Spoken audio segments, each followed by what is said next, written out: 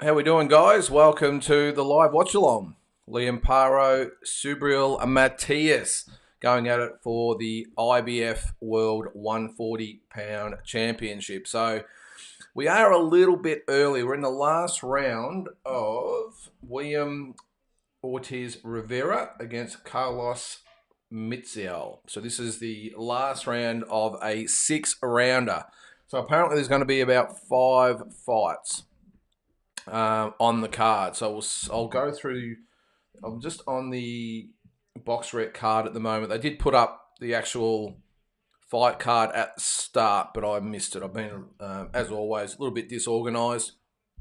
So I did put it up, but there is, let's see, 1, 2, 3, 4, 5, 6, 7, 8 fights on the actual card itself, but only 5 being shown. So if you're in the chat, let us know. Put a comment in there. We're talking all things Liam Paro, Subriel Matias. Big test for Liam. He hasn't really got a lot of love from the overseas pundits I have seen. I did hear yesterday it was almost a 10-1 favourite. Now I understand that Matias he's been on a bit of a roll. What is he? 20 wins, 1 loss. Who was that loss against? That was, I did look at that. It was a 10-round decision loss to Petros Ananian back in 2020. So look, he's been on a bit of a tear. What is he? 20-0, 20 knockouts. So obviously the guy can punch. But yeah, no, look, I really think Liam can do the job today. Make no mistake, Matias is a beast. But I have been pretty vocal in saying that who's he beaten? Who's he beaten? I haven't seen any real credible opponents that Matias has had a win over so far. No, Liam isn't exactly, his record isn't exactly stacked with elite fighters either. But the fact that it's 10, well, he's almost 10-1 odds is just ridiculous to me. I know it is in Matias's hometown. I understand that, but actually I don't think it's actually in his hometown. I think I did see also it's about an hour from where his actual hometown is, but home country. So we'll see what Liam has to offer today. So on the rest of the card, so again I'll confirm this, but it looks like we've got Angel Fierro against Alfredo Santiago for the WBO or NABO super lightweight title. That's 10. Yankiel Figueroa against Victor Sandoval for the WBC Continental Americas flyweight title and the WBO Intercontinental flyweight title. Geez, sanctioning bodies will just create a title for anything, won't they? The other one I'm assuming is going to be on the card. There's a few 10-rounders on there. Was there 1, 2, 3, 4, 5 10-rounders, and then we've got the main event. So again, I'll confirm what the fights are. Looks like it's a pretty good arena in there. If you're not able to see it, I'll give you my up-to-date comments as we go. Not so much in the prelim fights, but obviously the main fight. Just a bad cut by Ortiz, I think, in his ear on his eyebrow. So that's a 6-rounder done and dusted. As I said, William Ortiz and Carlos Mitziel in the first fight to kick off the card. So Andrew's in the chat there. How you going there, Andrew? Don't know a lot about Paro. Can you give his background? All right. Well, he is from Toowoomba, I think it is, in Queensland. Let me just double check that.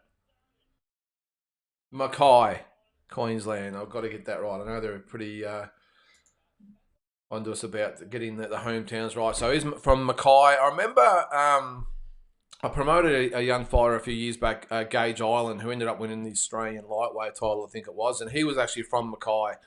Or Mackay, is it? I'm assuming it's Mackay, and was from the same hometown as Liam. And he said it was a bit of a competition between the two to see who was in the papers and who was doing what, because I think they were around the same weight. Obviously, Liam Paro has gone on to a lot bigger and better things, even though Gage did win the Australian lightweight title. But obviously trained by Alfie DiCarlo. It's a very good question, though, Andrew, as far as his upbringing. I don't think he had a real stellar amateur career. I'm pretty sure he had just enough just to get a little bit of experience and then turn pro. But 24-0. Quick look at his record. He turned pro in 2016 with a win over Jacob Marnie, and then pretty much the standard wins against the type of opponents I'm probably thinking of. I'm looking at one here that's 0-11, 1-7, 7-18, 1-2, 6-41, 9-38. Liam, what were you doing back then? 2-8. And then he started to get himself going in about 2018 is when he started to get cracking with some good wins. Sebastian Bertik was 11-0. Robert Tlatlik was 22-1.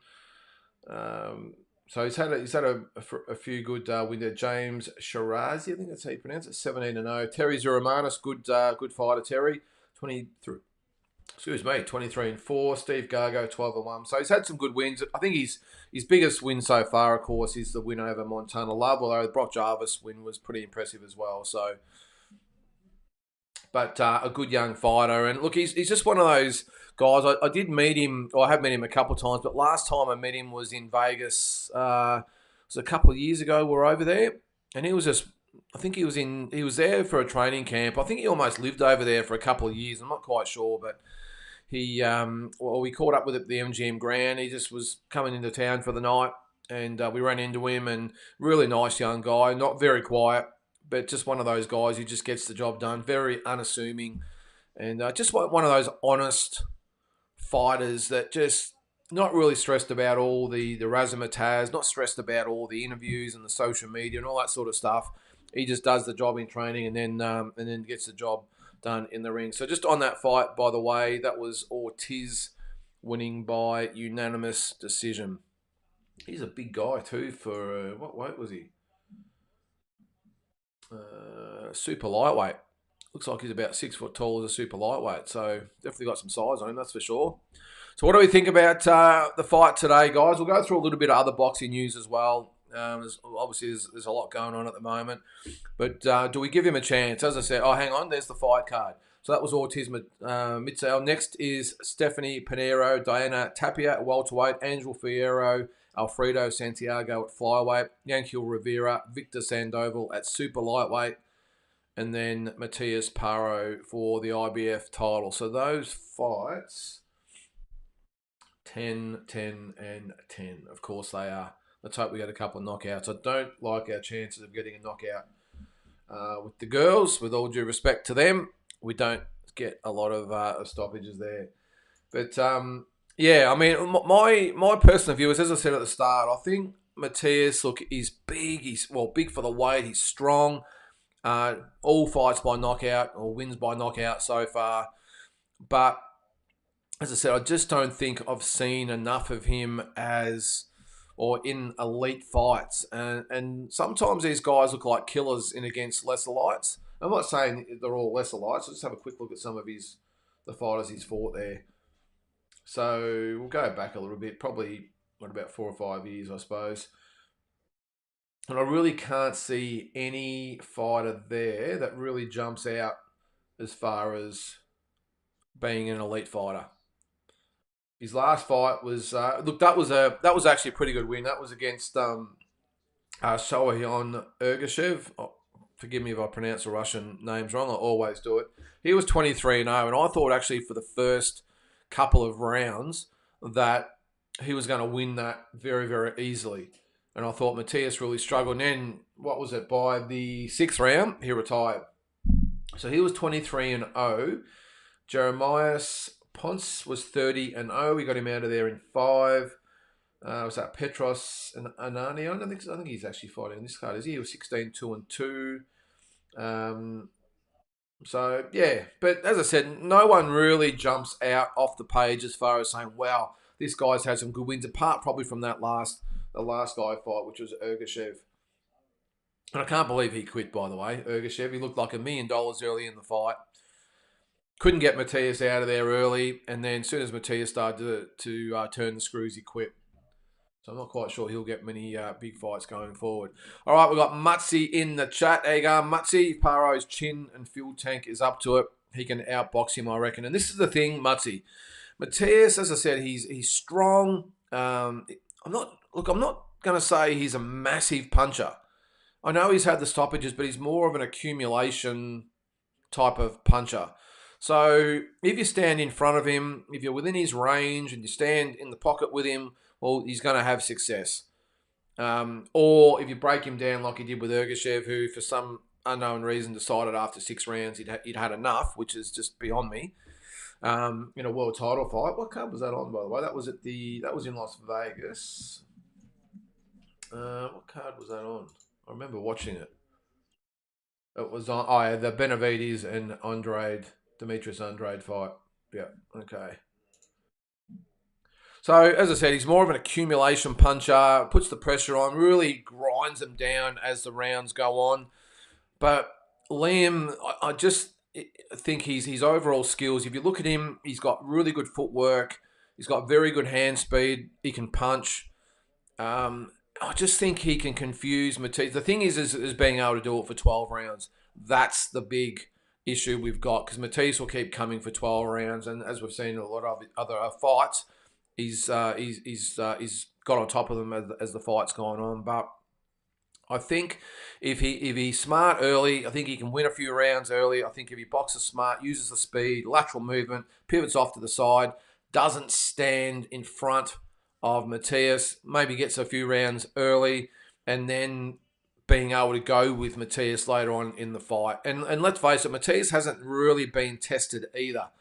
So it's look, for me, I'm not going to say Liam's a favourite, but if you're looking at odds as far as 50-50s go, I'm probably going to say it's maybe 55-45 for Matias, but I just don't understand the whole, well, this is an easy fight for Matias. I've heard a lot and seen a few shows this week where literally none of them are really giving Liam a chance at all. And one thing the Aussies have shown over the years, of course, is that you give them a chance, no matter where they are, and they'll take it. What's that there, mate? Damien Rochester. What's up? Just recovering from that damn Carlton loss. He's got the Paro card on the TV and the Tank pay-per-view on the laptop, the cheeky way. Yeah, and I forgot about that. Yeah, so Tank Davis is on the other channel. I didn't buy it, Damien, because I don't see the sense in buying it to watch it later. I think that started at about 9 o'clock this morning, Australian time, so I'll keep an eye on that one as well. We'll get the live results happening. But if you can do it, mate, why not? I think, what is it, $50 or whatever it is to watch the other one? Has the show actually started? I'm not sure. Let's have a look. Oh, yeah. I know. That's the live results of this one. All right. So I'm sure you guys will be all over it anyway, but I'll keep the results coming from both cards. So it's the first fight there. So super middleweight, Kyrone Davis won a 10-round split decision over Elijah Garcia. So that was for Davis, 99-93, 97-93, and 98-92 for Garcia. All right, the side I'm on here, which is one, Boxing News, scored at 98-92 for Garcia, and he lost. There you go. That's how well we're all going at the moment. All right, so as I said, we'll keep it going there. So the full card on that one, the girls are just entering the ring now. So MGM Grand. So we've got Tank Davis, Frank Martin, David Benavides, Alexander Gvozdyk, and Gary Russell, Alberto Puello, and Carlos Adames, and Terrell Goulshay. So it's a good card. I would have had no problem at all paying the $50 if this fight wasn't on. And the Carlton, who did we beat? Was that Essendon Damien? Yeah, well, we just got the job done, didn't we? Just a routine win. Nah, look, I actually think Essendon's going to be a very good team this year, Damien. Well, they have been a good team already. I don't think they're really going to be amongst it at the end of the year. I think they'll make the finals, but I don't think they're going to make a big impact. They sort of remind me of Carlton a couple of years ago, I think, where they hit the ground running, and then within 2 years, they're ready to challenge for the premiership. Andrew, has Paro's chin been tested? Good question, Andrew. Yes, he has. I've seen him wear a couple of shots. There was one fight that I did see him actually rocked a little bit, but he's come back okay. And as I said, I don't think Matias is a real big one-punch knockout type of guy. So that's why I think it's not going to have a huge bearing. I think the main thing's going to be if Liam allows himself to either get drawn into a slugfest or whatever you want to call it, or he doesn't give him enough movement and sits on the ropes or in the corners or whatever. That's where Matias is going to do his best work. But I think if, as I said before, if he gives him lateral movement, and that's from both sides, off to the right, off to the left, because Matias is very pedestrian. He likes just to come forward and have you stand in front of him, and then away he'll go. But these types of fighters, if you give them that lateral movement, pivots, step off to the side, and just don't be there, well, it just makes the job just a little bit easier. But the thing is, again, he has to be able to do it for 12 rounds, which is easier said than done. Oh, thanks, Damien. Keep us updated. Yeah, well, as I said, I've got the website up at the moment. So if you're watching it live, let us know. So Gorche and Adama's up now. So that'll be a good fight. Look, Gorche, I don't think he's really at that elite level. I'm expecting Adamas to win that fight, but I think Tszyu showed that honest fighter, but not really. I don't think good enough to win a world title, but we'll see. What's that about Essendon? Essendon will do the typical drop-off hard at the end of the season, and if we just make the finals, we get absolutely shit kicked out of us in the first round. Well, you never know, mate. Look, as I said, you remind me of what Carlton were in 2022, where we're in the 8 from round 1 until the last game of round 23, and we dropped out in the very last game of the very last round and missed the finals. That was obviously by Collingwood. But they remind me of us, mate, and I think they'll be okay. I'm as you can probably imagine, I'm not a fan at all of Essendon, but I have liked the way they've gone about it this year, and I think they'll be okay. It's good to see him in there. Carlton, Collingwood, Essendon in there. It's great. It's awesome. Just would have been good to time it when Richmond was there as well, but I'd much rather, Carlton, Collingwood, Essendon up there. Bourbon and boxing. Matias combos are deadly. Yeah, well, he's a volume puncher, but as I said, Bourbon, he's not really that big one-punch type of knockout fighter, and that's why I think Liam does have a good chance, because I just don't see him getting drawn into a slugfest with Matias. I don't see him standing in front of Matias and trying to go with him, and that's why I don't think Matias will be able to land multiple punches. But again, 12 rounds is a hell of a long time to be in there with someone that just doesn't stop coming. All right, Double G. Really hope Paro wins this and wipes a smug look from Eddie Hearn's face. Contrary to why Eddie probably made this fight, Paro is no one's sacrificial lamb and has a real chance for sure. It's funny, isn't it, with the promoters, and Eddie Hearn's probably the classic one. And I like Eddie, but he's a promoter. He's still, what are they, like snake oil salesmen? They really are. And on one hand, he's saying, what a great prospect Liam is, and he's got all these plans for him. And the next conversation he's having, he's discussing Matias fighting Lopez for the unified title. So, but that's what he's got to do. He's almost got to have his foot in both camps, but he's also got to talk up the A side, which is obviously Matias in this one. But look, I think Eddie does great things, so I wouldn't trust him as far as I could throw him. But that probably goes for the same with all the promoters out there, isn't it? It's all for them. It's all about money. What do we think about this new thing with the Saudis? How's that going to change the landscape? And if you don't know, they're talking about. We're into round 1, by the way, of Panero and Tapia, the girls. I'll keep you updated with that one. The Saudi Boxing League. So, and we'll get a quick comment from Damien there. Seriously, how's my stream better on this dodgy website than the zone card? So you're on a dodgy side, are you, Damien? That's disgraceful, mate. I'm only joking. I'm actually watching it on my computer at the moment. I normally do my show in my studio, of course, but I'm actually just in my office at the moment. I've got it on my PC.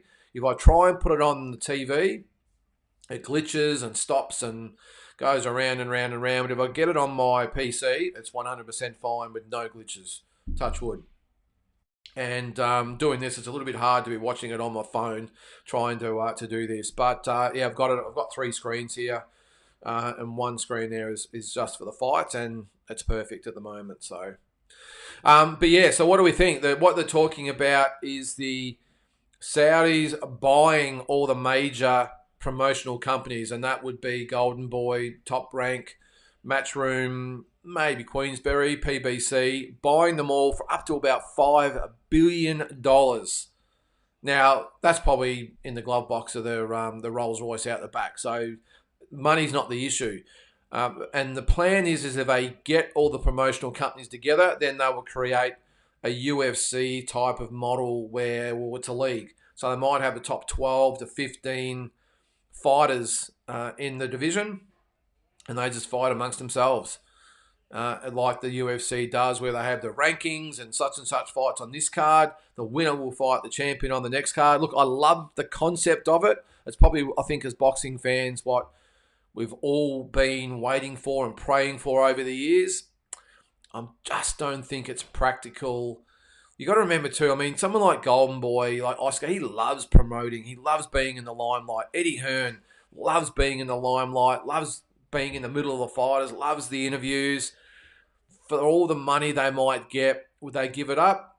Maybe if they're getting offered $500 million, well, I'm sure they could do that and maybe work in with the Saudis. But I don't know. It's a great concept. I'm just not sure whether it can be reality. But again, money talks. And if you've got $5 billion to spend to buy everyone out, then yeah, away we go. All right, I'll get a couple of comments there. Bourbon and Boxing says, watching Adames versus Gorchet. Carlos looks good so far. Adames versus Janabek, you would take. Yeah, it'd be a good fight. I'm actually interested to see how Mikhailovic goes against Janabek. He's probably another one that will have absolutely, well, no backers as far as the worldwide experts goes, or fans, or whoever it might be. Look, I think Mikhailovic, look, he's an honest young guy. He can punch, but it's fought absolutely nobody to get this opportunity, and I think this might end really badly for him. Janabek is a killer, and I actually saw him live when we went over there for Jason Maloney's fight with Astrolabio. He fought the main event, Janabek. I know the guy he fought wasn't exactly world caliber, but when he got him hurt, it was bang, bang, bang all over. And he's just got that look in his eyes, like a lot of Russians do, don't they? Most Russians have that look in their eye, like they're the Terminator, and they just get fighters out of there. And even though Tim Tszyu's not a big puncher, he still has that look in his eyes. And yeah, I wouldn't want to fight some of these Russian guys. And I think Mikhailovic, look, he's got a puncher's chance, I suppose you could say, but really can't see him getting anywhere near Janabek. But geez, that would be probably upset of the decade if he could, wouldn't it? So. All right, Mutzi. The Saudi thing will be awesome if they can pull it off. One champion in each division. Yeah, and look, I think as I said before, we've hoped for this over the journey. I think, but I think we're all resigned to the fact that it was just never going to happen. I think we've all wanted one champion. We wanted the UFC type of model where the best fight the best, and the contenders fight each other for the chance to fight on the next big card, and a stacked card from top to bottom. And what we've had over the years is promoters keeping fighters in-house, sheltering their fighters, only matching them up with the fighters in their own stables most of the time, and then they were carefully matched. They build them up. Obviously, it's about making money for the promoter. I think it's probably a two-pronged thing. One is developing the fighters to be, I suppose, at the level, and then the next thing is then to make sure that they can squeeze every little bit of or a little bit of money out of them, and while obviously making their fighters money as well. And we've all thought, just how good it would be to have everyone under one umbrella, but I think we all thought it was impossible. Now, with the Saudis on board, it's 100% possible. And look, when you think about it, all they would need to do, in my opinion, is not necessarily buy them all. I think if let's say they got, and I'm not sure Top Rank would sell. They're probably one of the main sell. I don't think PBC really matter in the scheme of things, because I'm not sure they're going to be around forever anyway. But I think Top Rank would be the holdouts for me. But even having said that, geez, some punches being thrown here by the girls. Round number 3. Goes quick, these girls' fights, don't they? Because, of course, they're only 2-minute rounds. But if they got, say, Golden Boy and they got, say, Matchroom, would that be enough? Because do the top-ranked fighters that are coming out of contract or about to sign contracts go, you know what? This is where it's at. This is where the big money fights are. This is where the opportunities are. So maybe fighters don't necessarily sign with Top Rank, so maybe it makes them obsolete. So I've got a feeling they don't need all 4 or 5 of those big promotional companies. I think they only need 2. And 2 would be enough just to almost get that monopoly. And over the next 2, 3, 4 years, you would find that other fighters would maybe come over, and the ones turning pro would obviously go with the new league and give it 5 to 10 years, and the top ranks and maybe Queensberries and all those types of promotional companies are pretty much obsolete because all the elite fighters are with the new league. So it's going to be interesting to see. But Mutzi, if it is the case, one champion per division, how good would that be? It'd be fantastic. Having said that as well, though, then it would be up to the Saudis to then say, okay, now we have got the monopoly. Now we have to not get power hungry and start to get a little bit greedy because they control everything. They don't need to pay as much money. They don't need to have all those top fights on the same card. And we've seen it like a little bit when you think about it on a smaller scale here in Australia with the no limit situation. Started off, all the cards were super good cards, really, really good cards. And then when they got the monopoly of the TV and everything else, the standard started to drop. Credit to them now, though. I think the standard in the next couple of cards coming up actually look quite good. But there was probably a 12-month period there where the fight quality dropped. I got no doubt that the money being paid dropped. And as a result, the fighters fighting on the cards really dropped as well, the level. But as I said, credit to them now. That looks like they've seen what some of the other promotional companies are doing. Ace Boxing with Premier Boxing Series, Tasman with DAZN. Not that they've done a lot lately, but yeah, so that's probably my only fear. But so far, they've just shown that the Turkey LL Sheikh just wants the best fights one after the other. All right. Damien says, for the tank fight, the old dodgy and the DAZN card through my Apple TV. Okay. What's the old dodgy, Damien? Let me know. Just do my light there. It's reflecting off me. There we go.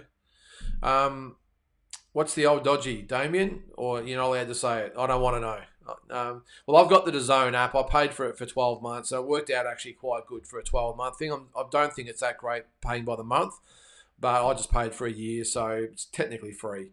But I wasn't going to pay $50 to watch Tank Davis on another platform when I could watch it on YouTube after this one. I'm just trying to see whether we've got any other updates. Let us know there, Damien, or whoever else is watching it. Bourbon unboxing again. I like the idea the Saudi has, but to try and get all these platforms to work together to get these fighters on board will take some well planning. This is the thing, Bourbon will call you. This is the issue we've got at the moment, is that these guys have been set in their ways for so long, and that's why I don't think Top Rank comes on board. I think Bob Arum would say in his colourful language, tell the Saudis they can stick it, which is okay. They've got a really good model. The problem they've got is, of course, over the next sort of 4 or 5 years, whether their fighters start to jump ship and other fighters won't sign with them because of what's happening with the league. But I think it's just going to take, for starters, the promoters or the promotional companies to get their heads around the whole thing, how it would work. But let's just say they went to Eddie Hearn and Oscar De La Hoya and said, there's $500 million to sign over your company to us. We'll still keep you on, whether it be consultants or whatever it might be, to actually run the companies under the Saudis, so run them as normal, and they get a $500 million payout or whatever the hell it might be.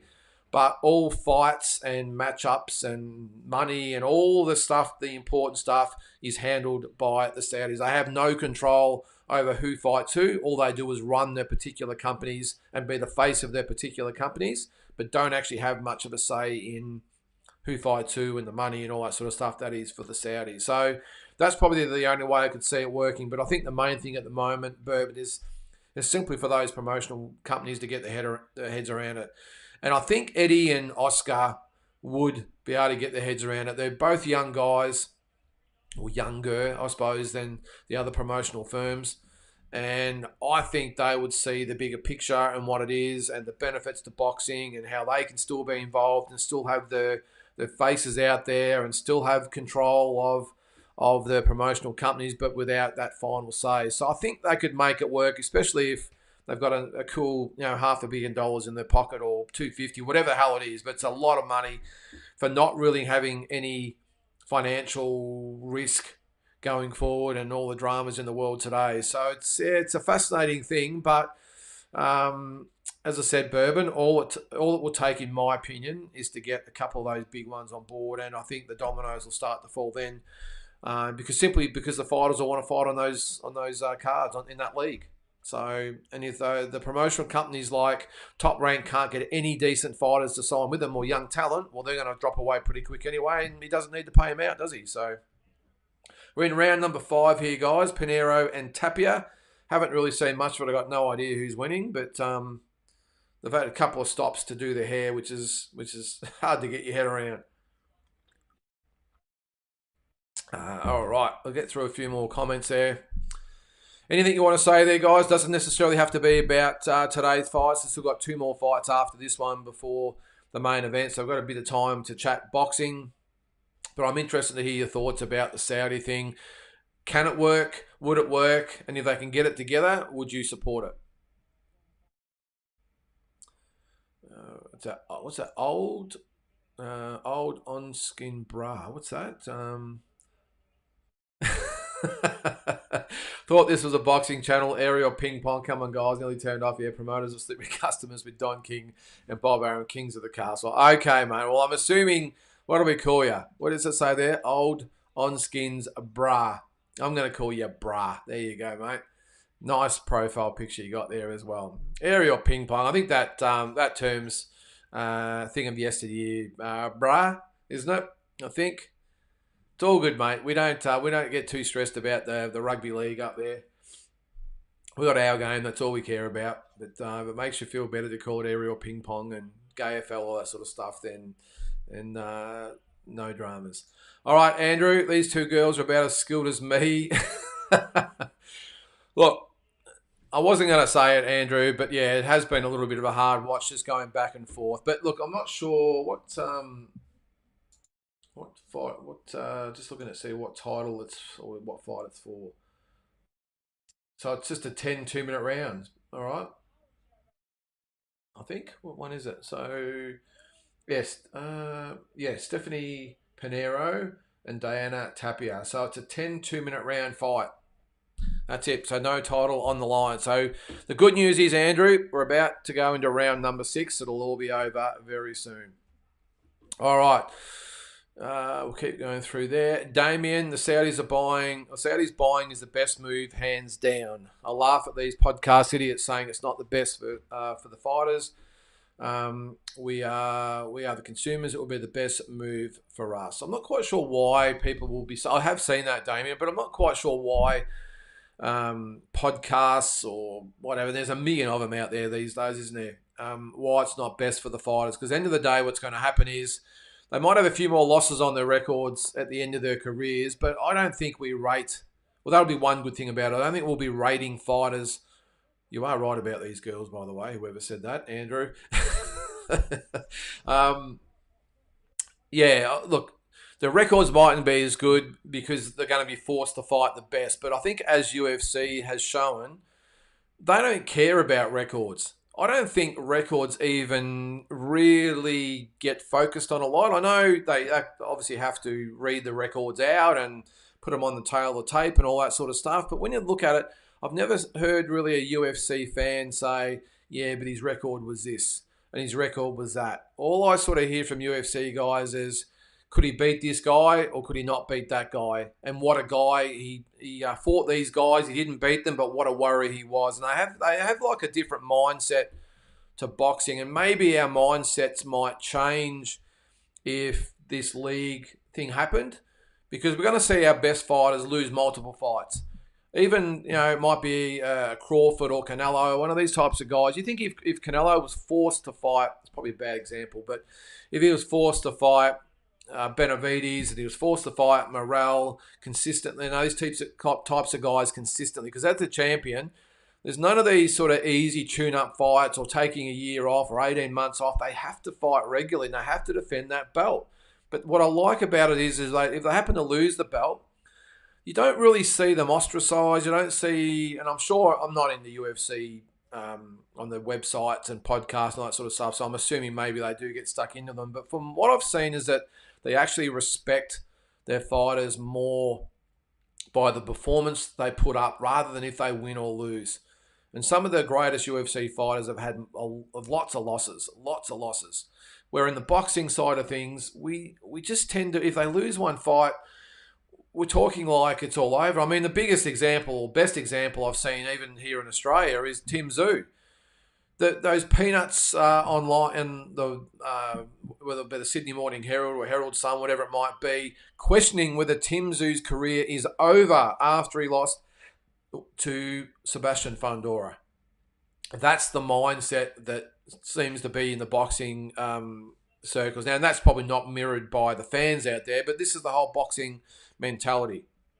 Where with UFC, it's the conversation seems to be, well, all right, well, how many fights is it going to take for him to get back up to challenging for the title again? So, anyway, different mindset. We'll keep going through the questions here. Kamikaze, how many more?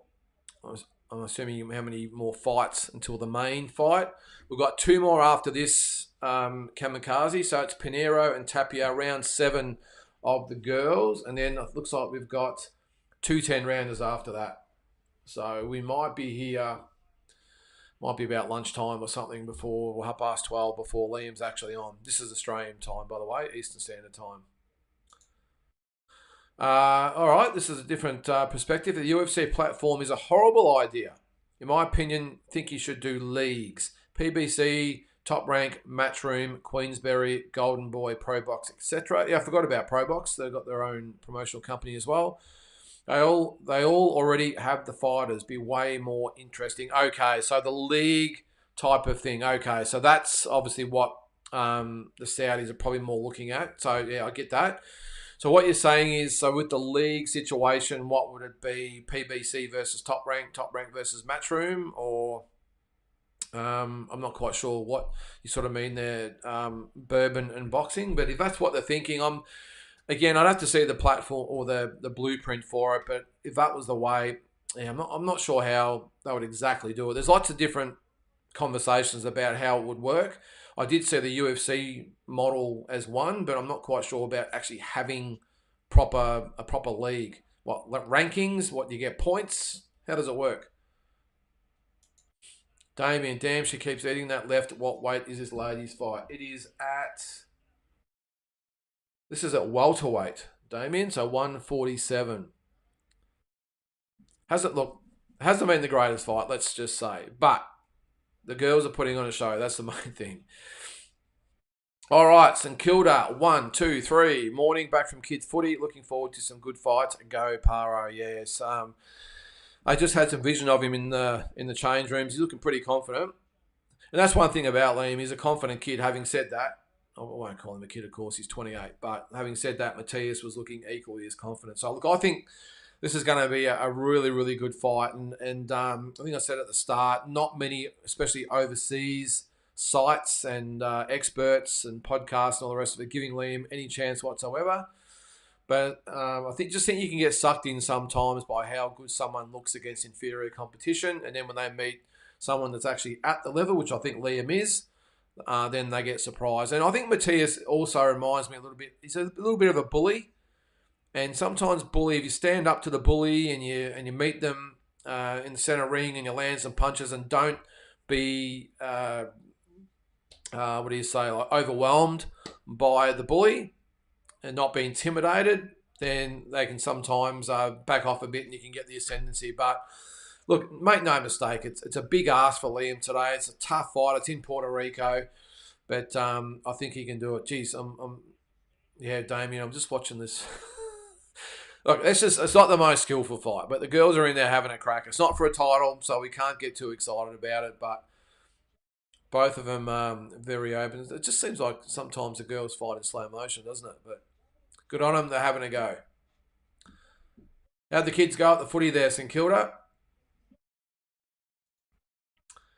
Saudi should approach it like a partnership, not a buyout. Well, that might happen, Bourbon. And look, that maybe when you look at it, might be the most logical way it's going to work. Probably the most realistic. Because as I said before, I couldn't see Oscar relinquishing Golden Boy. I couldn't see Eddie Hearn relinquishing Matchroom.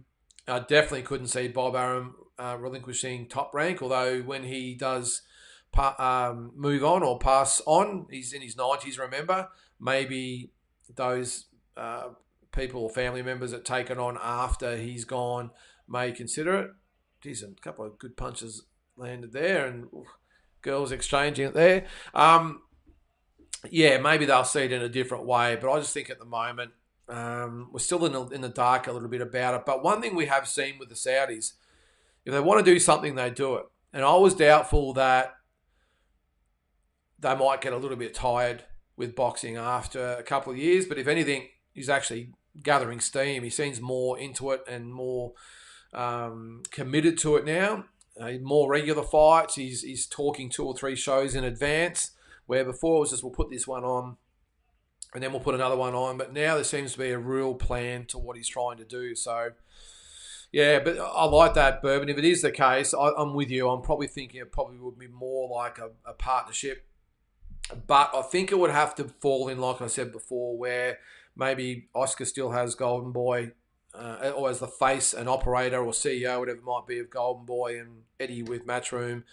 But the final say in the whole concept is actually run by the Saudis, and they pay for the privilege to be able to do that. But the fact that it's been brought up and they're talking about it, it's pretty exciting. It really is. All right, there's Glenn in the chat. How you going there, mate?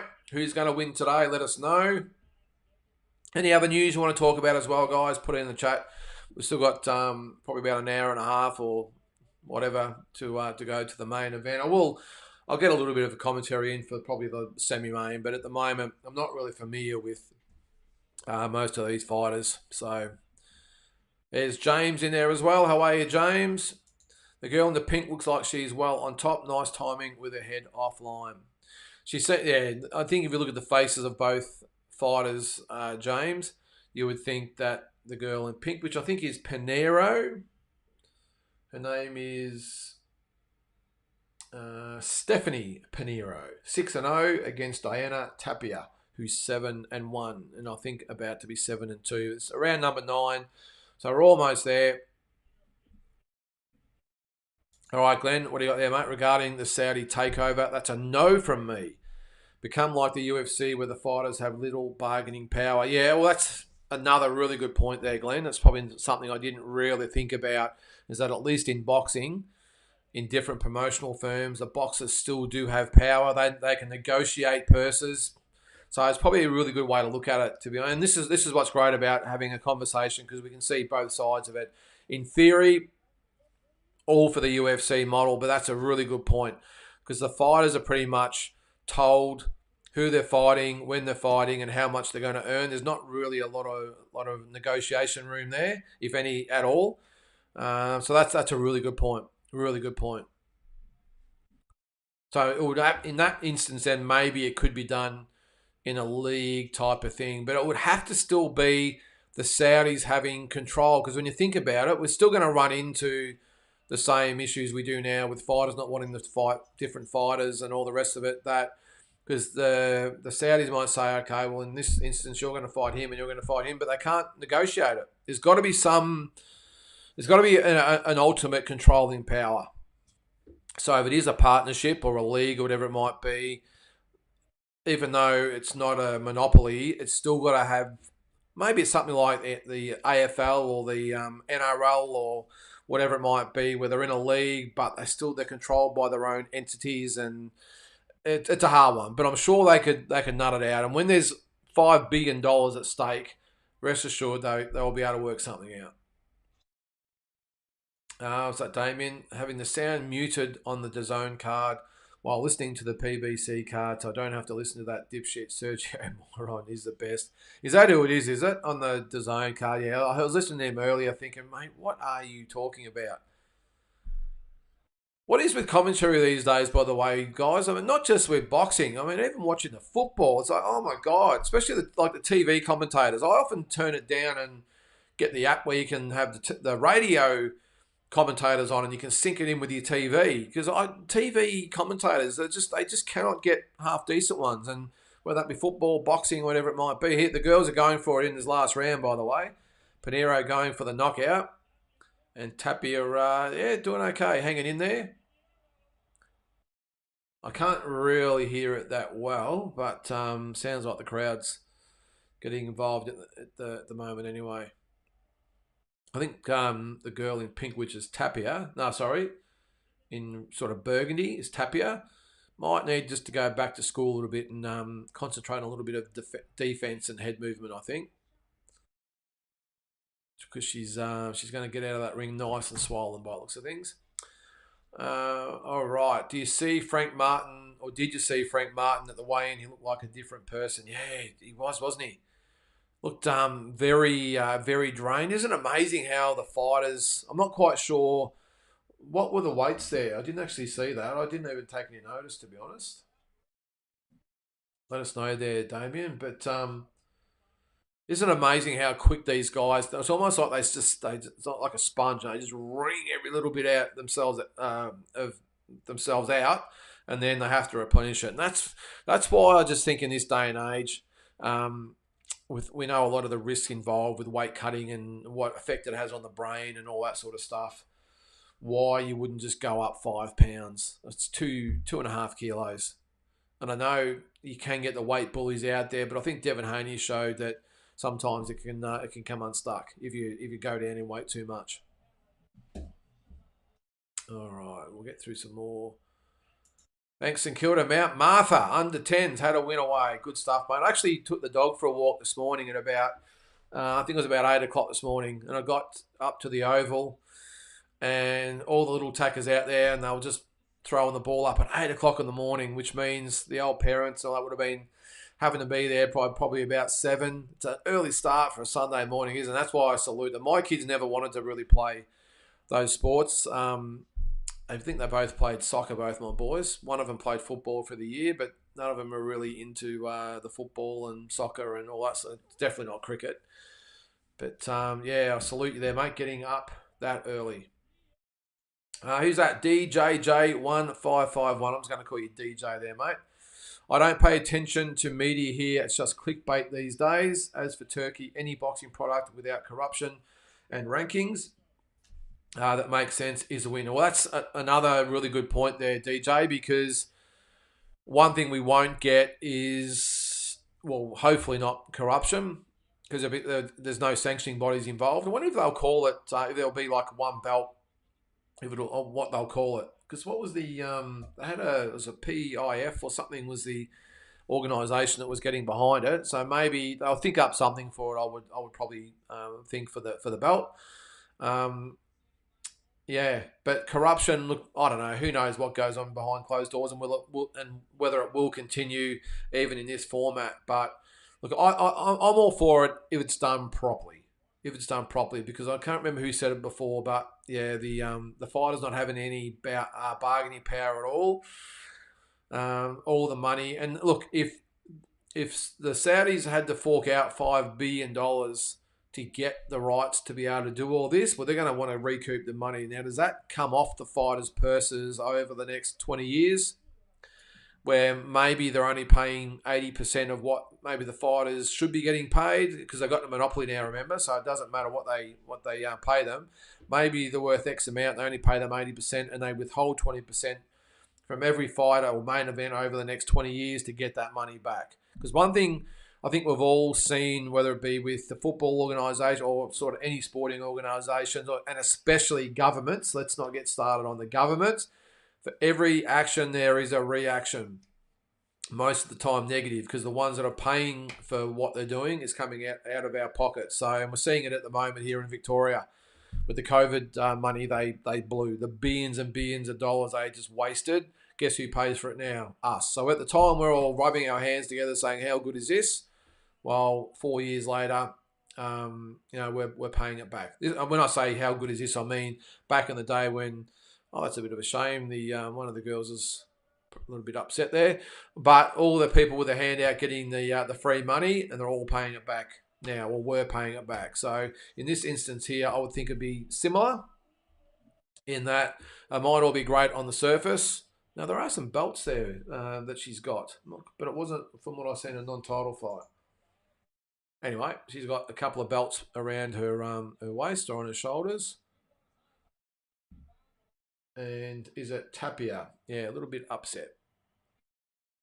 Anyway, so that's probably one thing to consider, DJ, is that, again, it might seem really good on the surface, but if they're going to fork out $5 billion to get the rights to it, then it's got to be recouped some way. Even the Saudis would not just be blowing $5 billion. What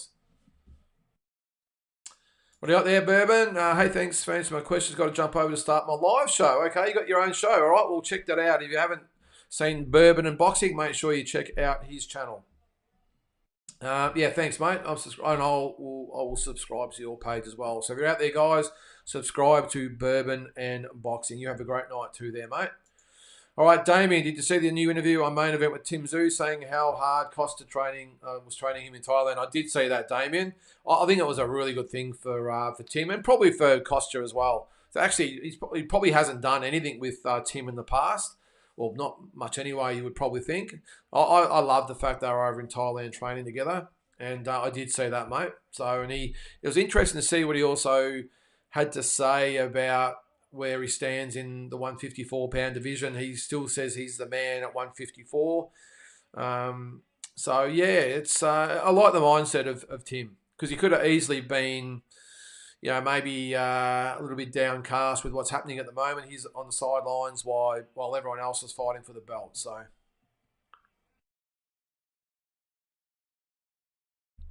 all right. DJ says, I just hope the history of the current belts aren't lost if new or different belts are created. Well, there's another interesting point, DJ. As much as we don't like what a lot of the sanctioning bodies do at the moment, and I must admit I'm one of them, to not have the WBC, WBA. The WBA is the oldest, by the way. The WBC was a breakaway, and then the IBF came on board in 1985, or 84, I think it was. Just looking at these fights here too, guys. So next up is Angel Fierro, Alfredo Santiago in a 10-round flyweight fight. And then we've got the super lightweights, which is Angel Fierro, Yankiel Figueroa and Victor Sandoval, I'm just looking at... Figueroa and Sandoval are the flyweights, and Fierro and Santiago are the super lightweights. I'm not really familiar with either of them, to be honest, guys. So... but yeah, I'm with you there, DJ. It would be a shame to see the WBA, WBC, IBF, and even the WBO, which didn't come into 1988, be put on the wayside. I don't think they would go easy. I think they would still have their belts. I don't think they would just close shop. I wouldn't have thought. They've come too far, but it would just mean that their titles would just be obsolete. No one would want to fight for them. They'd be pretty much like a regional belt or something, I would say. But it would be a shame. So I'm just looking at a little clip on Bam Rodriguez.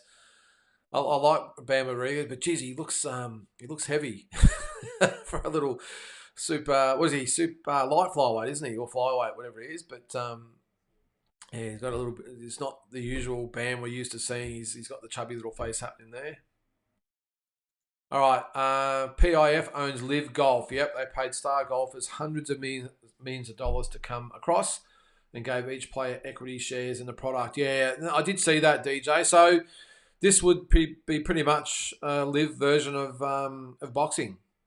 So, and that created massive waves at the start, didn't it? The Live Golf, but now it's almost been accepted. I think they've worked. I don't know anything about golf, by the way, but I think they ended up working in with the official bodies, and they did the breakaway. But a bit like the Live Golf, maybe this is Live Boxing, and it does make sense when you look at it like that, doesn't it, DJ? That a company like PIF are looking at different sports, saying, okay, well, how do we roll out that model? Because it could be tennis, that could be next. I don't know, maybe basketball or something. Who knows? But yeah, the individual sports are probably are the ones they're going to target. But yeah, some very interesting times coming over the next 5 to 10 years, I would think.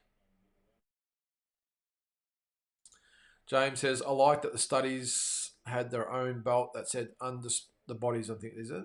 Had their own belt that said undisputed on it. I think that speaks volume. Saudis, is it? Hang on. I think that speaks volumes, and their aim is to become the ultimate governing body. That is my opinion, anyway. Yeah, no, I like that, James. I'm assuming you mean the Saudis there. Um, yeah, yeah. It's even though I'm all for change. I think who said it before about the belts? DJ said about losing the other belts. But look, they've only got themselves to blame, haven't they? When you really think about it. They've had every opportunity to run above board organisations, and I know some are better than others. But let's take a company like the WBC or a sanction or a body or corporation, whatever you want to call them, the WBC. Now they are still, in my opinion, still the most prestigious belt, the green belt.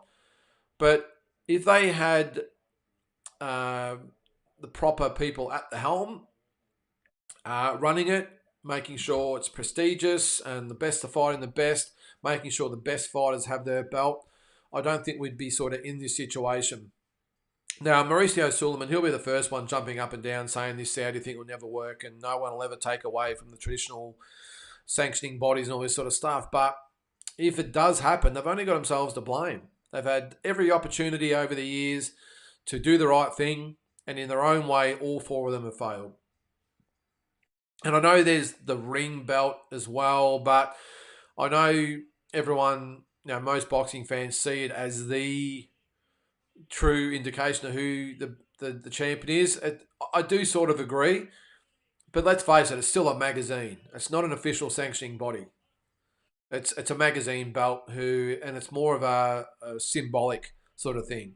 And I know a lot of the boxing fans say, well, if you haven't got the ring belt, you aren't the world champion. But even they have their own flaws. But in this instance, it's fascinating to see how it's going to work. All right, so we've got some fights coming up. July 13, Boots Ennis, David Amazazion.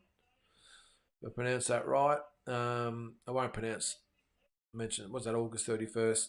KSI, that bloody peanut. Oh, thanks, James. Yep, the Saudis. Sorry, mate. Yep, sort of read on there. When the UFC came to my city, I stayed at the same hotel. They had more officials than fighters, met at least 20 UFC employees. Always wondered if that was why the fighters were paid so little. It could be. It could be. But look, I don't know, Andrew. I think I'm a big believer in you get what you pay for. And I just think maybe with the UFC, there's that trade-off of not getting necessarily paid as much, but the organisation is run 100% professionally and the way it should be. And there's no favouritism, there's no avoiding, there's no step-asides, all this, or well, maybe there is, I don't know if we've said that well, but it doesn't look to be that way. Because consistently on those big cards, the big numbered cards, you always see the best fighting the best. And I think Dana White really gets off on delivering to the legion of fans. So maybe that's the trade-off, is that maybe they don't get paid as much because if they earn it, they get a guaranteed title shot. So that could be the flip side, which I don't think is a bad idea. You can't have everything. You can't have the ultimate. Well, maybe you can in this instance with the Saudis, but yeah, that probably would be my thing with the UFC. Because in boxing, let's face it, it's a bit of a shit show as far as every fight. There's some sort of belt on the line. I mean, it's just so hard to keep up with, and the sanctioning bodies will just bring out belts for the hell of it. I remember at one stage with the WBA had the Oceania title, but then they brought out an Oceania East-West title. I mean, come on. A WBA Oceania East-West title. Now, I don't even know what an East-West title is, but they bought it out for sanctioning money. And now, it might only been $3,000 or $4,000 sanctioning money, but, when you get a lot of them around the world, that obviously pays for the official to be there and everything else. But, yeah, I don't know. Look, I think that's the thing with UFC, mate. Either way you look at it, apart from the fighters not being as well paid as boxers are, the whole organisation and setup is so far better than boxing. It really is. What's that? That was at the Fury Usyk fight, by the way. What was that, James? Did I miss that? Sorry, mate. Might have missed one there. All right, Matsi, an update. I've got Adama's beating Gorche so far after 10. All right, let us know how that fight goes there, mate. I'll jump on as well. All right, so we've got up next Alfredo Santiago, Angel Fierro for the WBO NABO super lightweight title. So Fierro 22-1, 2 draws. Santiago 14-2.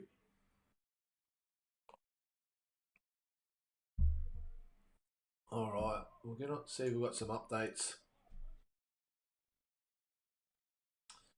Not really. They don't. I have to rely on you guys, I think, for the updates on the PBC card because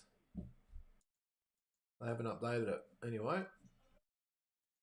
Let's get rid of that there. All right, we'll get through a few more comments.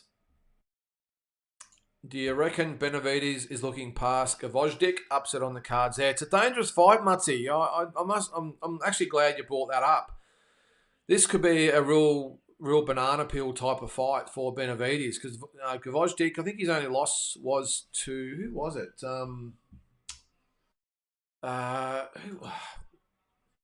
Sunday morning. My brain's buddy mushed this morning. But yeah, no, he can fight. Gvozdyk can fight, and Benavides, does the extra weight help him or hinder him? Going up to 175 was at 7 pounds, so it's at 3.5 kilos in the metric system. Does being able to make the weight so much easier make him a little bit more comfortable? And I have heard of that happening, that when you do go up in weight, you don't have to really fight as hard to get your weight down. That can make you a little bit, as I said, more comfortable. Maybe. Or simply does he just think that this is just a tune-up fight or a stay-busy fight or whatever it might be? But yeah, definitely a banana peel type fight for me, Mutsy. And I think Benavides will get the job done, but I don't think it's going to be easy. The ring belt was put on. The ring belt was put on Apollo Creed's coffin, hands down the greatest title in the history of boxing. Yeah, and strange enough, Damien, I actually watched Rocky IV last weekend. And I did notice that it was the actual Ring magazine belt. And actually, I think on the belt, I think they had George Foreman and Jack Johnson on the belt. So I'm not sure how that works into the timeline and the Rocky universe by having George Foreman on there, because he would have been around when Apollo was champion in the first place, wouldn't he? But yeah, but look, it is. But as I said, Damien, it's more that the Ring magazine belt is more that symbolic belt rather than being really anything official. And I know people go on about that it's the belt, but it's still a magazine's belt, not an official body. So Damien says, "Nut Benavides has him." That's Gvozdyk. Glenn says Gvozdyk looked in amazing shape. Better be if that's what it was. I had Usyk in my mind for some reason, but I knew it couldn't be him because obviously he was a cruiserweight. So better be. Yep, good call. Thanks for that, Glenn. Was arguably winning the fight before he was stopped. Yeah, I remember that. And it's interesting to see what's going to happen with Better Be and Bivol as well. I know, is it October 12th? I have heard there are some doubts that Better Beav is actually going to be ready to go. I know it's still about 4 months away, but from what I've sort of heard and seen, that he might not be coming along as well as they thought. So, all right, so we've got the next fight in the ring. Looks like he's a bit of a character. Angel Fierro from Tijuana, Mexico, or Mexico. 22-1-2, 17 KOs. So this is a Mexico versus Puerto Rico fight by the looks of things. Looks like a very confident young man. All right, let's see what else is going on out there, guys. Keep us updated on the Gorche and Adames fight.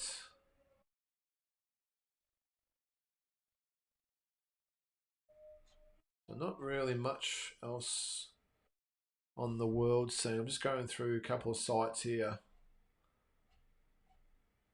Just look at the weigh in there. Even at 175, Benavides, he looks pretty soft around the middle. I know he always does, really. I mean, he does look that way at 168 as well, but especially at 175, if you look at him, he's not really ripped or defined at all. And especially around that lower region of the belly, he does look quite soft. And you're right, Gvozdyk looks very good. How ripped is Frank Martin? What do we think about the Frank Martin and Tank Davis carry on, guys? Are we a bit over it? Do you guys mind it? I didn't watch that part of the weigh-in. I watched them actually weigh in, but when they'd both done it, I turned it off. I didn't want to see all the back and forth and in their face. I just think it's so ridiculous. And round one, by the way, here, Fierro and Santiago's been a pretty fast start to the fight. But yeah, look, especially Tank Davis. I just, for a guy that fights once a year, I know he's a very, very good fighter, but he just reminds me so much of like an Adrian Broner back in the day. Yeah, I don't know. I'm just not a fan of Tank Davis. Not that Frank Martin sort of painted himself in a lot of glory either, but anyway, one of them's going to win, one of them's going to lose. Mexican who can punch, you beauty, says Andrew. Yep, that would be, was it Fierro, was it? Or Santiago? Fierro. So it looks like, yeah, Puerto Rico and Mexico. A typical Mexican style, down low, hands nice and high, just gliding side to side, looking for the hook and rip to the body. And the one thing about the Mexicans, they just go through the gears. They start in gear number 1 to the point that after 10 or 12 rounds, they've gone to gear number 5. They just go through them as the fight's going. I love watching the Mexicans fight. All right. Glenn, Bivol wins that. Age will catch up with Ada. I've tipped Bivol as well, Glenn. I think he wins that by decision. Jarhead, 3054. Close fight could go either way. Damien says unanimous decision. Oh, okay. Adamas wins unanimous decision. Okay, yeah. Green, not into the trash talk before the fight. Yeah, look, it's just, I understand, again, this is the world we live in, and it's all about the social media, and you got to get the likes up and all the followers. I understand that, and I'm probably showing my age, but I know there's always been trash talk, but not to the extent we get now. Not to the point where they're in their face and you just see them. It's like the textbook. It's like, okay, guys, let's go to centre ring. Let's start gobbing off at each other. Maybe there's a push and a shove and they've got to be held back. And then the security have got to be held back and it's all going to be happening. They're all threatening to go out and get guns and all the rest of it. You know what I mean? It's become so predictable. Where back in years gone by, I'm sure there would have been a little bit of planning, but a lot of it was more organic. But give me a Hagler or a Tyson or Joe Fraser or Foreman who just went in and all they had to do was look in their opponent's eyes and just stare straight through them. And it didn't matter how much shit their opponents talked. And let's face it, even back then, it was really only Muhammad Ali that did a lot of the yapping. Maybe a little bit of Sugar Ray Leonard after that, but not a hell of a lot. I just think, I'm from the old school of I just admire fighters that just do the talking in the ring. And having said that, one of my favourite fighter of all time was Vinny Pazienza. And I remember when he fought Greg Haugen and there was lots of spite and that, but that was real. And there wasn't the manufactured get in and start talking to each other's face. This was some real stuff in the lead up to it where it was pretty legit sort of stuff they were talking. So I don't sort of mind that when it's real, but it just seems like that if you're the main event, even prelim fighters these days have got to get in each other's face, and it's just stock standard. You know exactly what you're going to get, and that's why it's hard to watch because you just know what's coming. Tom says, what time does the undercard start for? Is that Matisse? I suppose it is. I think that's who you're talking about. Well, we're in the round number 2 of this fight. We've got one more 10-rounder, and then we've got the main event there, Tom. So I would think probably about 12:30. I'm probably thinking that they might start their ring walks. I would think so. About another hour and a half. Glenn, I'm so sick of Davis, wife-beating piece of garbage. Well, he just is, isn't he, Glenn? He's just... Look, some big punches landed by Santiago there on Fierro. Oh. And Fierro comes right back. This looks like it's going to be a really good fight. Yeah, it's just classless, Glenn. Just no class whatsoever. It's just that street thug, trashy type of guy. He really is. I mean... just no class whatsoever. And I don't mind watching him fight, but as a person, Not a fan at all. James says I stopped watching the weigh-in because of the carry-on. Like me, James, as I said, I watched them actually weigh in, and then it was like, that's enough for me. So I'll just go off and do something else. And I did see a little bit later on when on one of the social media channels where they had them carrying on. It's like, geez, anyway. Mutzi says, polar opposite to the Paro Matias weigh-in. Paro even learnt some Spanish for the occasion. Class act. Classic point there, Mutzi. And did we lose anything as far as the anticipation for the build-up? If anything, it was actually more.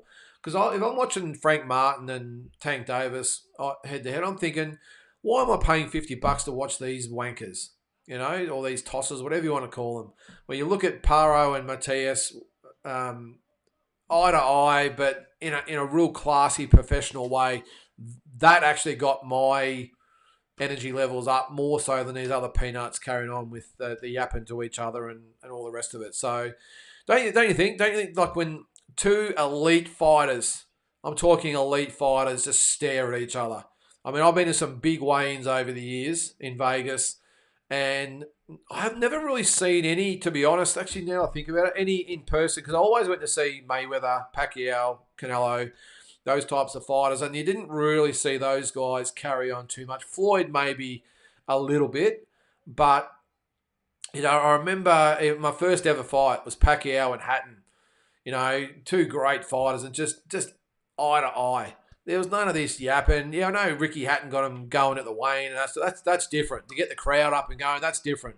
But when him and Pacquiao just eyeballed each other, and I remember even Mayweather and Canelo. Mayweather was really serious for that fight, and just two great fighters eyeballing each other. You just can't get any better. There was one I remember. Who was it?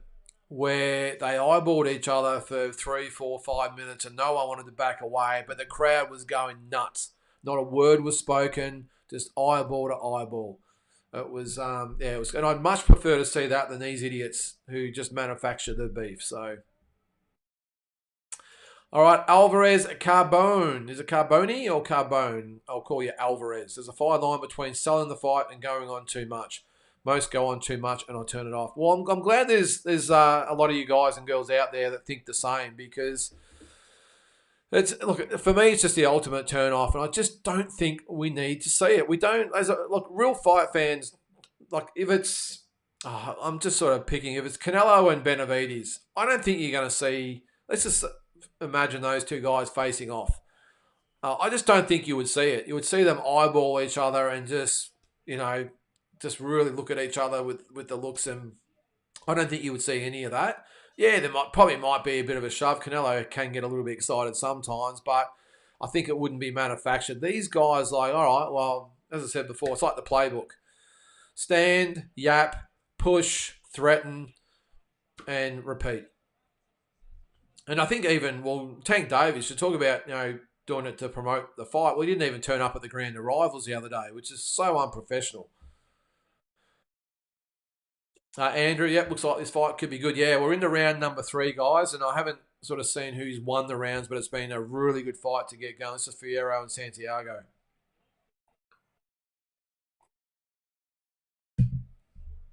So Fierro on the attack, Santiago boxing, but he is actually sitting down when he punches, and sitting down on those punches, trying to hurt Fierro. And Fierro, being a typical Mexican, he's like, okay, then no problem, let's go. And a good body puncher. A little bit low with a couple of those, though. Jarhead says, agree, nowadays you can see through the fake beef. We can see it a mile away, Jarhead. You just can. I mean, did any of you guys out there really have to guess what was going to happen with Frank Martin and Tank Davis at the weigh-in? I mean, it was just stock standard, wasn't it? It was just there, all right. I almost yawned. And as I said before, I just turned it off after they actually weighed in, because I knew exactly what was coming.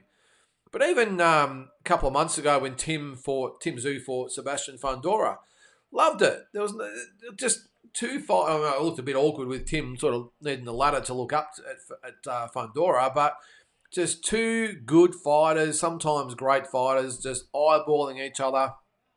Sells the fight 100 times better for me than these idiots that want to carry on and just be idiots.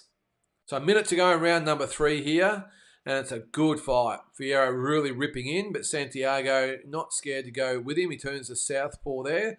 So, yeah, so this is a good fight, guys. If you're not watching it live, make sure you check this out on YouTube later. I know it's only round number 3, but a really good fight so far.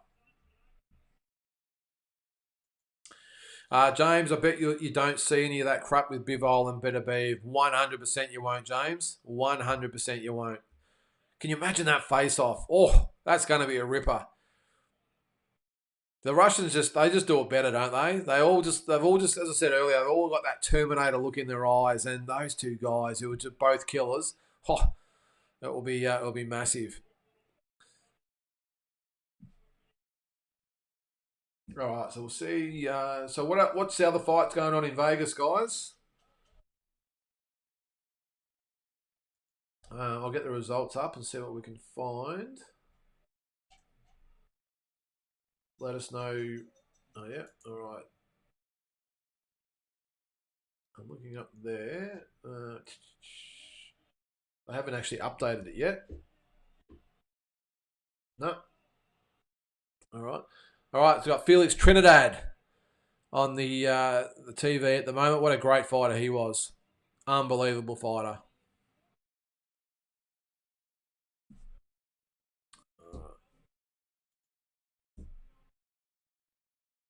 All right, so we'll keep going through the predictions there. What else have we got?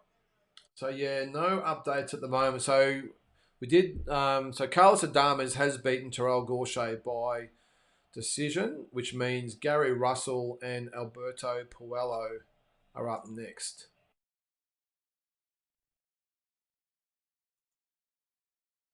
I'm just going to...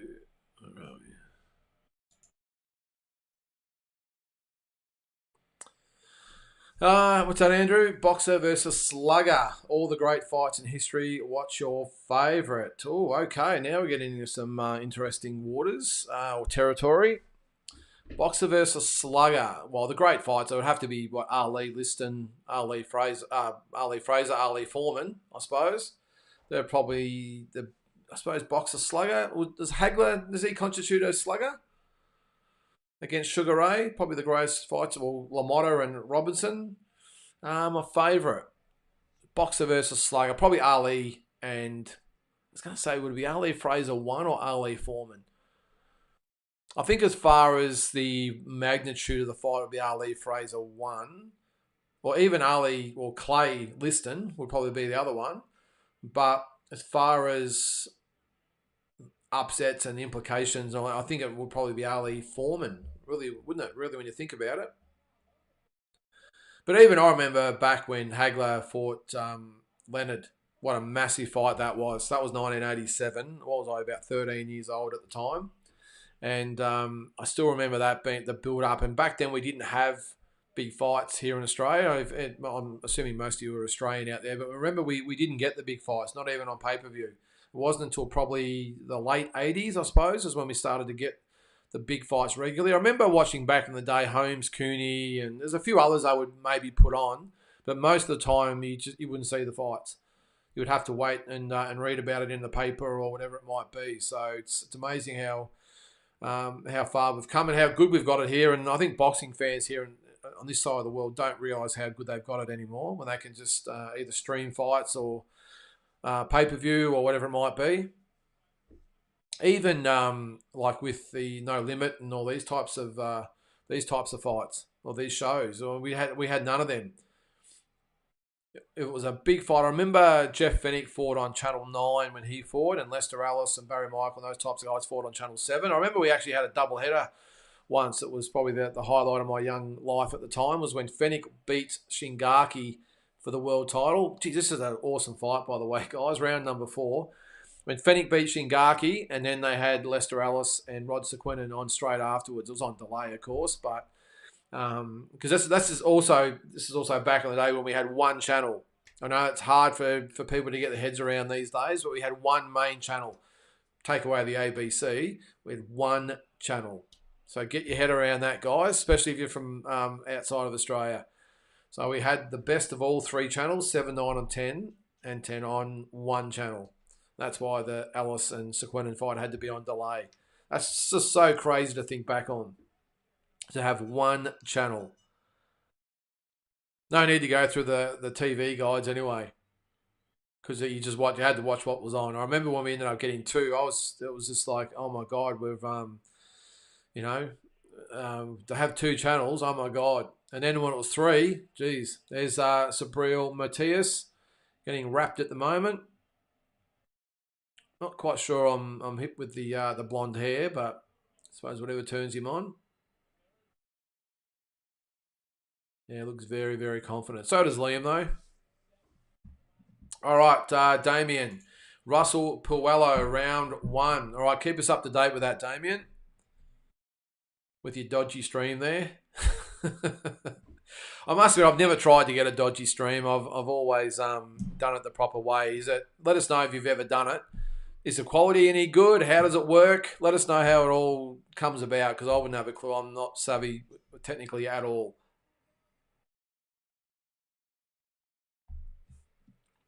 Actually, we always get a lot of people on these streams who think that we're actually doing an actual watch along where you can actually see it. I think I've said it here before, for the last Nikita Tszyu fight, we had 15,000 people watching at the same time, and a lot of them were pissed that they couldn't see or hear anything. But it's interesting to know that a Nikita Tszyu fight drew that type of response, that amount of attention. I'm not sure whether they saw the last name Tszyu and thought maybe it was Tim or whoever, but because a lot of them were from all over the world. But to have 15,000 people all on there at the same time, after seeing it, it's pretty amazing that, as I said, that fight was able to draw that much attention. Andrew's got the Puerto Rican up. That's Santiago. I would probably agree, Andrew. Been a really close fight. I'm not quite sure. One of them, they're getting warned at the moment. I'm not sure it was a low blow or what happened there, but the referee's calling them both back together. It's round number 5 of a 10-rounder, I think it is. Yep, 10 rounds for the the NABO super lightweight title. So Fierro 22-1-2, Santiago 14-2. Now I'm just trying to see who he's lost to. Okay, he was knocked out by Ricardo Nunes 3 years ago and was beaten by Devin Haney. There you go. I didn't know that. He was beaten by Devin Haney back in 2019 for the WBC lightweight title. So I wasn't aware of that. And what about his opponent, Fierro? Who did he lose to? All right, he was beaten, about 4 years ago in an 8-rounder. Has he fought for world titles? No. All right, so round number 5. All right, Damien. The stream, no joke, is better than DAZN and hasn't skipped or paused once. Well, how does it work, Damien? I know without revealing your sources or getting yourself into trouble. So is it a site? Is it just linked to someone else's account? How does it work? Because as I said, I've never done it. I see all the time, especially if you look at when there's a no limit show on or whatever it might be, you get all the dodgy streaming things come up, but I've never clicked on one. Are they the ones you watch, or is this an actual site that you go to? And does it cost anything, or is it just free? So, but I'm looking at it now though. My stream here, Touchwood's been very, very good so far. Hasn't skipped once. Damien, Nikita Tszyu fighters, how I found this channel. There you go. That's good to know, Damien. What were you looking for? You're looking for illegal streams again, were you? And then you saw that the live watch along and thought, hang on, there's a false advertising. A lot of people are a little bit dirty that say, hang on, I've come on to watch the fight. Well, I did say it was a watch along, not a live stream. Well, I will say though, one thing on it, because we're only obviously a small YouTube channel. I'm sort of glad we are, to be honest, because when we had those 15,000 people watching, the mood of the whole thing just changes. And I know as a YouTuber or a podcaster or whatever it might be, you all want to have a lot of followers and a lot of views and all that sort of stuff. And I get it. A lot of them do it for income. I don't do it for any of that sort of stuff. But when we had those 15,000 people in the chat, as I said, the mood changed, a lot of the comments, and you get some real peanuts in the chat. So I was actually, when I was afterwards, I thought, geez, I'm not that stressed if we only have, 100 or 50, whatever it might be, watching at the one time. We always sort of get a few afterwards, but watching later, and I thought, I'm not that stressed about having a smaller channel if that's what you get when you've got a really big channel. Because some people just get on there. I know where they call them trolls, or whatever, but they just carry on, and some real sort of idiotic things they go on with. But all right, Damien. Yeah, a website. Okay. For once, my DAZN stream is good. You better touch wood there, Andrew.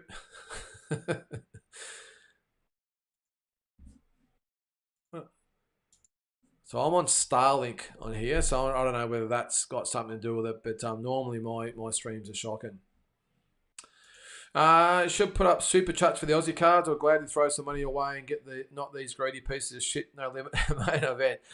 All right, Dave. Well, I've had a few people say about the super chats, and I must admit I don't really know how it works. I do see them on other channels, and it would be appreciated. If anything, I'd save all the money up and donate it to charity or something at the end of the year or whatever it might be. But yeah, I have the super chat thing. That's where the thing comes up and you can donate money. I think that's how it works, is it? Yeah, maybe I might look at that. I'll look into it, see how it works. But as I said, mate, if I did do it, I'd probably just gather the money and donate it to something. Not really in it for the money. But I understand a lot of YouTubers and that are, and it is amazing too with the YouTube situation. I must admit, up until I started this channel about nearly 3 years ago now. Before that, I thought YouTube was just a thing that young or kids would put stupid videos on. That's what I thought YouTube was. And it wasn't until someone actually said, no, you've got to get on, and whether it be boxing or football or whatever it might be, just a lot of different travel channels, just get on and have a look. And I can't believe how many talented people we have out there that are on these channels. And you look at some of the people they put on the shows on the mainstream sort of channels, there's some super talented people that just get on and spend a lot of time, effort, and money into putting on great content on YouTube. So I was actually pleasantly surprised.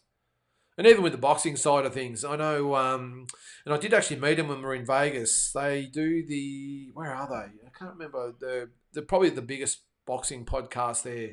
What was the name of it?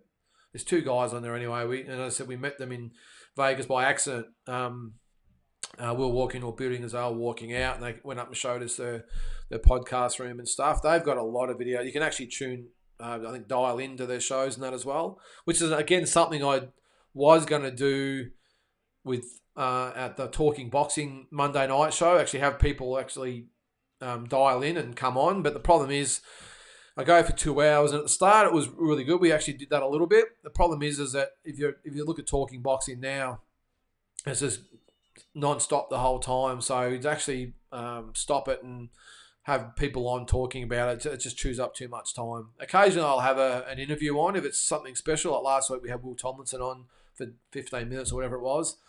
Before that we had Tszyu Brown, who'd been over to Saudi Arabia to cover the Usyk and Fury fight. So it was good to have him on and let us know what was going on behind the scenes. But yeah, it just chews up too much time. Yeah, it's a good idea, Damien. Yep, just invested in your show. Keep upgrading like mics and anything you can think of. Yeah, that's a good idea, mate. And a classic example for you and I know if someone's watching, that whoever it was before that said don't talk about aerial ping pong. It's a football show. It's a Carlton show. It's called the Jumper Punch. And these three guys started in the lounge room. No mics, shitty old camera and everything else. Now to the point where they had the super chats, and the viewership obviously got up, and they started a sponsorship and all the rest of it. And now it's a really well produced show. And I went to their live show last night. The first time they did a live show, it was really good. So that's something, that does work in well, and maybe that's what I'll do as well. I have got an actual studio I've invested in myself, so it's all soundproofed.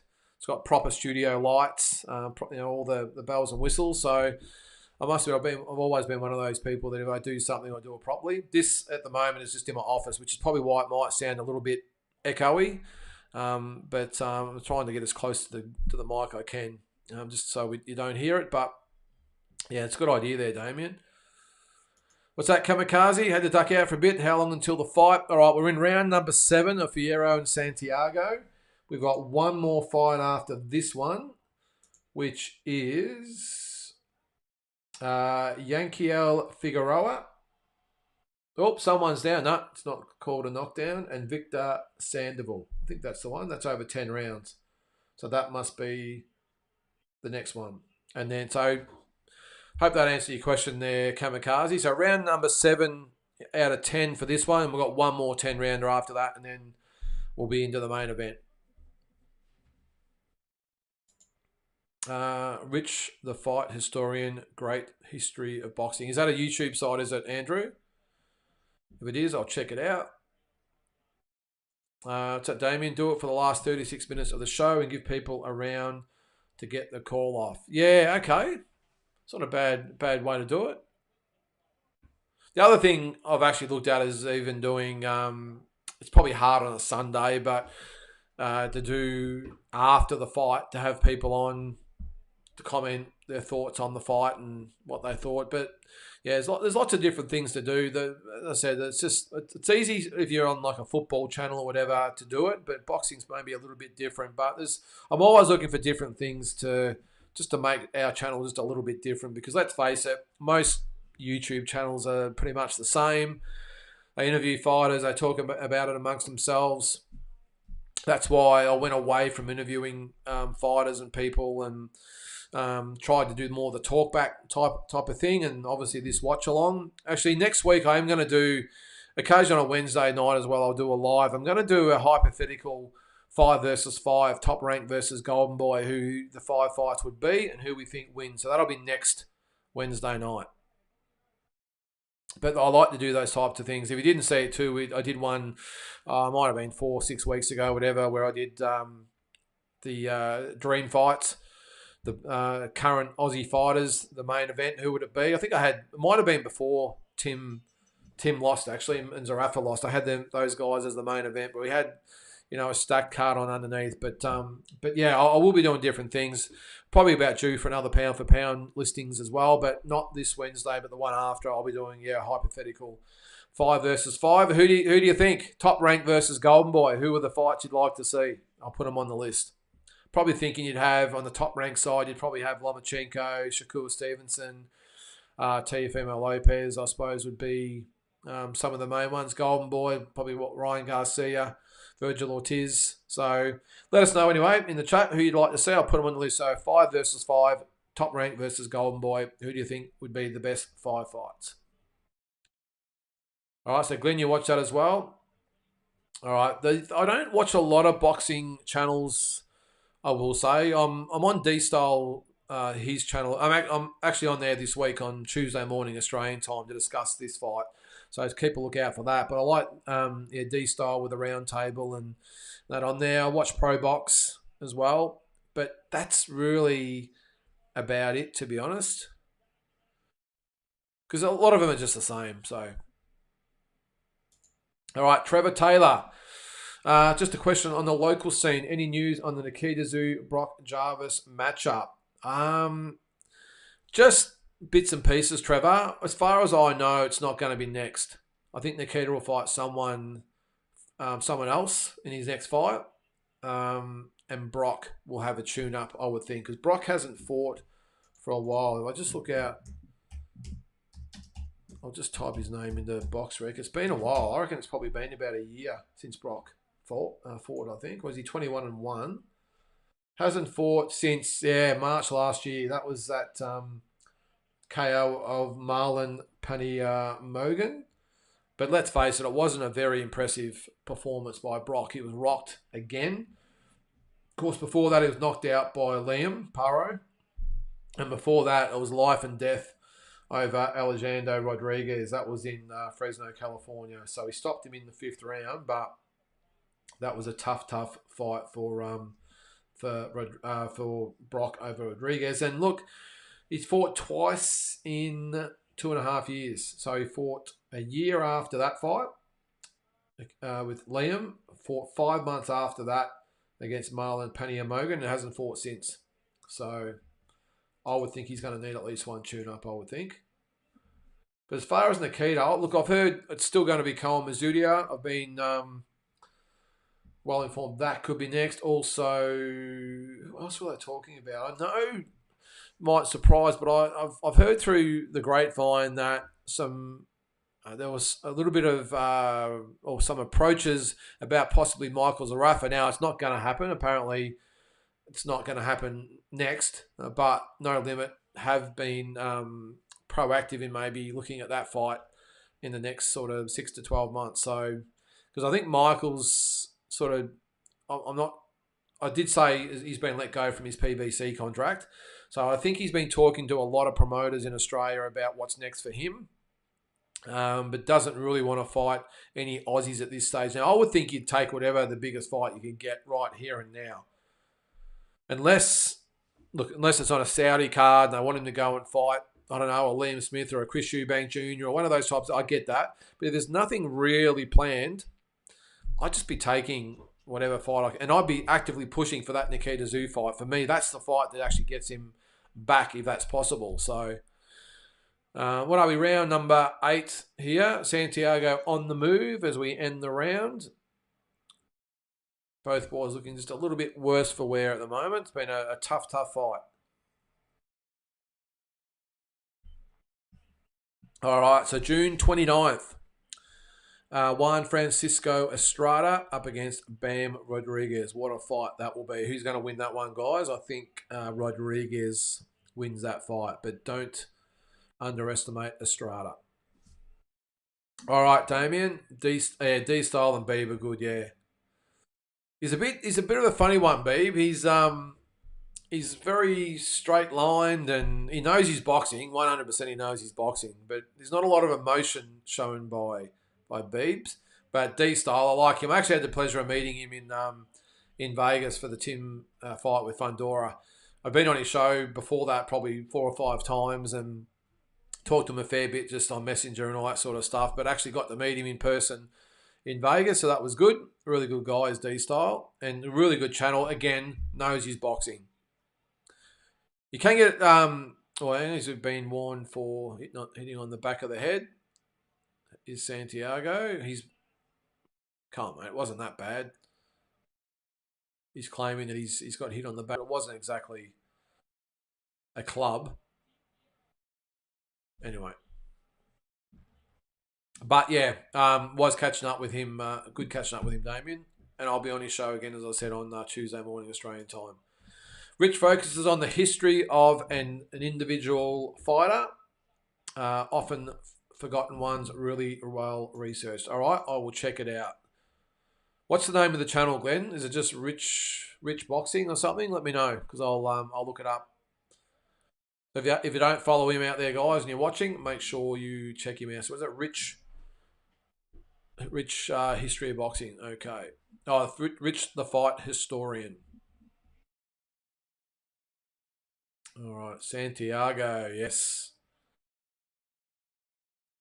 So we've got so we're a minute into round number 9, and both guys looking very weary at the moment. But as most Mexican fighters do, Fierro just bites down on the mouth guard and just says, "Let's go," and just starts winging punches. So he's coming forward. Santiago does look a little tired at the moment. So Damien, what was the event like live in Vegas? You're talking the Tim Tszyu fight? I've been to a lot over there, Damien. I've probably lost count of how many other times I've been into. I'm very fortunate, of course, to be able to do it. But I've been to a lot of big fights over there. First one, big one I went to was 2009. That was Manny Pacquiao, Ricky Hatton. Whoa, Santiago rocks Fierro. But Fierro says, "Let's go." This is a really good fight. Really good fight. Oh, big punches. Oh, Santiago. He's got an iron chin though, Fierro. I can say that for sure.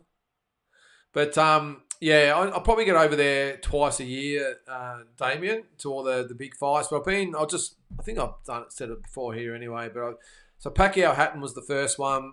That was 2009. 2010 was Mayweather and Mosley. 2011 was Pacquiao and Mosley. 2012, I went 3 times that year. I went to see Mayweather Cotto, Pacquiao Bradley 1, and Pacquiao Marquez 4. 2013, I saw Mayweather. I'm just going through the years here, by the way. Mayweather Guerrero, Mayweather Canelo. 14 was oh jeez. Fierro just waving Santiago on, who's just letting them go from everywhere. This is a good fight. 14, yeah, was Mayweather Medina 1 and 2. 15 was Mayweather Pacquiao and Mayweather Berto. So I'm just going through them here. 2016 was Canelo Khan. And 2017 was Triple G Canelo. The first one. Was the second one too? No, just the first one. 18 was Crawford Horn Canelo Triple G 2. 19 was Canelo and Jacobs. And then, of course, we had COVID hit and been to a few since then. But anyway, I don't want to bore you with all my trips. Oh, okay. I don't know. It's from my end, but audio keeps cutting in and out. All right. Let me know if that's the case, guys. I'm not quite sure what's happening there. I'll just check my leads.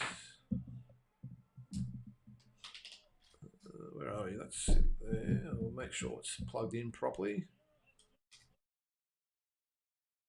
I think we're all good. Let me know anyway, guys, if that's the case. If my audio's, I might have to just change to the computer audio. But this is a great fight so far. We've got 1 round to go. The boys touch gloves. Round number 10. Angel Fierro, Alfredo Santiago. Very, very good fight. And Santiago starts landing some bombs to start the round. And Fierro, look, he's game, but is starting to show the effects of those punches. Really tough, even fight, this one. I would probably say Santiago, in my opinion, from what I've seen, has won the fight. But Fierro, tough as nails. And Fierro comes back. What's that, Andrew? Hang on, I'll get my mouse happening there. Pac Bradley won, super bad decision. Think so. It was a shocker. All right, just wait on a sec, guys. I'm going to where are we? Microphone here. Where is it?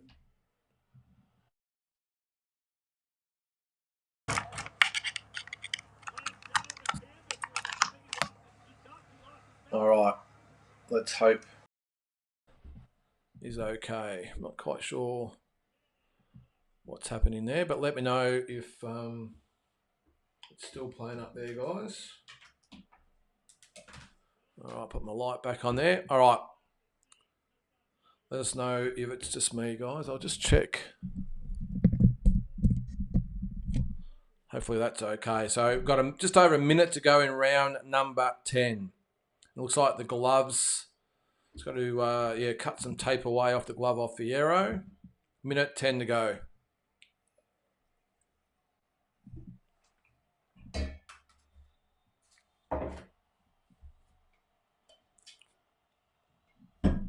All right.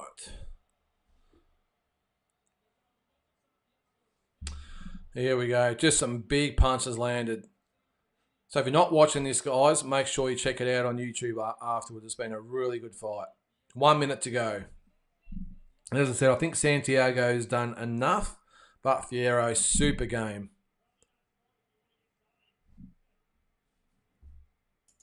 And again, I'm not quite sure why my sound is playing up there, guys, so apologies if you can't hear me. It does say the green light is on, so let's hope we're all good. All right, so we've got 1 fight to go after this one and then into the main event, IBF 140-pound title.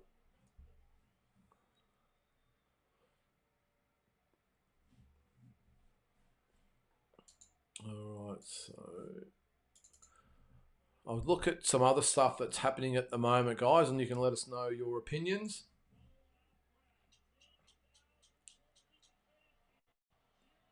Ten seconds ago in this one, Santiago thinks he's got the job done. And there is the bell. Really good fight. Excellent fight.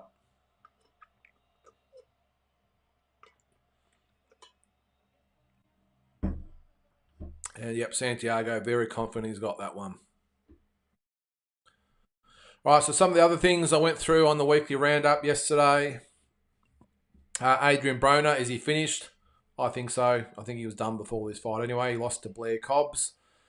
The Joshua undercard in Wembley, looking like Jaya Pataya and Hamza Shiraz on that card. So that'll be a ripper. I said before, Boot Dennis now fighting David Amazazian. July 13. Sky Nicholson on that card as well. Virgil Ortiz, Serhii Abelachak. What do we think of that one? I think that'll be an excellent fight. That's for the WBC interim 154-pound title. And what do we think also about Manny Pacquiao coming back in September to fight Mario Barrios for the interim WBC welterweight title? That's very interesting, that one. I'm not sure how, this is WBC we're talking about, of course, how Pacquiao, after 3 years out of the ring, gets a world title fight, even if it is an interim belt. And the other one I found funny too, well, a couple of things. Devin Haney, Ryan Garcia haven't been paid by Golden Boy yet, so I'm sure the money's coming. And Leonard Allaby quits Mayweather Promotions, and ex-Golden Boy CEO Richard Schaefer takes up the reins. So that's very interesting as well. All right. So let me know if you can hear me, guys, or if you can't hear me. I think I must be okay, am I? Apologies if the audio isn't any good. Now it looks like Fierro has hurt his ankle or his calf or something there. Good respect shown by both guys too. Hug in the corner. Is that what's great about boxing? You got two fighters who go to war with each other, and afterwards that respect is there.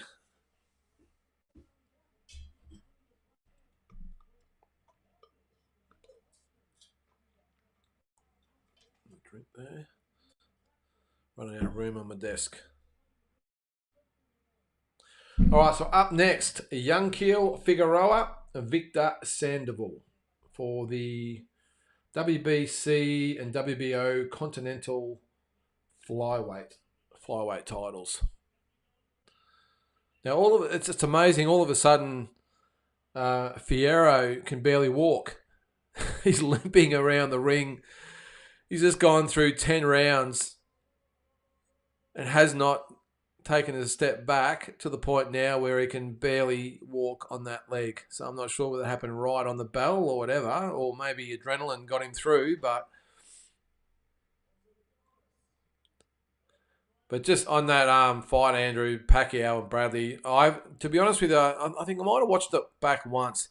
Cannot believe that Pacquiao lost that fight. Bradley, I thought, was lucky to win 3 rounds, and Santiago gets the decision win. Yeah, ripper fight, that one. In front of his hometown or his home crowd. And he's got the WBO NABO. So that'd be North American Boxing Organization.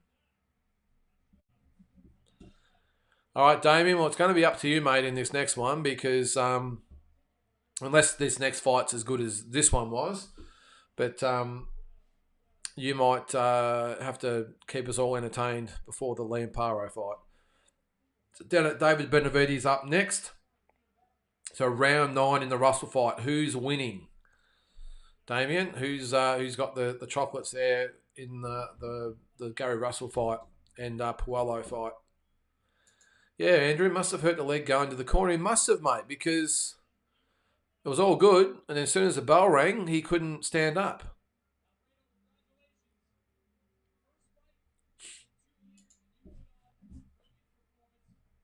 So just on the Australian scene, guys, we've got a few cards coming up. I'll just bring them up so I don't stuff up the dates. All right, doing an interview with Santiago at the moment, but of course it's in Spanish. I've got no idea what he's talking about. All right, so if you're in Australia and you're looking for some shows this week, Wednesday night, what's that, June 19th, at the Melbourne Pavilion in Flemington. It is the Premier Boxing Series. Team Alice is promoting that one. It's Mitch Leake, 10-0, up against Jack Brubaker, 18-5-2 for the Australian middleweight title.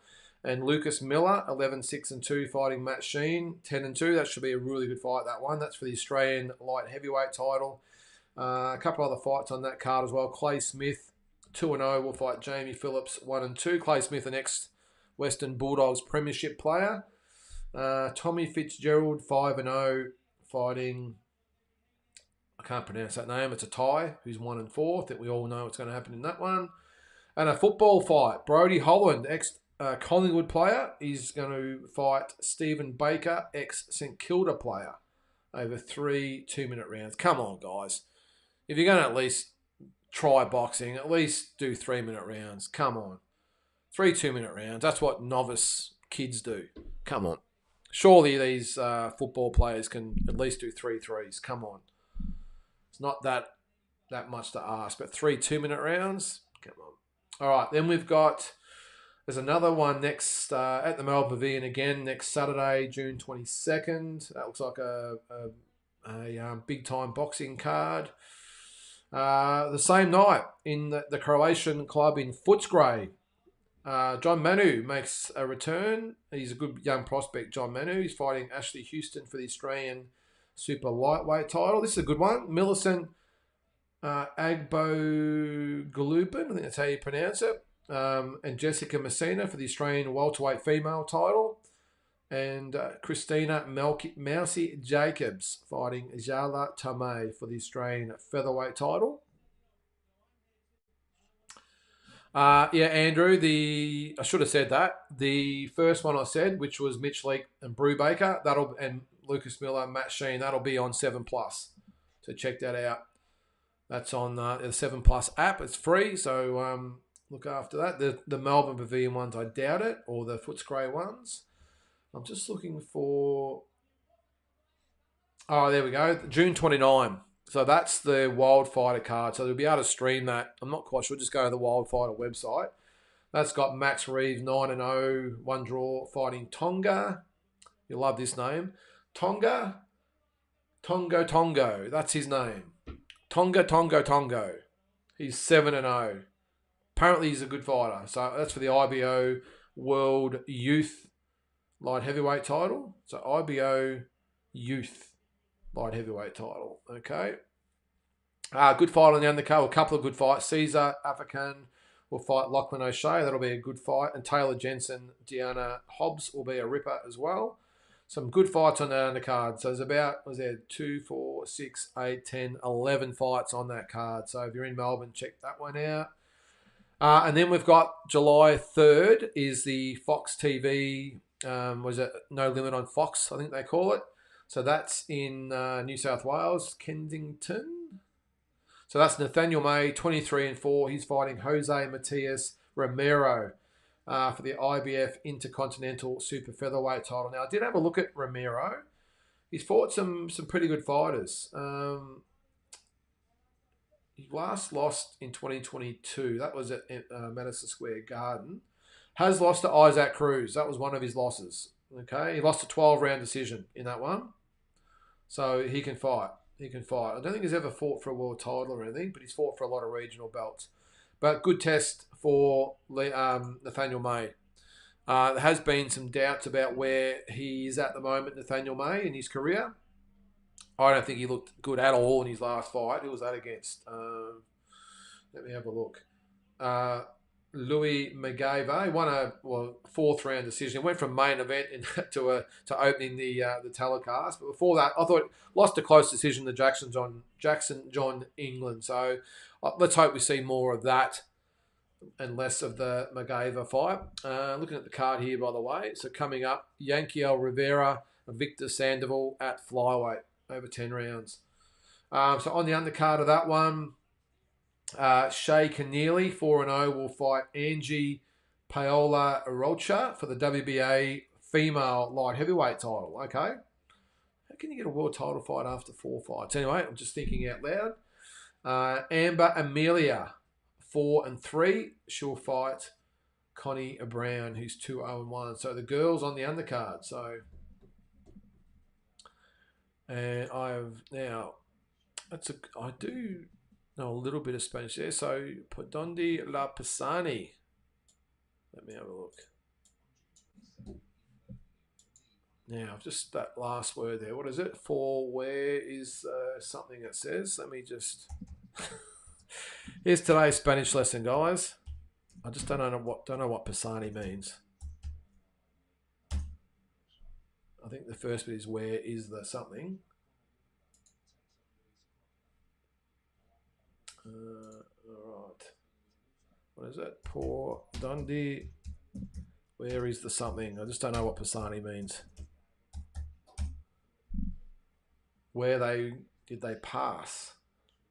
Okay, I don't know what that means there, mate. So, anyway. All right, so on to the schedule. And then I'm just looking for the no limit one. Oh, it is July 10th. All right, so that's Sam Goodman. And depends on what name you put into the search engine. But I think they've... What's his name? Yeah, Shanoy Warawat is how he's been marketed here in Australia, but his actual name is Taktana Longpon. So he's 25-0, 1 draw. So not a bad test for Sam. I mean, look, the guys he's fought and beat, let's say, aren't exactly world beaters, but still 25-1. And look, it's probably a tune-up anyway, so it's not a big deal. But on that card as well, Liam Wilson will fight Yusuf Dib. Can't wait for that one. It's good to see Moni Fathi back. He's fighting Anton Markovic. Now, Fathi, if you remember, they had all these raps on was going to be this and that. Then lost a 6-round decision to Joel Pavlidis in a big upset. And he spat the Tszyu and said he was going to retire, but looks like he's back. So he's fighting Anton Markovic, who's 5-1. Where was his loss? Lost his pro debut back in 2022. Also on that card, Brandon Grutch, the big heavyweight. Love watching him fight. He's fighting John Mailer, 6-0.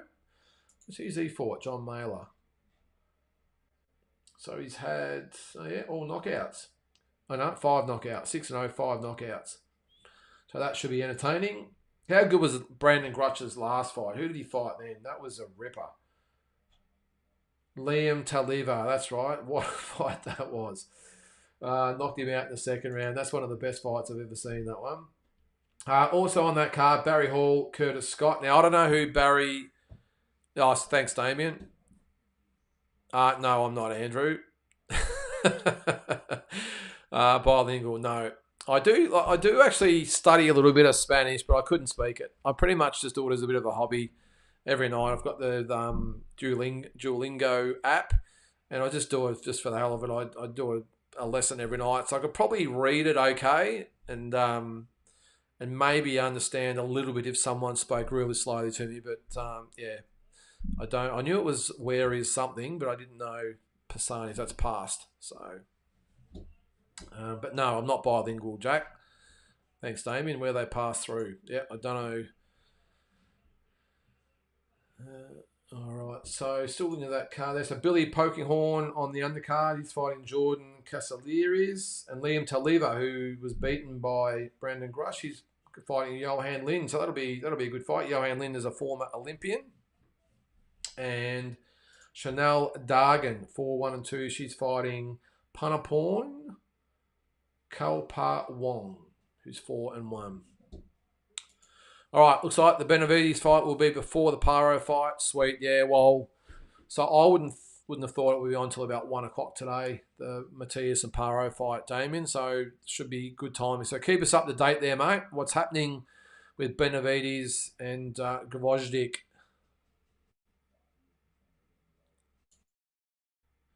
So they're advertising the Estrada Rodriguez fight there. So that's June 29, and then Ennis and Avanesian is July 13. I would have liked to actually seen Boots Ennis in with someone maybe a little bit more credible. I know the welterweight division is a little bit barren at the moment, but I would have liked to see maybe someone who, maybe a little bit more credential than that. Then we've got August the 3rd, Riyadi season, Crawford Madrimov. They're talking about the Boachuk Ortiz fight maybe being on that one. I wouldn't be too stressed if that was a standalone fight, to be honest. I think it's good enough to carry its own card. All right, so the next, or the semi-main event is about to come up now. Oh, here we go. They're the other one. I forgot about this. And the other 7+ card on July 20th.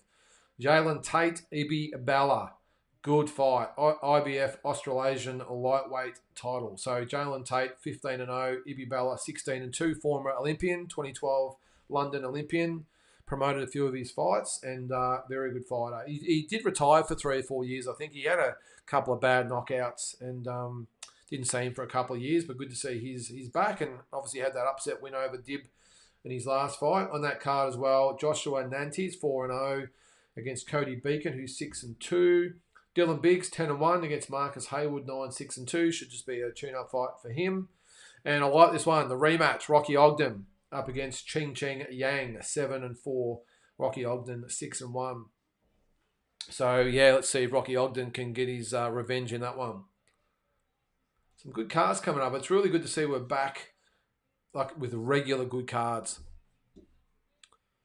Damien, it's good to know Spanish, especially being a huge boxing fan. It's a really hard language to learn, Damien. Look, I must admit, I'm guilty of not, I do one sort of thing per 1 or 2 sessions per day, or, whatever they are, chapters or whatever you want to call them. And I know very, very basic Spanish, but I think if you're going to learn it properly, you've got to do it multiple chapters every day. You've got to speak it. You've got to speak Spanish with other people. So it's a tough one to learn, but I just do it as a bit of a hobby. And I can sort of understand sometimes what people say. But if I was in Mexico or even LA these days and I had to ask for directions, I might be in a bit of drama there, or a few hassles. I could say something like Donde Está Hollywood, so where is Hollywood? So I could sort of point that way. All right, Jack, how are you there, mate? How are those Port Adelaide boys going to go today? Glad they made the Bala Tate fight instead of the Wilson Bala fight. I think Dib gives Liam a much better fight. Yeah, I didn't actually know that, Jack. I didn't know that's the fight they were going to make. Was the Ibi Bala fight?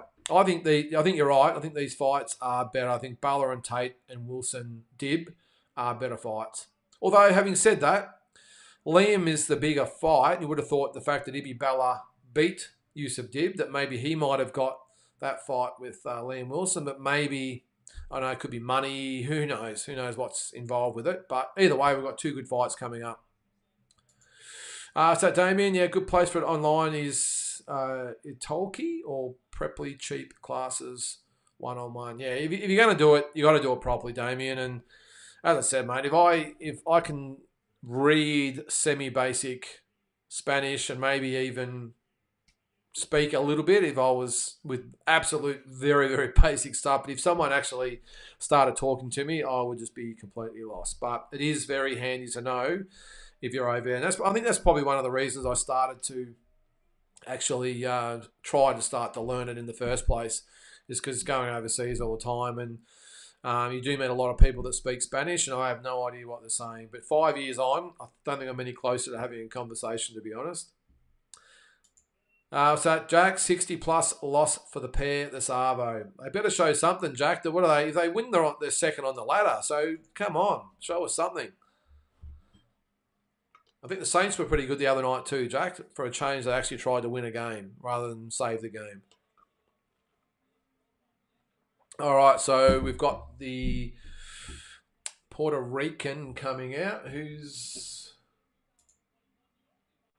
so it is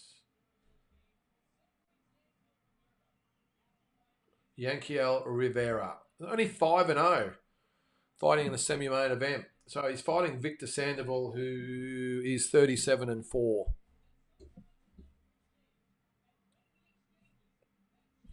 All right, so yeah, if you're just wondering, the main event should be about 1 o'clock Australian Eastern time.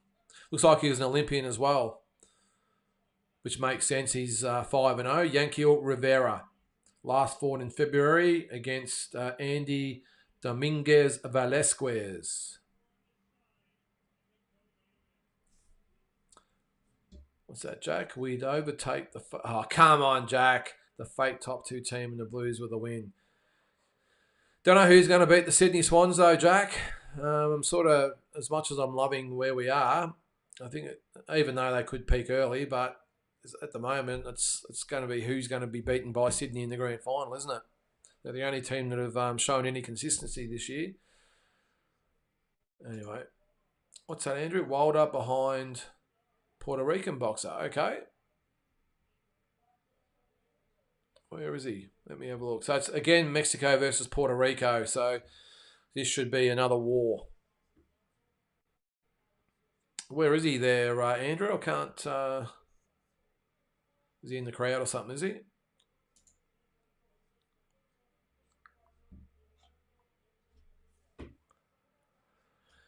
All right, so I don't think I've seen these guys fight. So, yeah, he must be an Olympian. What's his name? I'll look him up. Yankiel Figueroa. He's got the Olympic tattoo. So, okay, let's have a look. We'll Google him and see. All right, so he's a Puerto Rican flyweight boxer, only boxer in his country who qualified to participate in the 2020 Summer Olympics. All right, so he went to the 2017 World Boxing Championships in Hamburg, Germany. Okay.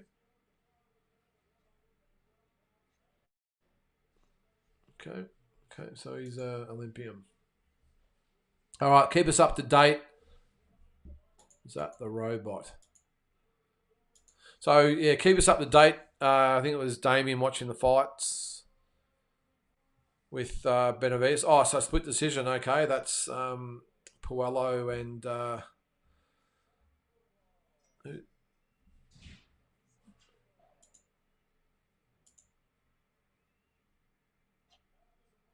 right, so I'm not getting much info on any websites at the moment as far as the results and everything go. There is one here. Liam Paro's Mission Impossible. He's not giving him any chance whatsoever, are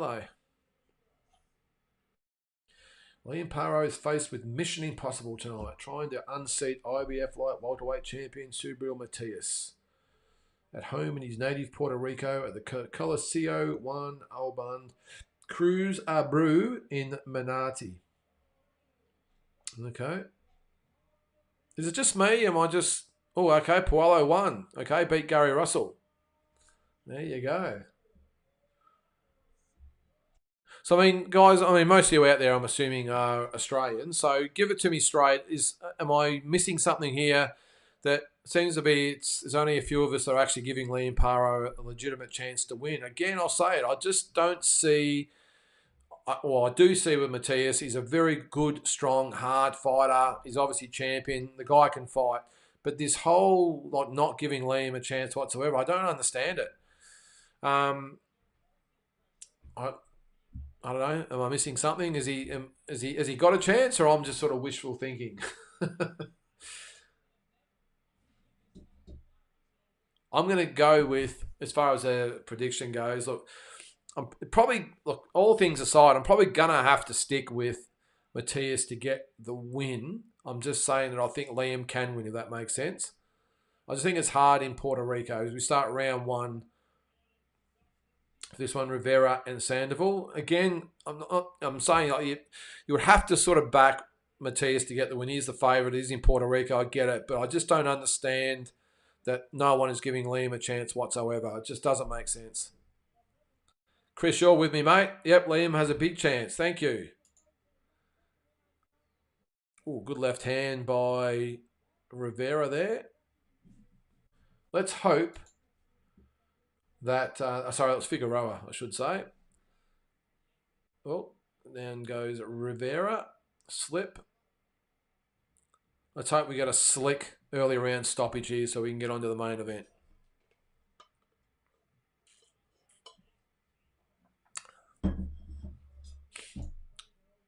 Tom, is that, I think it's Boello, isn't it? Just beat Russell, I'm not quite sure. Yeah, he did. Split decision, apparently. Damien, was it the right decision? Being split decision, there's always room for who won and who should have won, and someone got ripped off. I never think in a split decision, close loss, that someone gets ripped off. Apart from if it's Bradley and Pacquiao, by the way. That was split decision. I thought Pacquiao won that easy, but very rarely, can you call it a close fight a rip-off? I'll tell you what, Sandoval looks the goods in this one. Looks pretty good. He's keeping his options open there. He's got the patches on the back of his trunks. He's got all 3 or 4 sanctioning bodies patches on the back of his trunk. So he's hedging his bets. Is Figueroa. Now is it Rivera? Oh, they're calling him Rivera, but on here is Yankiel Rivera Figueroa. But on the telecast it is Rivera, so we'll call him Rivera. And Sandoval, who is 37-4, so quite experienced. I said Puello. Okay, so it's Puello, not Puello. All right, so it's close. Doesn't mean it was a rip-off then. All right, so round number 1 of 10. Lucky punches do happen. Okay, Tom. Yes, it does. Well, they do. All right, so Rivera, the 2020 Olympian, up against the season pro Sandoval over 10 rounds. I'm glad they're 10 rounders and not 12 rounders. I don't really like, well, maybe one 12-rounder on the undercard's okay if it's a world title fight. Like, as good as the Saudi cards are, I mean, what do we have? 5 12 rounders. I mean, I think 10 rounders would suffice. All right, end of round 1. All right, so what else is happening in the boxing world? Let's have a look. See what else we can find.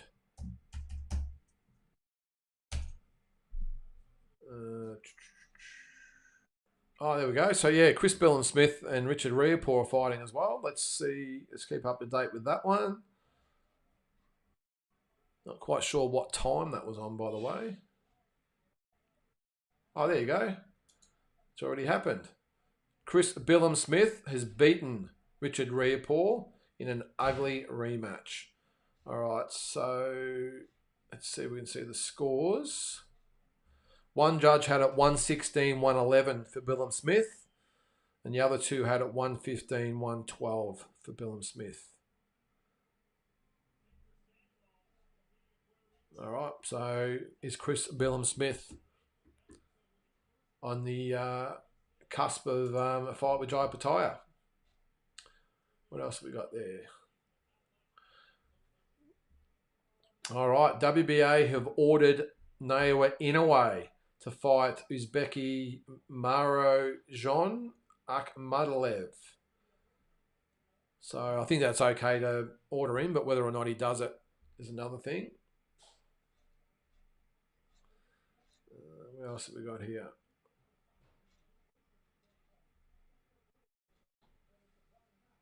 Yeah, not a lot.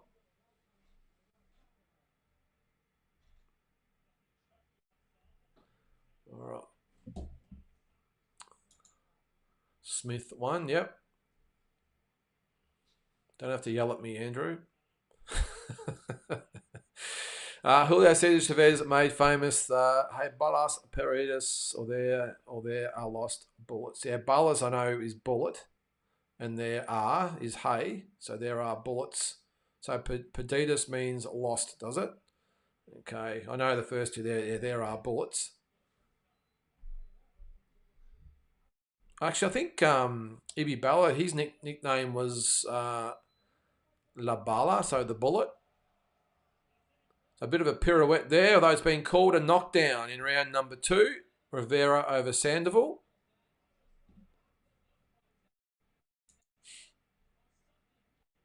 And so round number 2, the first knockdown of the fight.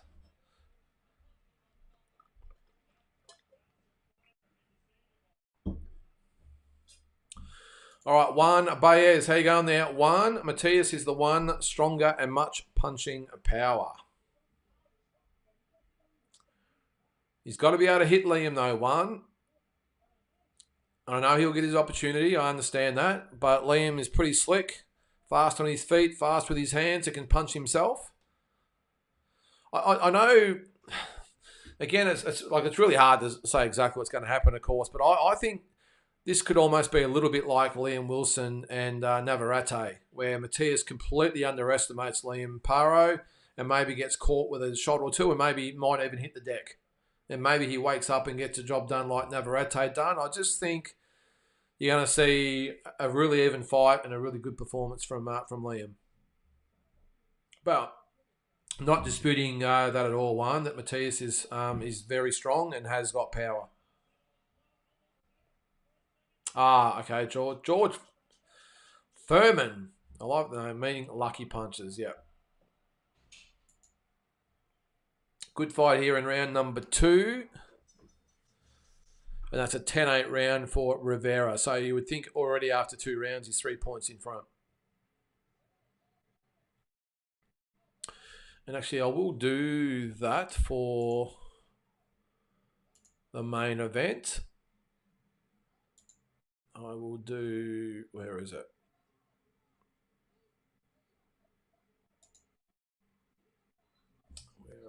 I will put up my scorecard. Will it go to the scorecards? I think so. Never overestimated himself. Yeah, well. So we're doing this on the run here.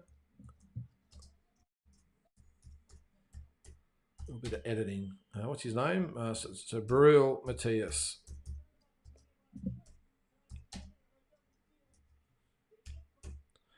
He almost paid the price, didn't he, George?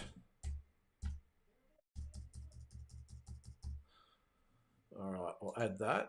Here we go. Coming up. Here we go. We'll put him over there. There you go. And I'll put my scorecard up as we go.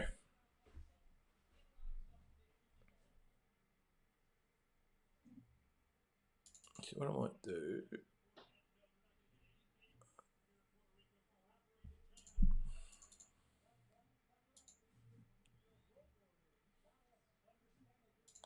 All right, so Mexican getting ragged. You can see he's definitely the opponent, Andrew, can't you? I mean, he's a seasoned pro. He's had 30 or 41 fights. But obviously definitely the opponent. Has some success there, though. Good punches landed there. A couple of good uppercuts landed by Sandoval. And a really nice left-hand counter from Rivera. It was a good fight for Rivera. I haven't really seen too much of him. Obviously, being an Olympian, they've got big plans for him, and they've obviously decided to step him up and try and get him some rounds here. I'm not quite sure. I'll have a look at his record so far. So he's 5-0 with 2 knockouts, but hasn't been any longer. Oh, he's been, okay, he fought a 10-rounder in his last fight. Okay, so obviously just trying to get the rounds into him, get some experience.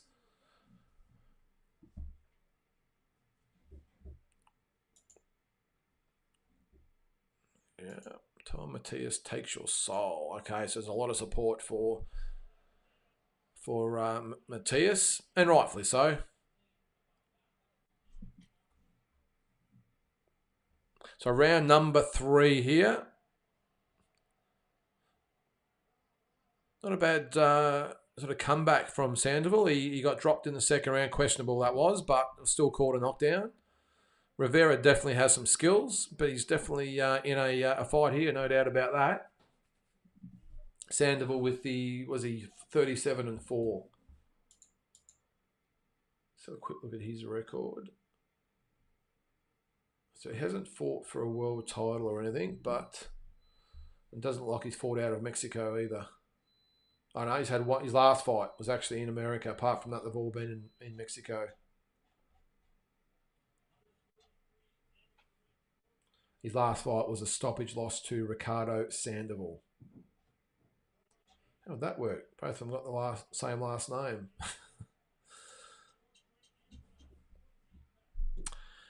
What's that, George? Recently, Mexicans had some bad defeats, but today Benavides will be the next big bad man. Do you classify him as Mexican, George? Was he born in the States? Didn't they sort of bring that up when they were talking about when Canelo said he wasn't going to fight any more Mexicans? Of course he did, because he fought Munguia. Mexican-American. This is the thing I was talking about the other day as well with, with this 5 versus 5 concept, and someone brought up about, being Mexico versus America or Mexico versus Puerto Rico or whatever it might be. But the problem is there's a lot of mixed nationalities. I mean, Mexican-American's probably the best examples. Would someone like David Benavides fight for Mexico or for America? So it gets into a little bit murky waters, doesn't it? All right, so it is currently just after 20 past 12 here. And as I said, I think the ring will also be about 1 o'clock. What's up there, George? Mexicans are born wherever they want. Okay, I'm not sure they get a choice where they're born, but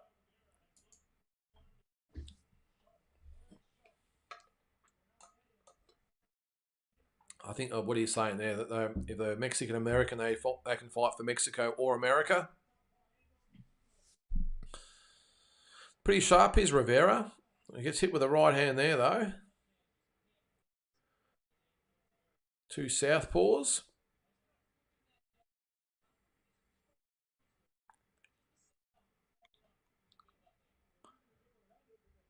Good card of fight so far, guys. Even the female fight was full of action. Pretty one-sided, but still wasn't a bad fight.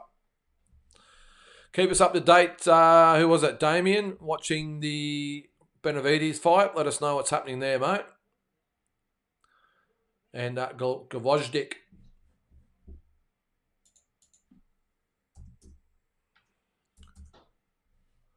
All right, so we'll keep going through a little bit of boxing news.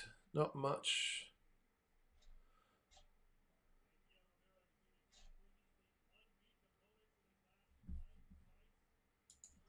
I'll keep going through a couple of sites here so we can find. All right, so Benavides coming out now. All right.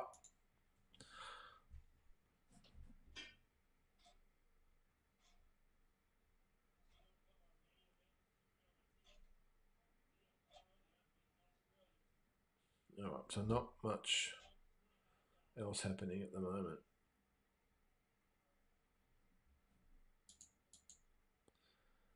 There you go. I'm looking at the MGM Grand has created a shrine to its 100 fight cards. I'd love to go see that, actually. Where's that? A pop-up shrine. Okay.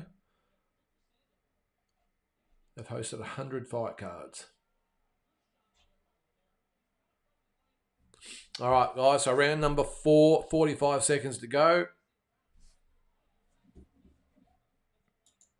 St Kilda 1, 2, 3. Benavides just walked out. I've got 2 screens going with both fights. I thought about doing that, St Kilda. I thought about having one gun, but I can't watch it on. I'm on my PC at the moment, so I can't watch it on that. I haven't got KO. I've only got main event, so I've got to watch it on on a box, and I haven't got one in my office, so it was one or the other. So keep us up to date there, guys. Let us know what's happening. I'll watch it on the replay later.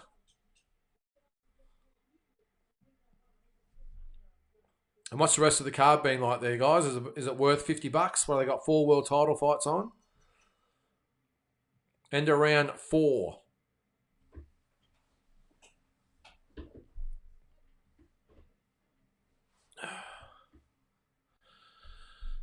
Haven't seen any suggestions for the 5 versus 5 guys. Top Rank and Golden Boy. Who you got? Give us some ideas for fights. 5 versus 5. who wins? And what fights should we be putting up? I'm going to have a bit of a look as we go through the rounds here. I'm going to bring both stables up and see who we've got. I think the definitive ones for top rank are obviously Lomachenko. It's at Andrew, another good fight. Hope main event is good. Yeah, it's been a really good card so far. All right, so let's have a quick look at the fighters for top rank. I'll bring Golden Boy up as well. Hopefully they've got their fighters listed, so I don't have to try and remember them. So we can get some ideas for five versus five. All right, so in the round number 5, Rivera, Sandoval. We'll keep our eye on that one as well. What's going on there? Golden Boy.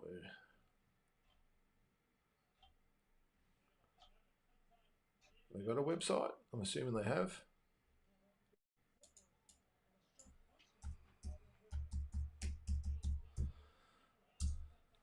Definitely looks really sharp, does Rivera, but Sandoval has had his moments in his fight. So I think it's a really good learning curve for Rivera. I'm not quite sure where they sort of see him in the scheme of things. Obviously, being the co-main event on a world title fight, they've got big plans for him. But, yeah, still looks like he's got a little bit of way to go, but Sandoval looks like he's a good opponent for him. He's cagey, he's got good skills, obviously very experienced, but doesn't look like a big puncher. So these are the types of guys you want to fight. Guys that you're in no real danger of getting knocked around in. There we go. Golden Boy Promotions.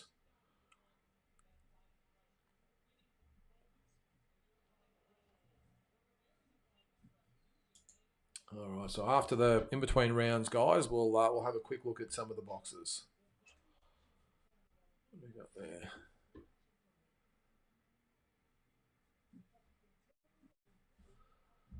Okay, yep, you can load any time you want.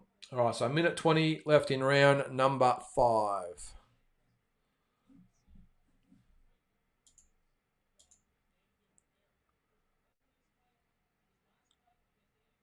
And Rivera likes to switch. He's more, or both of them like to switch. They were both fighting as southpaws before. Now they're both fighting as orthodox. And now one's orthodox, one's southpaw.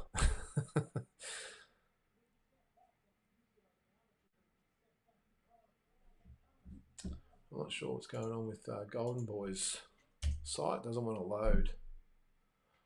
I reckon he hasn't paid his bill on that one either. So they checked the glove of Rivera. He's got a bit of loose tape.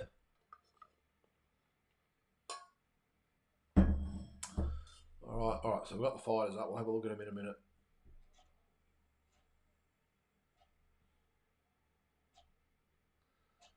Big stable of fighters.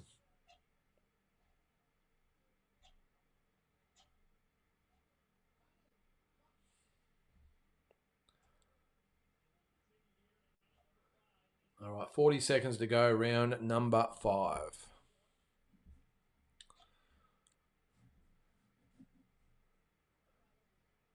All right, we'll have a quick look at these guys. All fighters, all right. So get in there, guys. It's been a big day so far. What time do we start? 10 o'clock. So we're 2.5 hours in already. We haven't even got to the main event yet. Keep those updates coming too, guys, on the Benavides fight. I'm assuming they've just finished the introductions. All right, that's the end of round number 5. All right, quick look at the top-ranked fighters who may be involved. I think Vasily Lomachenko will be one. Maybe Oscar Valdez, Shakur Stevenson, Xander Zayas might be one as well. Keyshawn Davis, no, in a way, is definitely one. Big Baby Anderson, Teofimo Lopez. So they're probably some of the main fighters for top rank. Oh, Better Beav, of course. Janabek was another one. Where else are we? Maloney brothers, of course. What else we got there? A lot of fighters anyway, but there's a couple. Christian and Billy. Navarrete. For Golden Boy, they're probably the bigger names. For Golden Boy, there's probably Virgil Ortiz.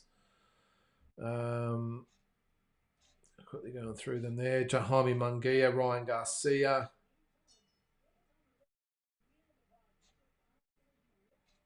What else is there? Right, so they're probably the main ones. But anyway, I'll do that next week. We'll match them up. Golden Boy versus Top Rank. Who wins and why? All right, round number 6.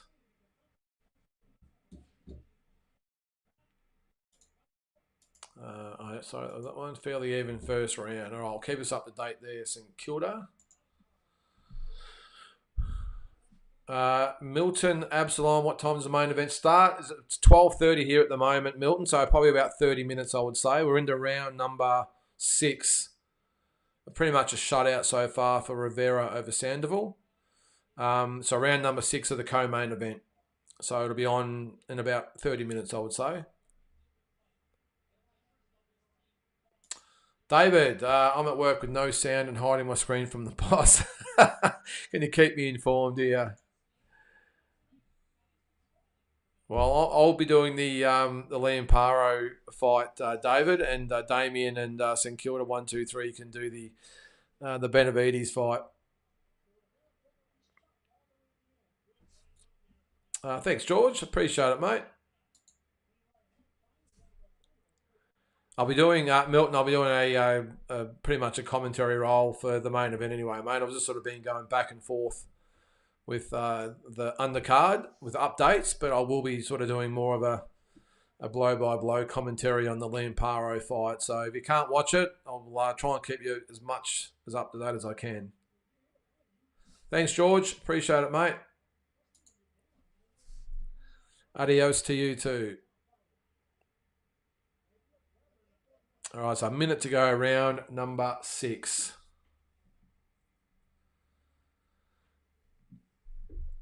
And what I'll do, guys, I'll keep the score, my round by round tally up on the screen. See if you guys agree with it.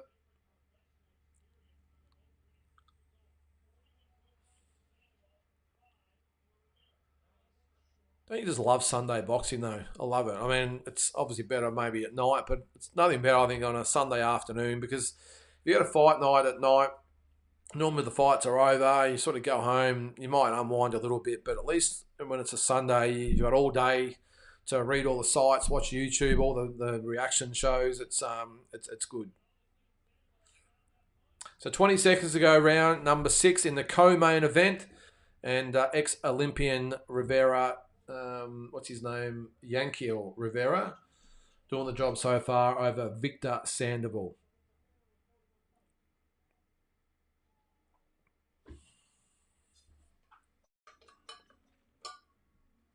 And just a reminder as well, guys, I will be doing all the Aussie shows coming up as well, the lives. Okay, so I'll just have a quick look again. As Matias shown in the change rooms warming up. Again, I'm not so sure about the blonde hair, but whatever, that's fine.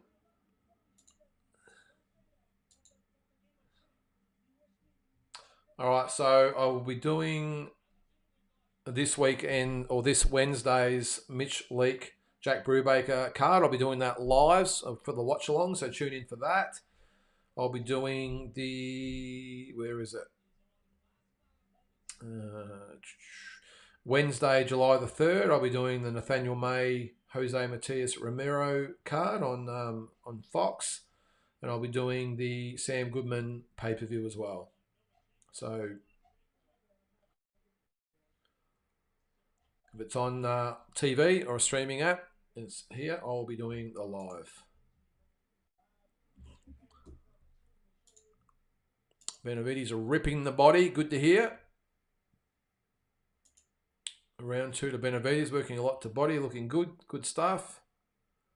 Yeah, Trinidad hair, Andrew. Yeah, that's a good call, actually. It's good to have the Puerto Ricans that are doing stuff. I think I did or doing good things. I sort of listened to something the other day, and they said it's good for boxing to have a Puerto Rican star, and they're probably right. Those big Madison Square Garden shows. I think Xander Zayas is probably the one at the moment, although Subriel Matias is doing his best to work his way up the ranks as well. So round number 7, we're a minute in. Was it Yelki or whatever it was? Yelkiel Rivera and Victor Sandoval. 10 round. Was it a flyweight fight? I think it was.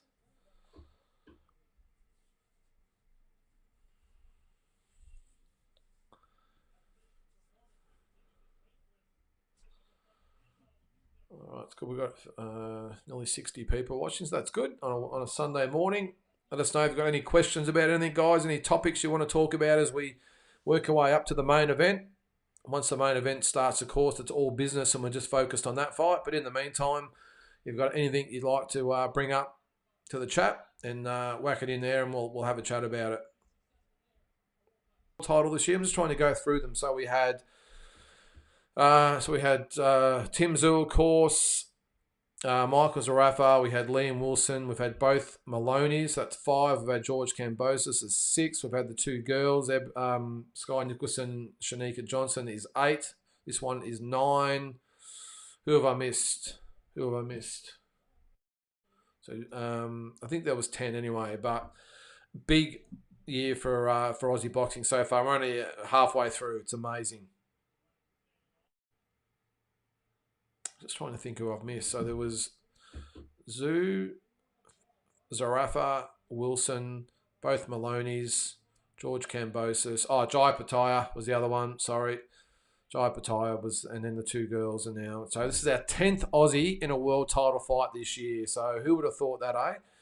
Used to we'd have one sort of Aussie on the world stage most of the time, and we'd probably have an Aussie. Well, apart from the defences or whatever it was of the one Aussie, there might only be 1 or 2 Aussies at the same time in contention, and now we have 10.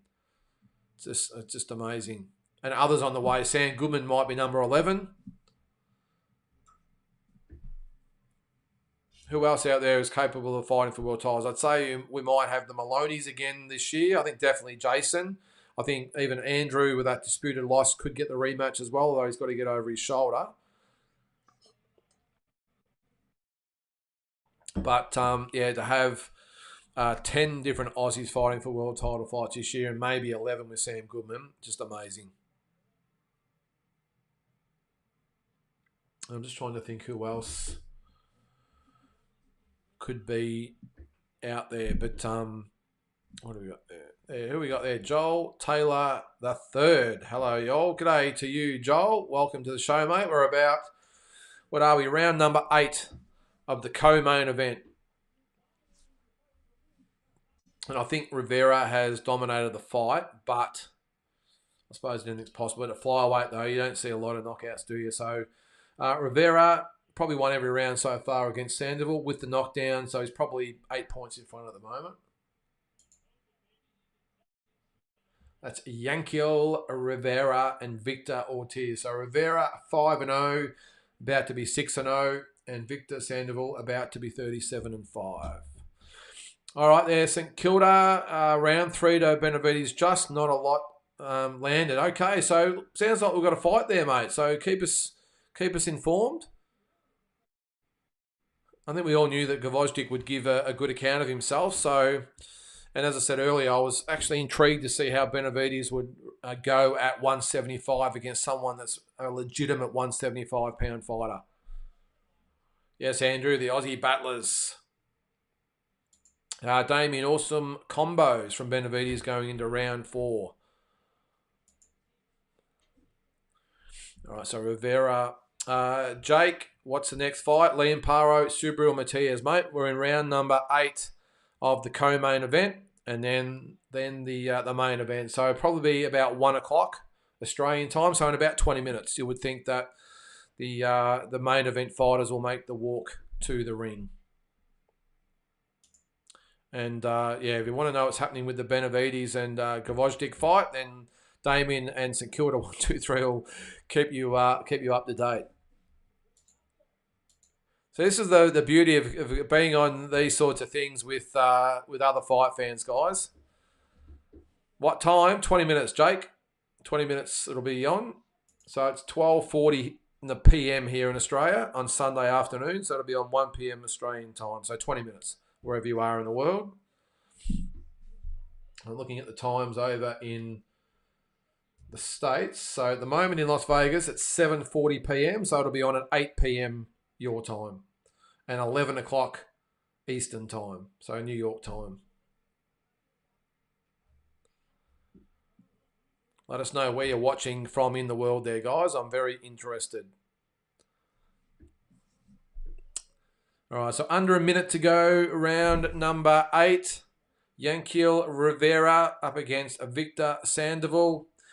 It started off really well, this fight. I've got to say, though, in the last probably 2 or 3 rounds, it has just slowed down a little bit. But Rivera, probably understandable. He's been winning the rounds. No need to take any risks now. Having said that, he does go after Sandoval. But looks like a talented young kid, definitely.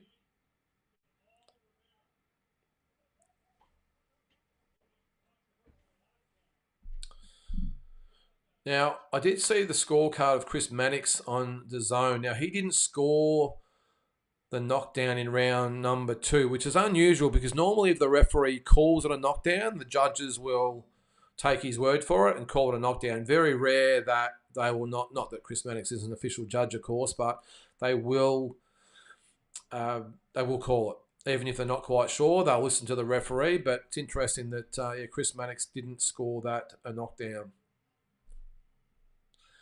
All right, mate. St Kilda, Benavides has stunned him, getting on top. Okay.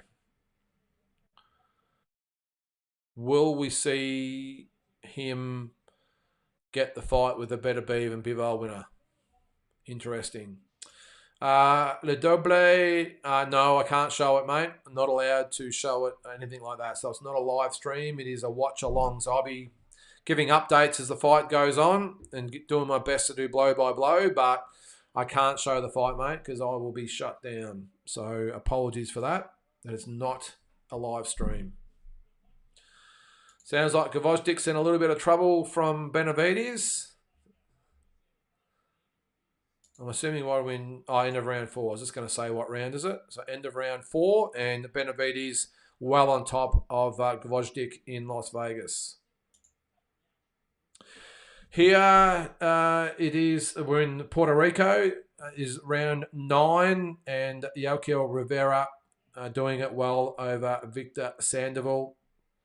And the way we're heading at the moment should be a nice comprehensive win over or from Rivera. No, mate, I can't show the fight. No. So it's a watch along, not a stream. So apologies to anyone that's come on here thinking it's a live stream. It doesn't say that. It's just a watch along. All right, so Rivera getting his glove taped up again.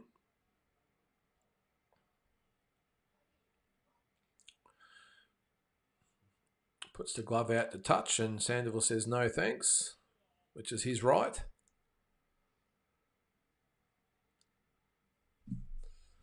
All right, so keep us updated with that Benavides fight there, Damien and St Kilda. It would be interesting to hear what's going on there. All right, so in the other fights, so in that other fight too, Alberto Puello beat Gary Russell 115, 112, 114, 113. And the other judge had it 118, 109 for Russell. So how can you do that? How can one judge have it 11 rounds to 1 and the other judge for one fighter, and the other guy have it 7 rounds to 6 for the other guy, or what's that? 8 rounds to, it must have been a knockdown in there. So 7 rounds to 5 for the other guy. That just doesn't make sense. But anyway, what does make sense these days?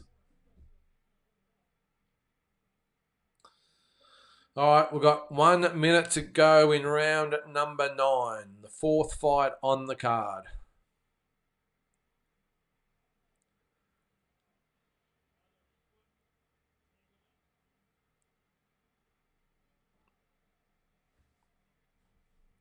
And so we're almost there.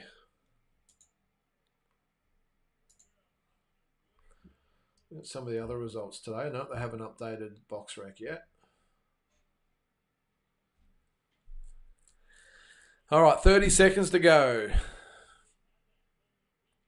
It's interesting. Both fighters actually looking quite fresh. Sandoval, you will probably expect. He's been around a long time, had 41 fights, of course. And Rivera, even though it's only his 6th fight, is looking quite fresh as well. 10 seconds to go. It's always good to get to the end of the main prelim. I know some fights have good prelim, or good undercards, but yeah, it's always good to get to that last fight before the main event. Yeah, it has, Andrew. This is talking about this one. Yeah, it has.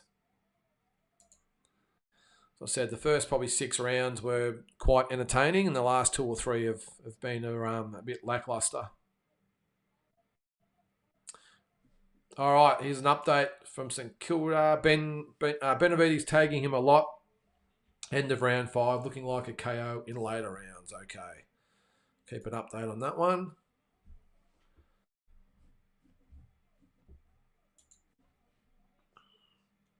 So 1 round to go here, and then we're into the main event. Subriel Matias, Paro.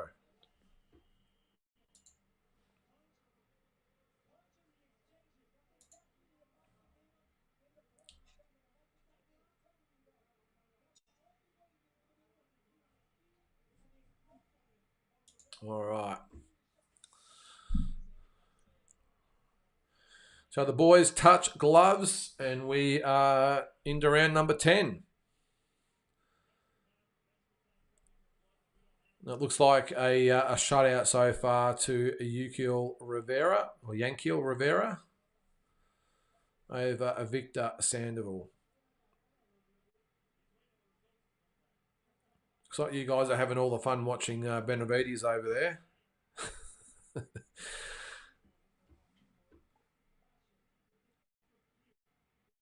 All right. So as I said before, guys, looks like around 1 o'clock we should see the main event fighters if all goes according to plan. It's about 12 minutes away. So we've got 2 minutes to go in round number 10 here.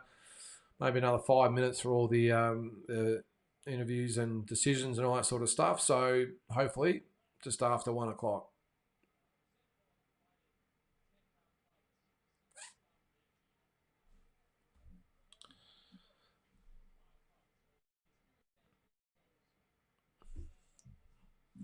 Pretty one-sided fight.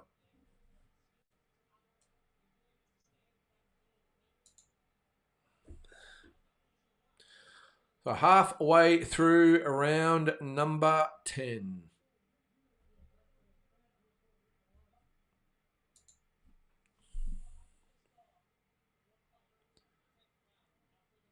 So no more updates. Must be round number 6 in Las Vegas with Benavides and Vojdik.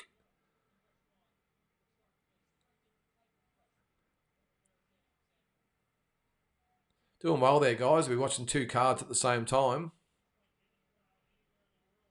Let's hope Benavides can get the job done in the next sort of 10 or 15 minutes.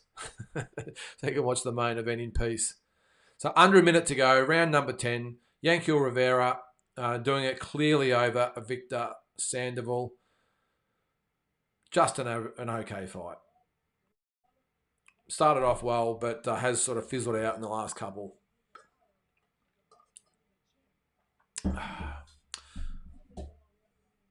Is that no? I can't show the fight. I'm sorry. I'm not allowed to show it. I can only commentate it and describe it. Angel, I'm sorry if you're looking for a live stream. Talk to Damien. He's got all the contacts by the sounds of things. Don't put the link in the chat though, Damien, because no one will start that. What's this? Chad says, I predict a body shot KO from Benavides. Okay, I haven't seen any of it yet, Chad, but let us know. Damien, I think it was St Kilda, 1, 2, 3, watching that fight. Let us know if you agree. All right, so coming to the end of round number 10. Sandoval thinks he's won the fight, so I don't know what planet he's on, but good fight from, who was it? Who was it? Jeez, I've forgotten his name already. Rivera. Okay, Yankiel Rivera should move to 6-0 in this fight.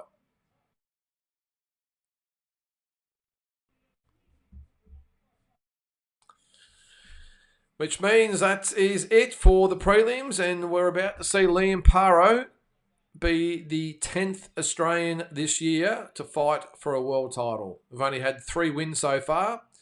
Jaya Pataya, Sky Nicholson, and Shanika Johnson. Let's see if we can have our 4th win out of 10 fights.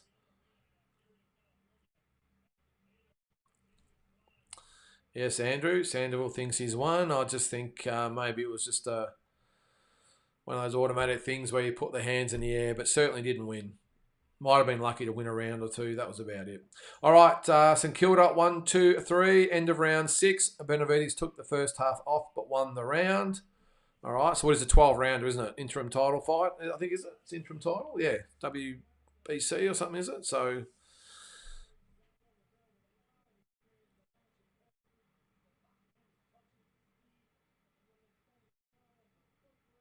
I will say one thing with DAZN, they have picked up the efforts, I suppose, in regular fights. I don't watch all of them, but it seems like almost every weekend there's a fight card on. So I must admit these days I only really like to settle in for the big cards. The lesser lights, I might watch it. There's nothing else going on, but I used to, in my back in the day, watch everything I possibly could. But I must admit, as I said, these days I just watch the big cards. But if you are a fight fan who just wants a regular action, then DAZN for sure. Pro Box TV, I think, are pretty active as well. Their fights are only club level type of things, but at least they're making an effort to put shows on. And Sandoval again thinks he's won the fight. I don't know how. Let's see what the decision is. All right, so here comes the announcement. What do we got?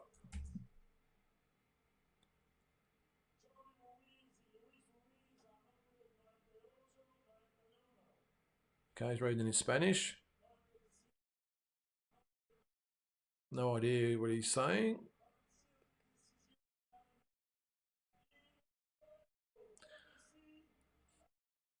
I think yep.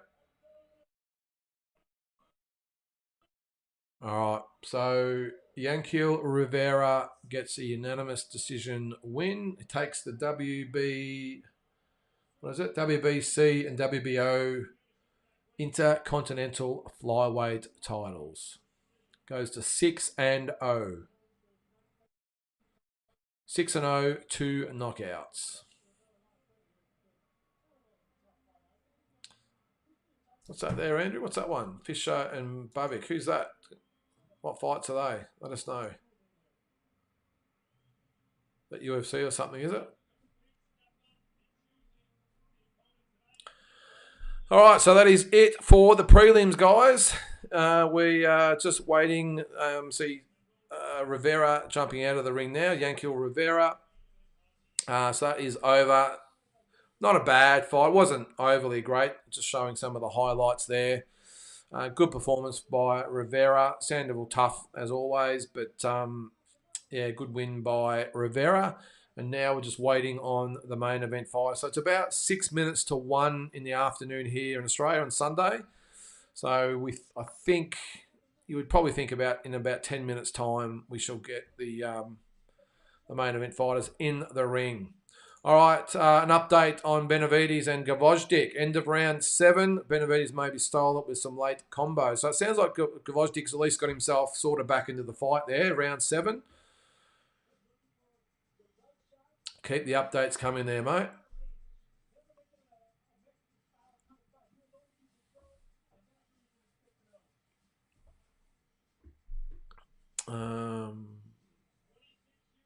What's that, Andrew? No DAZN July heavyweights. Just check the schedules there. But it seems like every weekend they have something going on, which is good.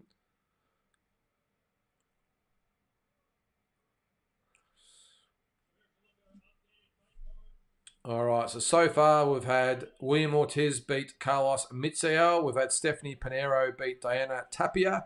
Alfredo Santiago beat Angel Fierro, all by decision they are. And then Rivera over Sandoval by decision as well. So we've had 4 fights, 4 decisions so far. Quick question as well. Do we think the Jake Paul-Mike Tyson fight will happen, or do you think that maybe it has been postponed, of course, and Jake Paul looks like he's got another opponent in July? I can't remember who it was.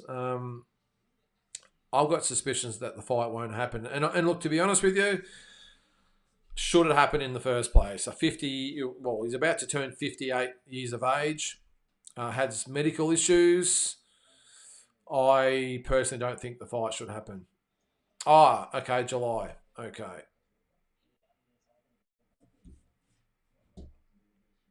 All right, so they're showing a few previews of the boys training.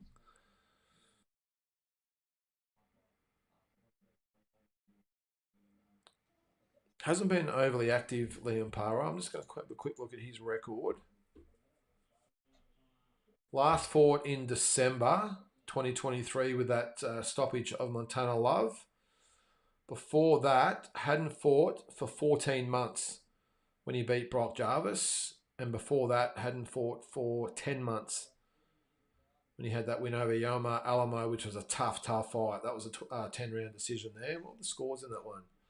Yeah, it was close, 95, 94, one each way, and the other one had it 96, 93. So since the end of 2021, has had 2 fights in 2 years, 2.5 years, sorry. 2 fights in 2.5 years. So, whereas Matias, on the other hand, last fight was in November. Had another fight at the start of the year. Before that, had a 12-month layoff. So he hasn't been overly active either. So this is his 4th fight in the last 3 years.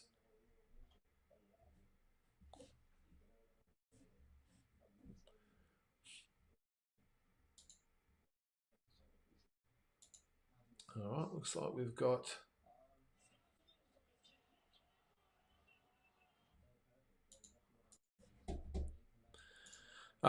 Greg, what do you got there, mate? Do you think that Liam has the power to stop coming forward? Is that start coming forward, or do you think he has the power to at least go with Matias? Yeah, look, not early. I wouldn't have thought. I would think early that Liam Paro will box conservatively. He can't afford to get behind, though. That's the thing. He can't afford Matias to really take control of the fight early. I would think box from the outside, but be busy and try and get Matias's attention and, I suppose, respect early. In these fights, especially in their hometown, if you let them get a little bit of momentum, it's going to be tough. It's going to be really tough. But if Liam can start fast but without being reckless, I think that will be good. At least after 5 or 6 rounds, be in the fight. So maybe after the 6 rounds, halfway point, 3-3, even if he's 4-2 down, whatever it might be, but be in the fight, then anything can happen. Because after, say, 6 rounds, that's when lots of other factors come into it. Obviously, conditioning, strategy, game plan, heart, all that sort of things come into it. So the fight tends to change after the halfway mark. So, as I said, mate, I think be busy early, try and take some early rounds and just be in the fight by the 6th round, and you never know what can happen. All right, an update on Benavides and Gvozdyk, end of round number 8. Not a lot thrown, so it sounds like Benavides is just doing his thing, winning the rounds and taking a round off when he needs to. Damien Gvozdyk has a good chin. Well, the Russians normally do, don't they? All right, well, it's 1 minute to 1, so it looks like we're right on schedule as far as timing of the fights go. And then we know they like to keep to the schedule as they're interviewing Eddie Hearn at the moment. Can't really hear what he's saying there, but...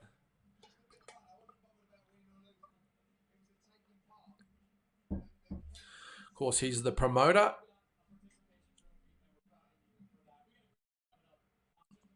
For all his, I suppose, his misgivings, Eddie Hearn, I think he's still great for the sport. And Oscar's the same. I used to love Oscar as a fighter, but I must admit, as a human being, maybe not the biggest fan, but I think they're great for the sport. And I love Oscar De La Hoya with his stuff on social media and that now. I think it's good to see a different side of him, and he loves getting stuck into Canelo. I think it's good. wonder how that'd go with Matchroom versus Golden Boy. Eddie and Oscar together. I think that'd be two real personalities that would clash really well. What's that? Liam won't get a decision there. Wilfredo Gomez got a few dodgy decisions. That's a long time ago, Andrew. You're talking 40 years ago. Let's hope we've come a little bit further than that these days. And look, Wilfredo Gomez, most of his fights were decided by knockout anyway, weren't they? Let's have a quick look at his record. Wilfredo Gomez, what a fighter he was. He was an absolute killer until he ran into Salvador Sanchez, of course. The Bazooka. Used to love watching him fight. So he had a 44-3-1 record. What do you have? 44-3 with one draw, 42 knockouts. And the fighters he fought, look at that. Go through them. Rocky Lockridge, Azuma Nelson, Juan Laporte, Lupi Pintor, Juan Meza, Salvador Sanchez. Just fought everyone. Great fighter. Carlos Arate, forgot about that. And Carlos Arate, when they fought, was 52-0. Crazy stuff. They were the days. Anyway, all right, back to there we go. We've got Puerto Rico in the house. Campero Boricua, is that how you pronounce it? Welcome to the show, mate. Welcome to the show. It's always good to have people from all over the world. What's this, James? I think Paro has to stop Matias to win. There is not a good chance of getting a decision over there. Yeah, maybe. Andrew says, great fighter, Gomez. Thinking of the Lockridge fight. Oh, yeah, okay. Yep, I do remember that. What year was that? That was towards the end, I think. Yeah, 85 that was. That was a 15-rounder. And he got it by... So one judge had it 7 rounds to 5. The other one had it 6 rounds to 5. So it must have been a lot of even rounds. The other one had it 6-6. Don't really like scoring rounds even, but of course he got stopped by Azuma Nelson as well. Great fighter. And who can forget with the Puerto Ricans? Hector Camacho, of course, Miguel Cotto, Felix Trinidad, just some great Puerto Rican fighters over the years. All right, Gvozdyk holding his own end of round 9. Okay, Damien agrees. Good round.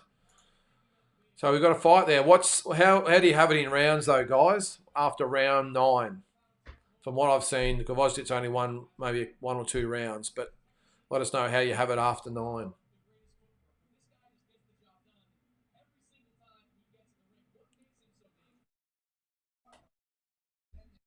So Matias is putting the finishing touches on his preparation there, his warm-up.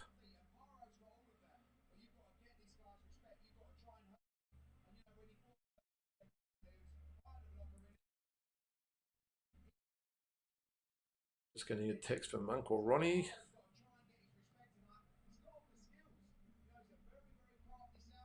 All right.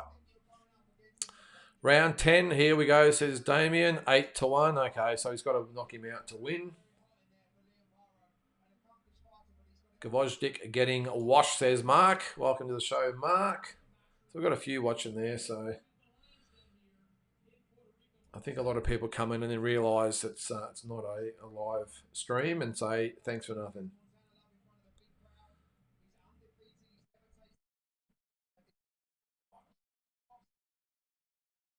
So Liam Paro about to make his ring walk.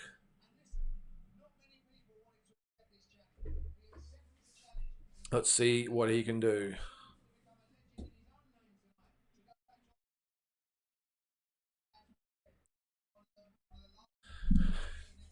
All right, so we'll just come on, Eddie. Let's finish up there, mate, and let's get the show on the road. It's 1:05, so any tick of the clock, we will be into it. All right. So they just got one final little promo of the fight happening now, guys. And while they do that, I'm going to quickly fill up my water bottle and be back in about 2 minutes.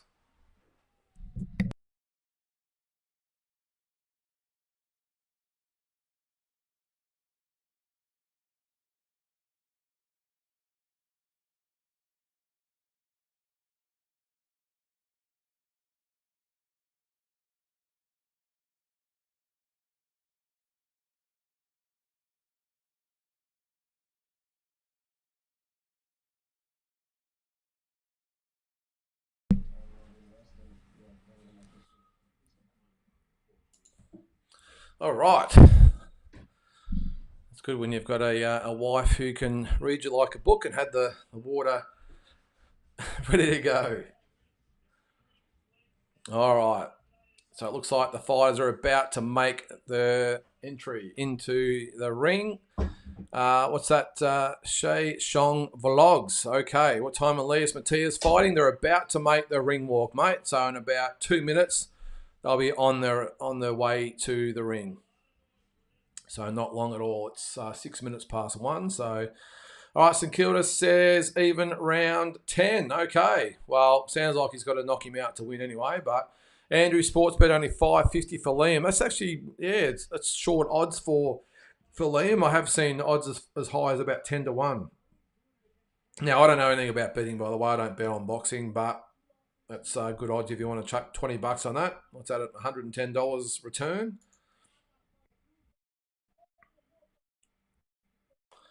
Jesus, the sun comes out there in my office.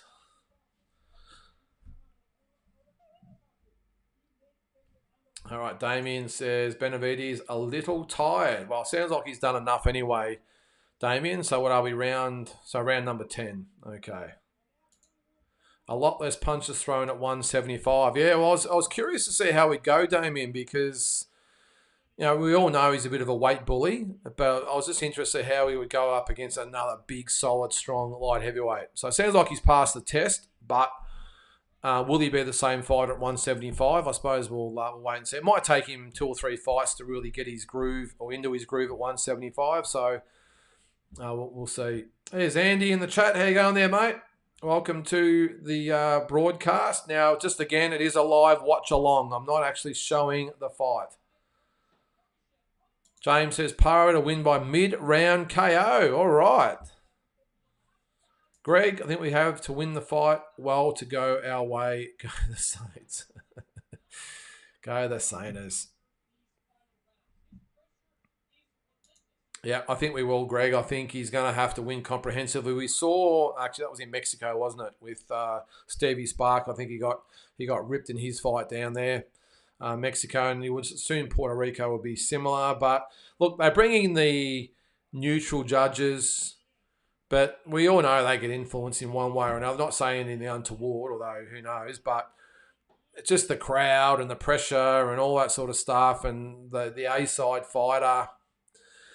So the total tape is up at the moment. So 32 years of age is Matias, 28 is Paro, height is the same at 5'8", weight is the same at 140. Right on the button. Subriel Matias, 20-1, 20 KOs. Liam Paro, 24-0, 15 KOs.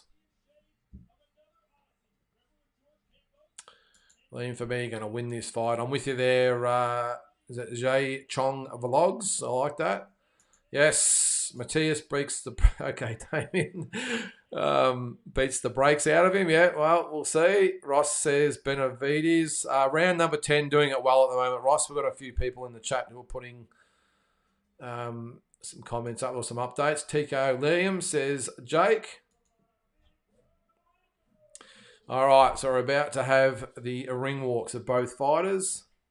The announcer, David Diamante, always does a good job. Got to love the hairdo as well, don't you? Chad agrees. He's with Liam Wilson. Liam Paro. I think I called him Liam Wilson in my preview yesterday as well. So apologies about that. Looks like we have I can't hear it properly, but we might have the national anthems going, I think, there. Yes, the Aussie anthem.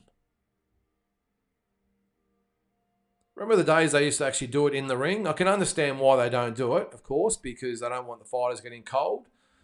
I remember they used to actually have the fighters in the ring, which I thought looked a bit better, but I get it. I understand it.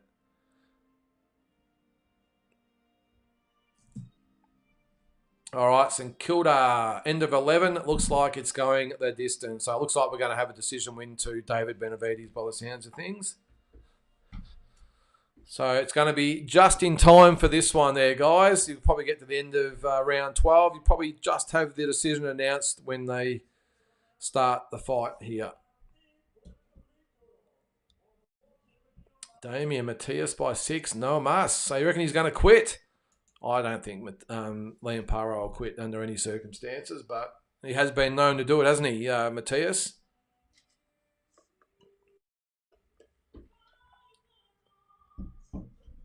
I don't know why we're playing the American national anthem with a Puerto Rican against an Australian in Puerto Rico, but whatever. Andy, I'll be honest, I'm expecting Matias to win, but cheering our Aussie guy Paro. Hope I'm pleasantly surprised. Look, I'm the same as that, Andy. Because my thing has been in the lead up to it. I think Liam can win, but can't or shouldn't get confused with is going to win. I think he can win 100%. But if I had to tip one or the other definitively, I would have to say that Matias does get the job done, but I would not be surprised at all. And of course, I'll be, as the Americans say, rooting for Liam Paro, but it's going to be a tough ask in Puerto Rico. It's going to be tough, but as the Aussies have shown over the journey, never underestimate them. Yeah, good timing, Damien. Step 1 underwear. Hope he keeps it clean. That's his sponsor, I think, isn't it? Yeah. I don't know why we've got the American anthem playing, but anyway. Does this mean we're going to have the Puerto Rican one as well? I can understand if it's, say, a Puerto Rican versus an Australian in America, play the home country's anthem, but it's in Puerto Rico. It doesn't make a lot of sense. Great anthem, though, the American anthem. And if you've ever been at a sporting event in America, not just boxing, but whether it be basketball or football, when they play it, it is it's spine-tingling stuff.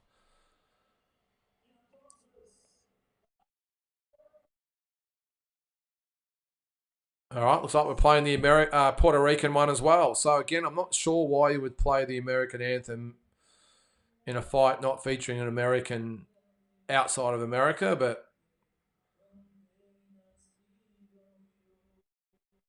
all right, so they're singing the Puerto Rican anthem now. So I will do my best to keep you up to date, guys. It will be more of a commentating situation here rather than just the updates of the other fights. Yeah, Andrew. Yeah, I thought that was. Yeah, I don't understand it. What are we going to have next? The UK anthem because Eddie Hearn's the promoter? Don't know. Jake Diaz, the judge is the best cooking. The home cooking in Puerto Rico. Let's hope it doesn't come to that, mate. Because Puerto Rico is a Commonwealth of the United States. I get that, but you don't see Australia play the England anthem when we have fights. Anyway, unless they have to do it, but I just would have thought that, do we really need to play 3 national anthems? Anyway, maybe part of the thing is having a fight down there. You have to play it. I don't know. All right, update. End of round 12. Looks like a shutout for Benavides. 10 rounds to 2, almost a shutout. So it should be a good win for David Benavides there as he claims the interim WBC 175-pound title. All right, Larry, welcome to the show, mate. Benavides is very open to shots. He throws everything and the kitchen sink at opponents and then just kind of gasses out. Larry, that's the exact reason why I think that Canelo beats him. I think the way he fights, I think he would go after Canelo. I think Canelo would be patient, fight him off the back foot, just wait for him to come to him and just pick him off. Canelo has got very, very good defensive skills and is a good counter puncher. Maybe he hasn't got the power to get David Benavides out of there, but I just think he picks Benavides off all night. Just my opinion. And that's why I've never been like this whole hysteria about why won't Canelo fight David Benavides as Liam Paro makes his way into the ring. As I said, that's why I've never been that stressed about the whole fact that Canelo supposedly is ducking Benavides. Maybe he is, maybe he isn't, but I still think Canelo beats him for that exact reason, Larry. He can throw the kitchen sink at Canelo. Canelo reads punches better than nearly any fighter I've seen. rides the punches, very good counter puncher. And I just think he picks Benavides apart. So Liam Paro steps into the ring. Last fought December 9th with that stoppage of Montana Love. I'll go back to that one, Larry. I'm fairly confident that Benavides and especially Jai Pataya would knock Benavides' spark out. Big words, but I believe it. I'm not going to argue with that, Larry. I believe it myself.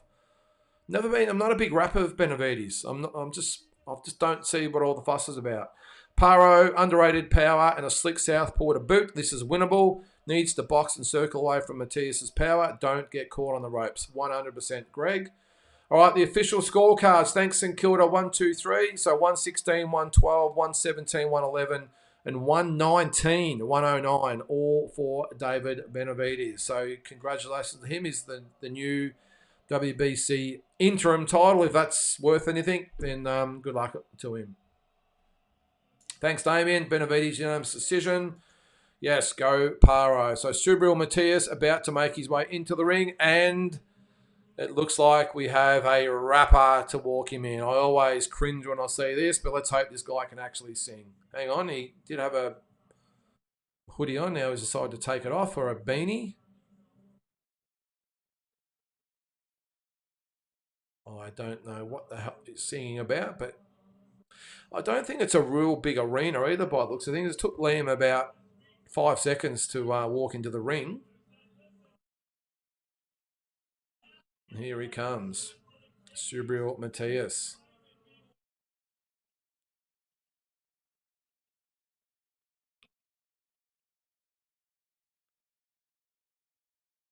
Nice yellow gloves he's wearing there. He looks around the arena, takes it all in. Puerto Rico.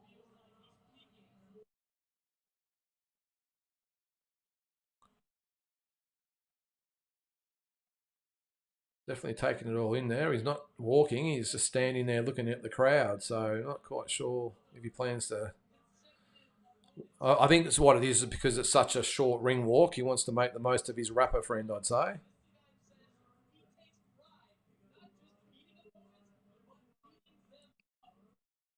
Yep. All right, mate. You've had your fun. Now, can we get you in the ring at some stage? Anytime now. And you like that? Yep. The man bag. Yeah, I've never really been into the man bags, I've got to say. But, hey, I am getting old.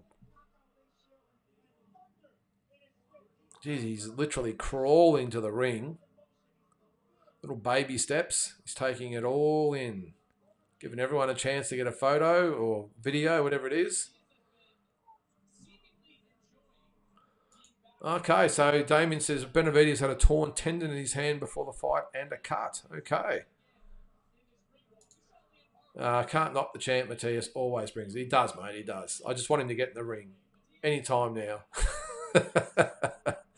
Yes, Andrew. That's rap crap. Let's turn the volume down, can we? I hate listening to it when they come in. Actually, I did enjoy in Vegas when Eminem walked out with Crawford. That was it Crawford or Spence? It was Crawford, I think. That was good. I don't mind Eminem.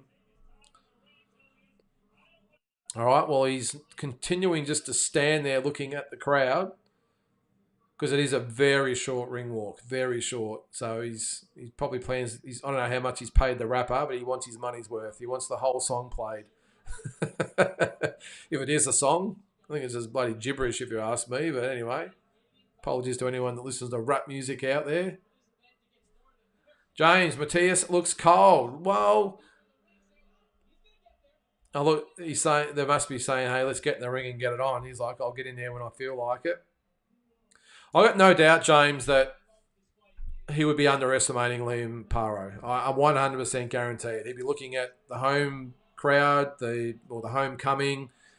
He wouldn't have a clue who probably Liam Paro is. He would see it as an easy fight, and that's again why I give Liam Wilson a good chance to win the fight. And I still think it could be a Liam Wilson Navarrete situation. Let's hope that we just don't have the same outcome. He not only wants to have it played, he wants to sing along. Just get in the ring, mate. Any time now. Felix, Trinidad's there. Felix, tell him to get in the ring. He's now standing on the ring apron. Oh, jeez.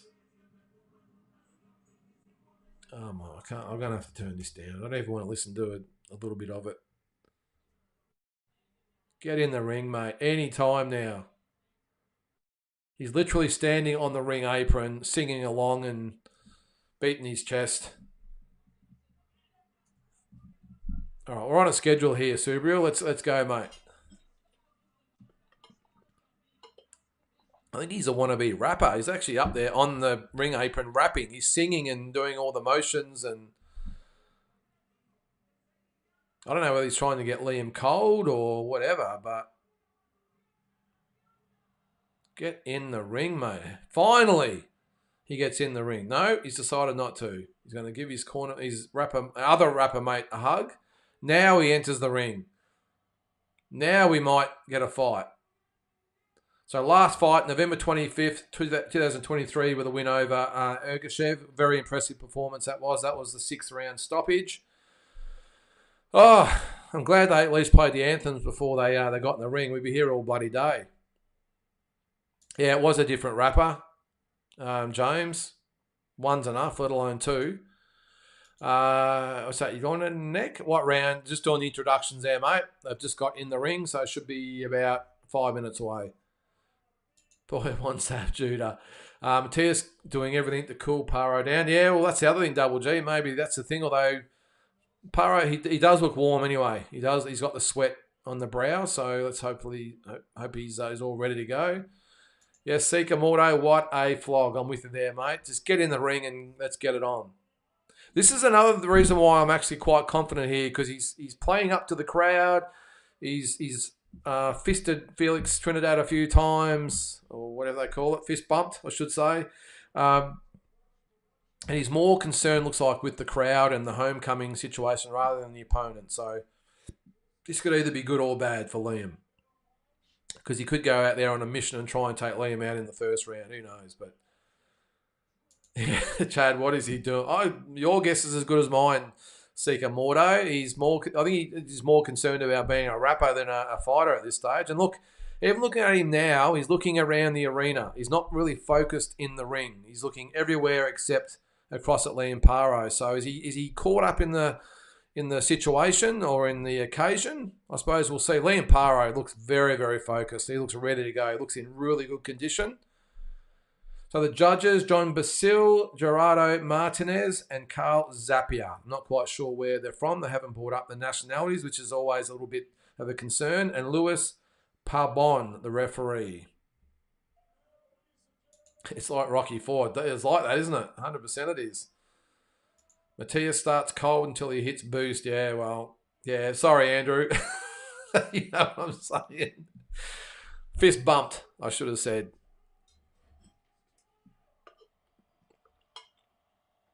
All right, well, we might actually be getting on with the fight here. I hope David Diamante just... Yeah, no, he wants his 15 minutes as well. All right, Andy, talk about soaking it in and dragging it out. I know, mate. I know. As I said, like, the only good thing about it is he's looking around everywhere except having his focus on the ring. He's looking around. He's fist bumping Felix Trinidad. He's doing everything except focusing on the fight. So, again, is that a good thing or a bad thing? Does he come out even more focused, or is he maybe a little bit of sleep early? So, Liam Paro being introduced from Mackay in Queensland, 24-0, 15 knockouts, and looks in incredible condition, wearing pink and black trunks. So he's got Stephen Edwards as the cut man in the corner. Alfie DiCarlo, obviously. Gets a lot of boos from the crowd, but doesn't look like it phases him at all. Then I see Angelo DiCarlo in the crowd there.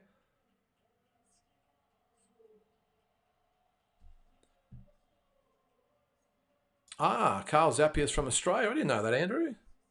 So they must have an Aussie, a Puerto Rican, and maybe a neutral, I would say. I didn't know Carl Zapia was from Australia.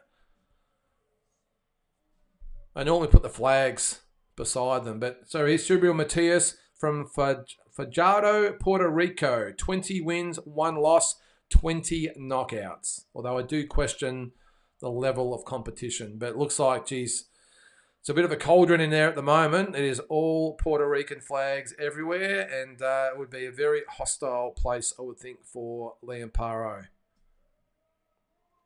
I didn't know that, Andrew. Okay, Carl Zapia. While we're going there, I'm going to look him up. The name does have a bit of a ring about it, or ring to it, but Carl Zapia. Oh, yeah? 7-5-2. Oh, yeah? I know who he is, yep. 7-5-2 as a pro. There you go. Used to fight at 130 or 135. Okay, there you go. All right. All right, so the boys go to centre ring. Matias does look a little bigger. Although, the same height, obviously, 5'8". They touch gloves, and here we go. Both fighters hug their cornerman.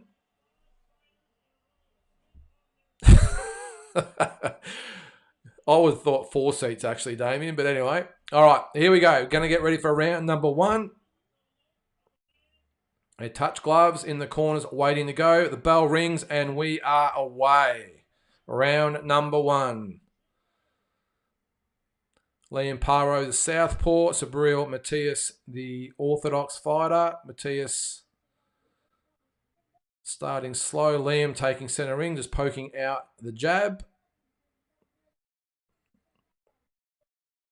And it is Matias actually on the back foot to start. Liam Wilson. Apologies if I keep calling him Liam Wilson, guys. Liam Paro. Looks nice and relaxed, actually. Just taken centre ring. And already it does look like Liam is faster. I think that was maybe he's being warned for watching the head, is Liam Paro. And I've got to say, early, very, very evenly matched fighters. I mean, they same height, obviously same weight. Liam looks a fraction faster, but Paro looks faster, but Matias, good technique. He's content just to cover up at the moment and I think get a look at Liam. I don't think he would know that much about him, and Liam's just nice and content just with the poking the right hand out there and just trying to sneak in that little left hand over the right glove. Goes to the body there with a left hook. Just nothing really powerful thrown so far by either fighter. Both fighters just having a look at each other. Liam definitely the more busier. And as I said, Matias just having a look at Paro and just seeing what he's got. But I think Liam doing well so far with 1:10 to go in the first round. Nice little sneaky lead left hand from Liam Paro. And I like it at the moment because he's not trying to bomb Matias. He's just little sneaky little punches and he'll step off to the side doing very well and just offsetting Matias at the moment. I like it. Good round for Liam Paro so far. And a right hook to the body land, a little uppercut. So Liam doing very well. Matias, a little bit of a smile at Liam. But Liam, the more effective fighter in round number 1. And it's good at the moment. He's punching and there's a little step off to the right, a little step off to the left. Then he'll go to the body. Boxing very, very well at the moment. You can see the strategy there. It's pop, pop, pop, bang, and then step off. Little sneaky little right jabs, and then he'll throw the overhand left and then off to the side. Good stuff. So we have 10 seconds to go in round number 1. And for me, a clear round for Liam Paro. Boxed very, very well.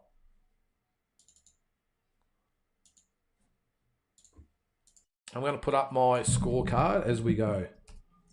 And for me, clearly Liam Paro's round. I'm going to give him that round. I thought he boxed beautifully that round.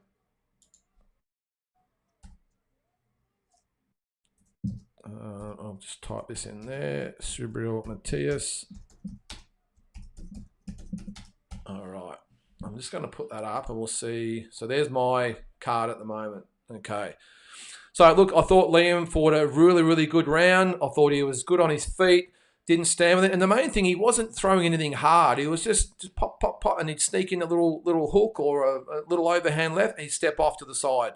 And that's the thing that he has to do with Matias, because Matias is pretty one-dimensional. Yes, he's hard, he can punch, all the rest of it. But Paro just giving him angles and just varying things up from head to body and just not being there for the retaliation. Great round for Liam Paro, and I thought he won the round clearly.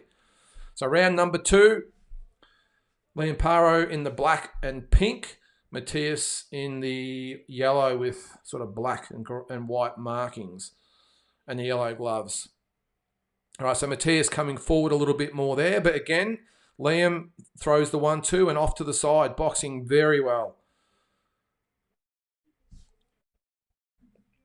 Yep, I'm with you there, Damien and Andy. Very clear round for Liam Paro.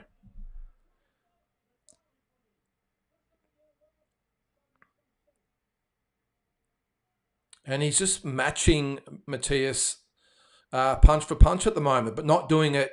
He's doing it smart. He's countering. He's both leading and countering, but he's doing it well. He's not being intimidated whatsoever by Matias.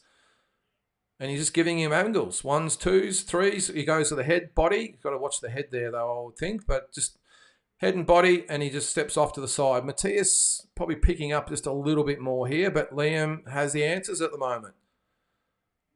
And he's throwing what I like to. He's not throwing 1 or 2 punches at a time. He's throwing 3s and 4s. And then he's just not there. So really good strategy so far from Liam Paro. Closer round, but I still think Liam Paro is winning the round so far. And we're halfway through round number 2. And Matias digs to the body, but Liam Paro lands a right hook, left hand. Nice punches. And you can see Matias is starting to find his range as well, but nothing really landing. Although he does land a left hook there. This is what something Liam doesn't probably want to do, is punch with Matias. So 1 minute to go, round number 2. Oh, look, it's been an even round. I think Liam's throwing them more punches, but I think Matias maybe is just snuck in a couple of nice little 1-2s that have actually might have him in front, but hard round to score so far.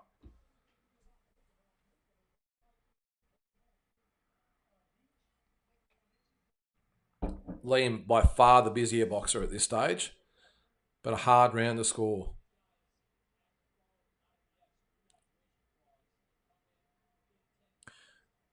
So 30 seconds. Oh, look, hard round to score because Liam's been a lot busier, but I think Matias has landed the hardest shots. 10 seconds to go, round number 2. Oh, very, very even round, this one. Could go either way. But I'm going to play devil's advocate and look through the judge's eyes. I'm going to give it to Matias, even though very, very even round. I just thought maybe Matias landed maybe the couple of solid shots where Liam was just the busier with his punches, but didn't really land anything of note. So I'm just, as I said, going to play devil's advocate. I know, Andrew, you got it 2-0, and I'm not going to argue with it. I've just got to look at the judges through the judges' eyes as well, and they're looking for one reason to give it to the other one. He's being warned at the moment, I think, for using his head. I can't see why and he's actually been quite stern about it, which is ridiculous. Jack looking real good at the moment, loving that he's not there for the receipt. Yeah, look at a really, really tough round to score. I just think Matias, again, looking through the eyes of the judges, are probably looking for who landed the hardest shots. And yes, Liam was busier, but I just don't think he landed any real clean punches. So I'm going to give that round to Matias, even though, Andrew, I'm not going to argue with you there, mate. It's a close round. So round number 3. Liam showing good movement again.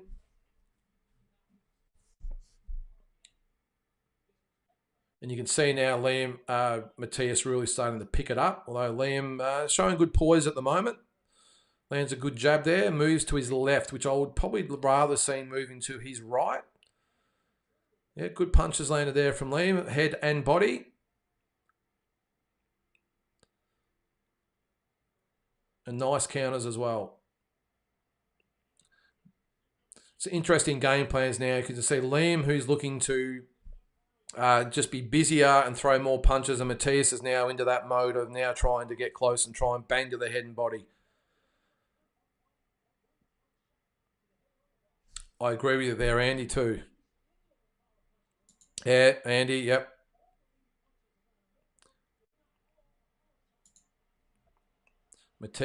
He landed a hook there, did Matias. But Liam again, busier. Oh, in the heads. I do agree, Andy. The referee just seems to be pointing out everything wrong with Liam Paro. He's picking it up, Matias, but Liam is going with him. I like he's being nice and poised. It's just a matter of what the judges are looking at, whether it's the busy, pesky little punches from Liam or it's the heavier punches from Matias and the fact he's pushing the pace. I think Liam's winning this round as well. Boxing very, very well. Yes, Damien, I know, mate. After the third, he'll go for the hunt. Okay. We'll see.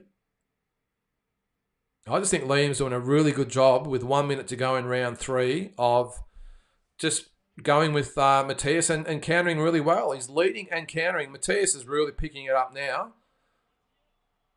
But good defence shown by Liam Paro. The crowd is really picking it up now, and Matias is really starting to let them go. But it hasn't really landed anything. Whether or not the judges score that for him, who knows? But 30 seconds to go in round number 3. Tough fight to score because I think Liam's been the more effective from long range. But then you've got Matias who just explodes and throws 8, 9 punches at a time. So I don't think Matias looks overly concerned about the power of Liam Paro. And does look like he's gaining confidence. But apart from that one little sort of surge there, I think Liam's actually boxed very well this round. Oh, does take an uppercut left hand at the bell.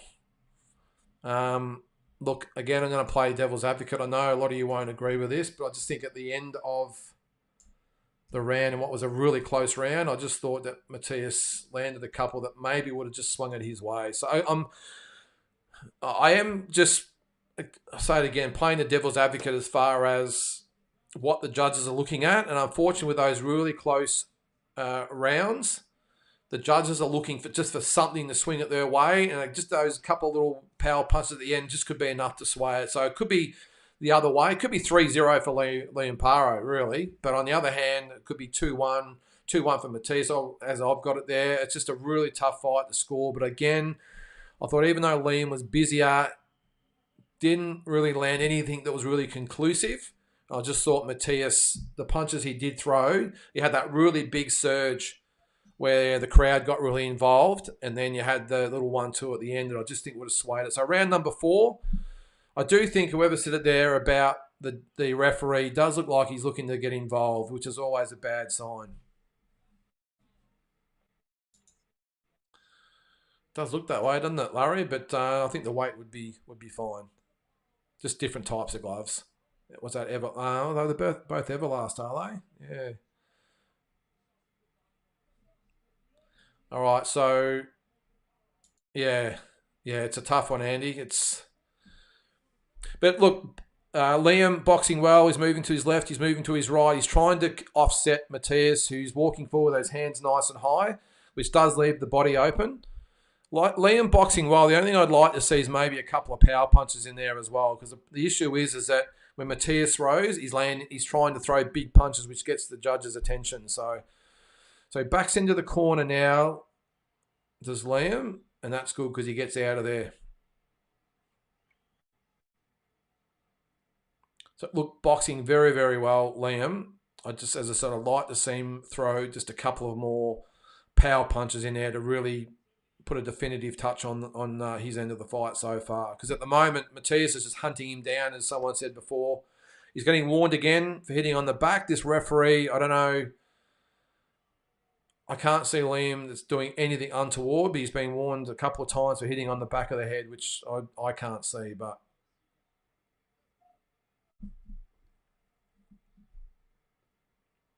all right, so we've got a minute 15 to go in round number 4. Better round for Liam. Better round. And the round are pretty much up for grabs so far because Matias has been more aggressive, but Liam has been the busier.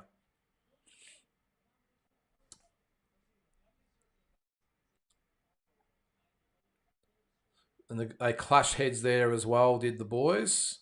Matias is really starting to get rough and tough in the clinches inside, but Liam doing a really good job of really picking his shots. He is starting to clinch a bit though, Liam.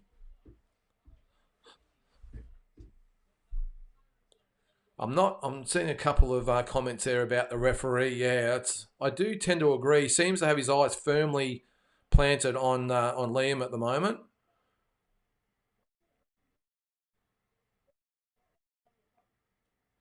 Yeah, I do agree there. A couple of comments there. Look, I think it's 10 seconds to go in the round. Really hard round to score. Look, again, lands at the bell, does Matias. Look, that's a really tough round to score. Look, I'm going to call that a Liam Paro round, even though, look, I'm trying to be even on both sides. It wouldn't surprise me the judges gave that to Matias, but I'm going to go. I just think Liam was busier, landed a lot of little pesky punches throughout the round, and actually landed a couple of good power shots towards the end of the round. Yes, Matias did come back with a couple at the bell, but I thought that overall, I'm just going to give that round to Liam Paro. So we've got it even after 4 rounds. Looks pretty fresh though, Matias. And the fact that Liam Paro just tended to hold a little, and landed a beautiful uppercut, did Liam, towards the bell. A couple of good uppercuts, left uppercuts there. I'm just a little bit concerned that Liam did start to clinch towards the end of that round, which would show that maybe he's a little bit fatigued. So we'll see. So round number 5.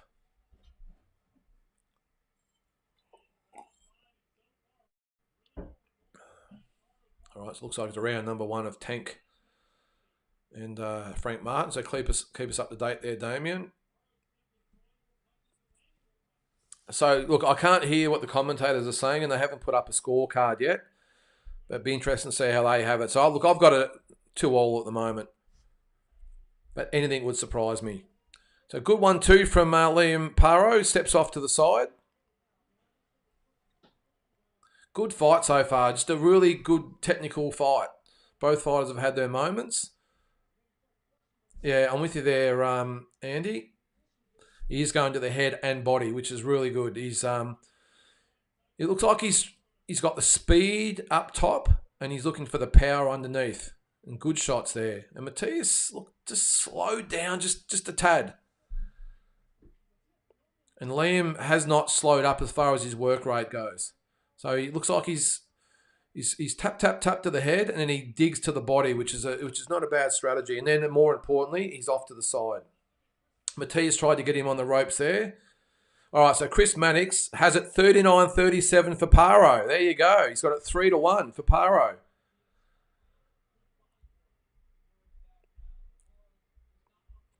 I think, Chad, I agree with you there, mate. I think he's actually looks like he's settled into his groove and his rhythm now. And Matias looks slightly gassed, just a little bit.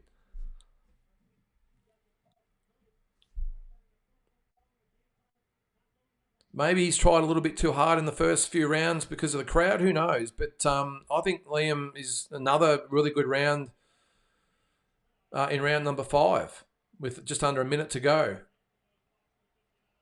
Good punches from Liam. They do hit heads again there, though. So I'm just hoping this referee doesn't get involved. Yes, Damien, the hunt. He's definitely hunting, but he's getting picked off at the moment. Good shots from Liam Paro. I think he's won this round clearly as we have 30 seconds to go in round number 5. And I think the commentators from the little I can hear there are just absolutely staggered how well Liam Paro's gone so far. 20 seconds to go. Yeah, I agree, Andy. It's definitely a Paro round so far. Been a good round.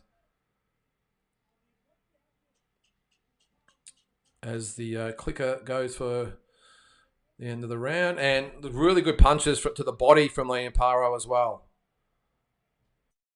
Good round. I've given that round to Liam Paro. Really good round. So I have him winning out of 5 rounds. I've got him winning 3. So 47. All right, so there's my card at the moment. I've got Paro winning or leading 48-47.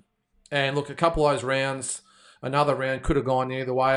Again, I'm just looking through the way if the judges are being influenced by the crowd or whatever it might be. Because sometimes when you've got the A side and the B side, sometimes the judges just tend to watch the A side and they forget what the B side are doing, especially when the crowd are reacting so much to Matias. But as I said, 3 rounds to 2 for Liam Paro. Probably his best round of the fight, that one. Yep, Andrew agrees. So does Andy. 4-1 Paro. Yep. Here we go. Round number 6.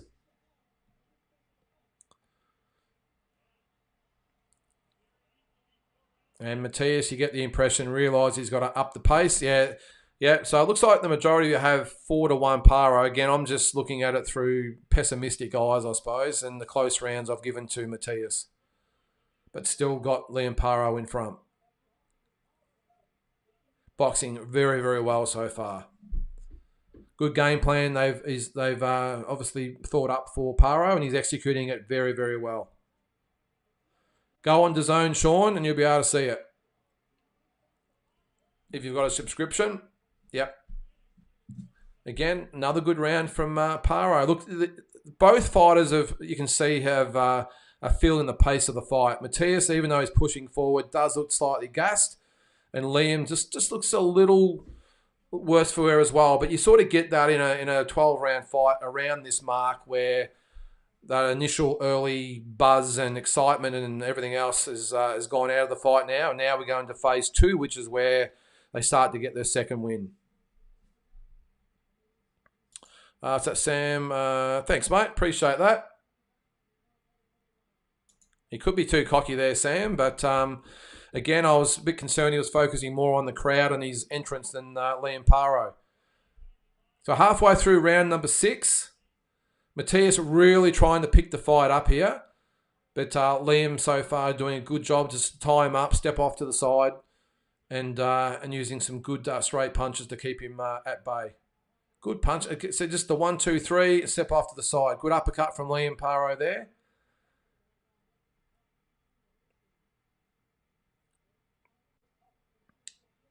And Matias, the thing with him as well, he's not throwing many jabs at all. He's trying to get in close and then just dig. And the thing is, what's happening is he's trying to come in and set himself. Liam Paro is picking him off. So I think if I was a Matias fan, I'd be looking to throw some more straight punches before throwing those power punches because he's just getting picked off at the moment. And Paro, and doing a great job by going to the head and then digging into the body. Close round this one this time though. 40 seconds to go, round number 6. Better round for Matias, but Liam Paro going with him at the moment. And Matias just not really landing anything effective. The crowd is up and about now, though. He has picked it up. And Liam on the ropes. He's got to go with him. 10 seconds to go. This could be enough just to swing the round for Matias. Even though I think Liam sort of had the better of the round so far. Again, I'm looking at it through judges' eyes with the crowd. He does land some good punches at the bell. And reluctantly, I'm going to give that round to Matias again, just because I think that's the way the judges will be looking at it. I'm hoping I'm wrong here, guys, but I've got it 3 rounds apiece at the moment. because the thing is what's happening is that Liam's boxing well for the first 2 minutes 30 seconds, but the judges can quickly forget about that if Matias then pours it on and then starts to land some shots, and they forget about the other 2.5 minutes. And again, if it's close, they're looking just for something to give the edge to one fighter over the other. And a couple of power punches towards the end of the round, especially with the crowd involvement, might just be enough to swing the round to Matias. So, yeah, I can't hear a lot of it, Damien, but it looks like it's pretty lit over there in Puerto Rico. All right, we go into the second half of the fight. Round number 7. Let's go.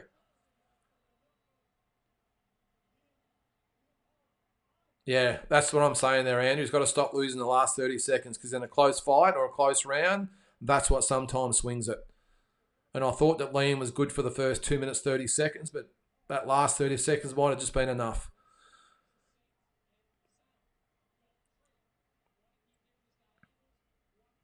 You just got to go back to what he was doing. I know it's easier said than done as fatigue starts to kick in. He's just on his bike a little bit now, and Matias is looking to, as I said before, hunt him down. But still boxing really smart.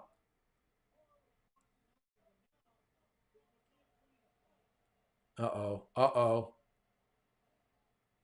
I knew that was going to happen. 1 point deducted. Absolutely ridiculous. They both were doing it. That is ridiculous.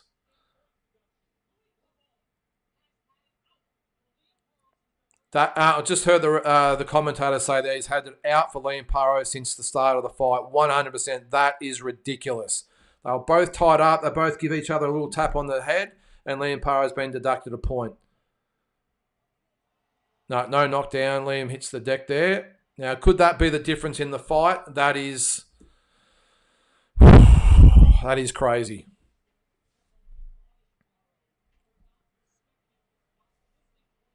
And Liam still boxing really well, but you can see Matias is just starting to get a bit of steam up at the moment. And Liam just showing a little bit of fatigue in the 7th round.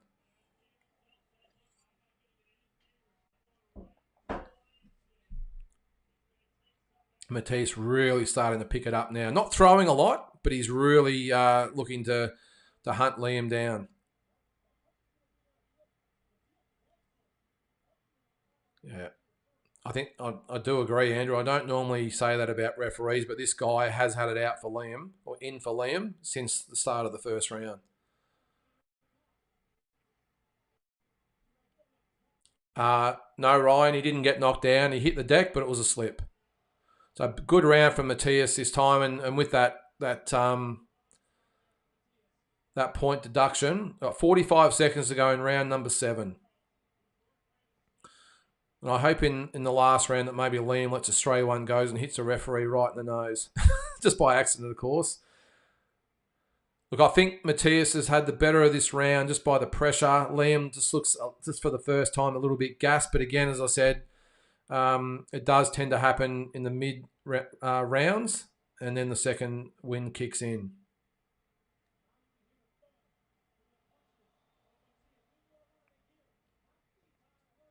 So 10 seconds to go, round number 7. And will that point deduction be a big factor in this fight? I'll be interested to see Chris Mannix's card because it was after 4 rounds. He had it 3-1. So unfortunately, in that round, 46, that's 45, 47. So that's a 10-8 round. What round was that? Oops, that's 65. So unfortunately, that does put Liam 2 points behind on my card, even though I know a couple of you guys had Liam winning, I think, an extra round than I did. So it could be dead even at the moment. But close fight, really close fight. And Felix Trinidad giving his opinions at ringside.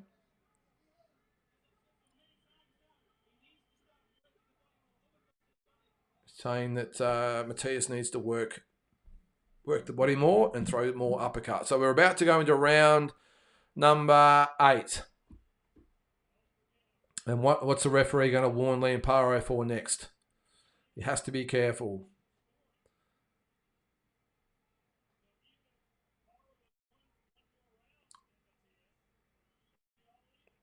All right, so the commentators are saying it's probably with that point deduction even, which would mean they would have it 4 rounds to 3 and the point deduction.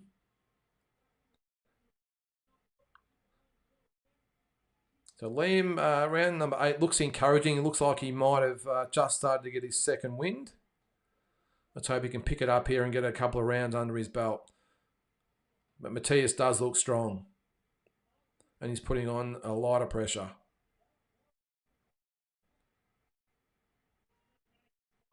All right, so Chris Manny's scorecard has it even, 66-66. So he's got it 4 rounds to 3 for Paro. But with that point deduction, it is even. Matias lands a good right hand there. As they clinch inside. So this is where they sort out the contenders to the pretenders, I suppose, isn't it? Or the champions to the pretenders. And he's done very well so far. But the problem is at the moment is that Matias is really starting to get a full steam up. And Liam just looks like he's a little bit gassed. Does land a left uppercut on the inside there, though. And now it is Matias on the ropes. A little bit of blood from the nose of Matias as well. I think that was from that uppercut. Good round from Parro, though, we'll say. He's landed some good shots on the outside and inside.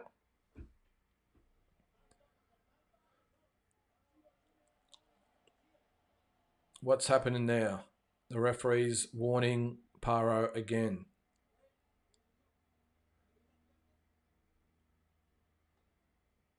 This referee, I tell you. There's nothing worse than a referee that has to insert themselves into the fight. The best referees are the ones you don't notice. And right from the word go, this guy has been looking for anything he can to warn Liam Paro, sorry. 30 seconds to go, round number 8. I think it's been a good round for Liam Paro. I think he's won the round so far. Matias been very aggressive, but hasn't really landed anything. And I think Liam Paro's landed some good counter shots. Having said that, as the other rounds, Matias pours it on with 30 seconds to go.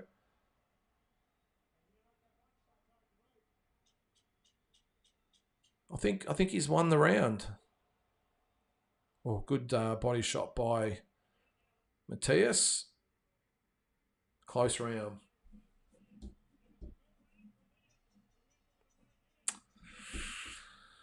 Close round. I'm going to give it to Liam Paro. A very close round.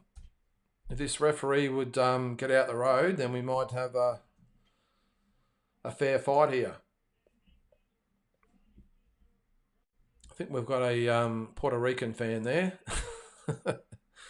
They're both doing it, though, mate. They're both, and I wouldn't say hitting on the back of the head. And Liam, like they shouldn't do it, of course, but both of them just a little tap on the back of the head.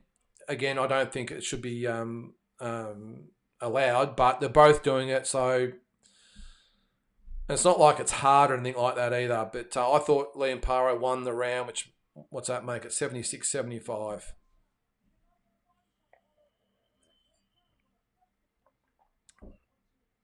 All right, so we start round number 9. And he has another word, the referee. Will you get out of the road? So round number 9, guys. And again, I have it 5 rounds to 4. Is that right?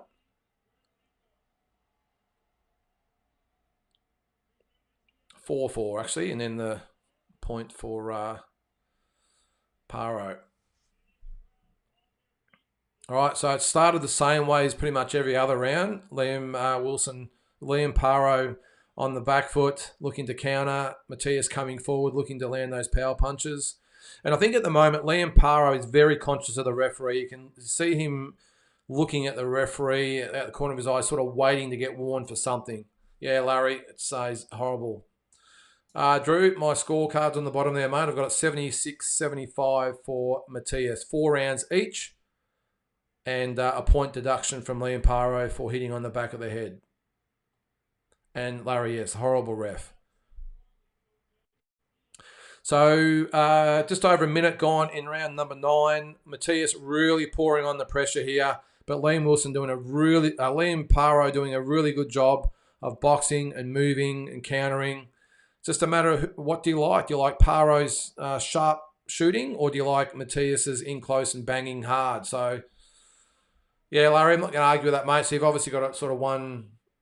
Hang on, we should have a little bit more than that, mate. Is that 77-75? It's been 8 rounds, so. Liam on the ropes. Some blood from his nose as well. And he does look tired. No doubt about that. Hanging on. Even round. Let's see if Matias does what he normally does in the last 30 seconds and pours it on. But it has been an even round. He does take some punches there, does Liam Paro on the ropes. Yep, Paro. Sorry, Andy. I'll just say Paro. I won't say Liam. Just Paro. I'll keep calling him Liam Wilson. So 45 to go in round number 9. Paro on the ropes, looking a little bit, well, not a little bit, he looks fatigued at the moment, hanging on. And Matias looked fatigued as well, but I think he has had the better of the round so far with the power punches in close. Liam hasn't really landed anything of note. So he's on the bike a little bit, is Liam Paro, as we have 20 seconds to go in round number 9.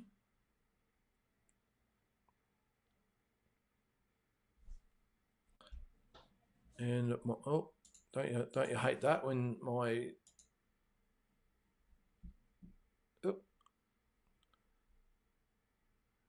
stream has decided to freeze a little bit. So I might be a little bit behind there, guys. Apologies, because it did freeze for about 5 or 10 seconds there. So at 10 seconds to go, and I think that Matias has won that round reluctantly.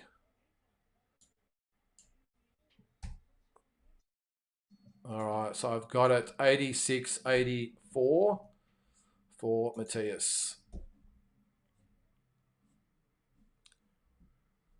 Either way, no matter what happens from now, I think it's been a great performance from Liam Paro. Good fight from Matias as well. I think he's obviously been favoured to win the whole time, of course, but I think Liam Paro has done a great job so far. I'm just a little bit worried that maybe he's gassed and fatigued now, and whether he can get that third win is another question, isn't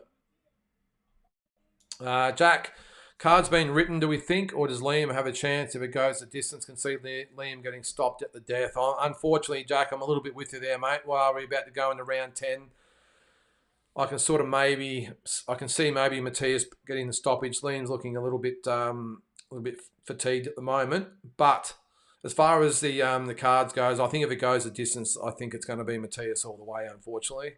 So round number 10, yeah, Sika Mordo, he did. I was just going to say that. Anyway, into round number 10. Liam moves to his left and back to his right. And digs to the body, and then the boys clinch.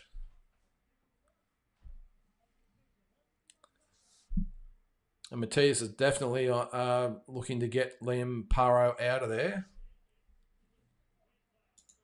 Tend to agree, Aldo. It'd be interesting to see what the scorecards are. Liam looks a little bit fresher this round. We'll see. We're only not even a minute in, but he does look a little bit fresher.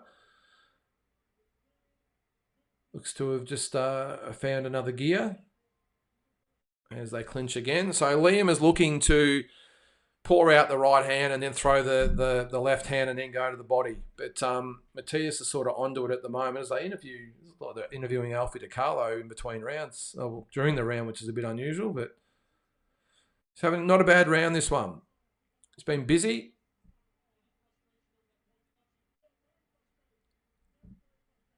Saying he's very frustrated about that point deduction. Let's see if it's going to be a major factor in the decision.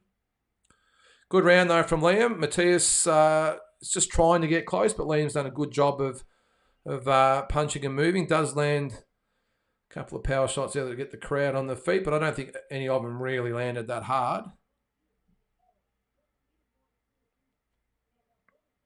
So I think Liam's done enough so far, but another close round. I like the fact now that Liam's got back on his toes and he's giving him some lateral movement. The last sort of couple of rounds, he has sort of stood with Matias and allowed himself to be caught on the ropes in the corner, but now getting back out to centre ring. So just under a minute to go in round number 10. And a good round by Paro. This is where it all comes down to heart, guys. Sometimes strategy goes out the window, and it's who's got the most left in the last couple of rounds. Another 1-2 from Liam as they clinch again. Now it's Matias looking a little fatigued. Just content just to hold. And Liam goes to the body in close as they clinch again.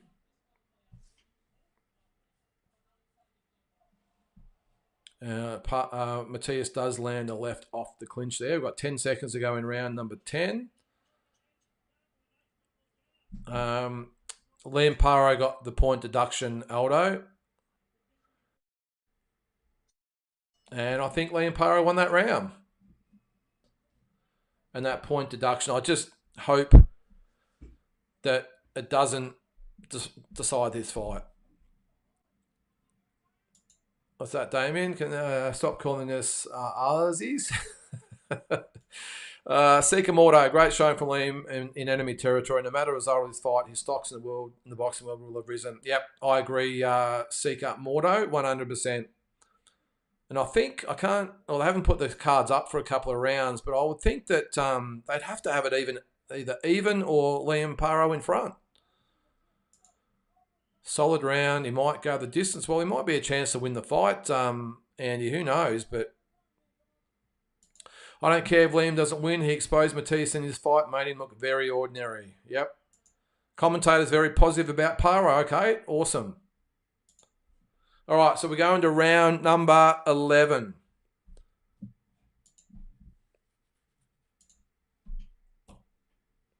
All right, so as my stream decides to play up, it's always the way. No, we're back. All good. All right, so we're about to put the scorecards up. I think, all right, so he's got it 95-94 for Liam Paro. There you go. Let's see. It'll be very interesting to see. He's boxing really well. He's found his third win, we'll call it. It looks like Matias has found another gear as well. So the last two rounds, looks like both guys have, as I said, found another gear, and looks like it's the first round again. Yep, 95-94 for Paro. So I've got it the other way, but no arguments. I've got it 5 each. They've obviously got it 6 rounds to 4 for Liam Paro. I've got it 5-5. And again, the referee breaks them up and looks at one fighter, Liam Paro. So 1 minute down, round number 11.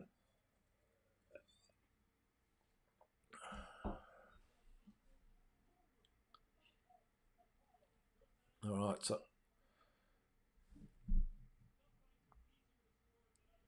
right, so good start to the round by both fighters. Very, very even at the moment. Halfway through round number 11.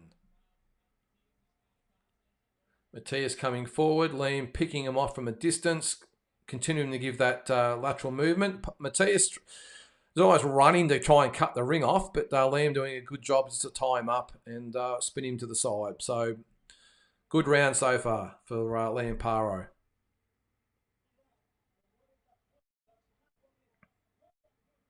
And boys fight inside, and Liam actually doing okay on the inside against Matias.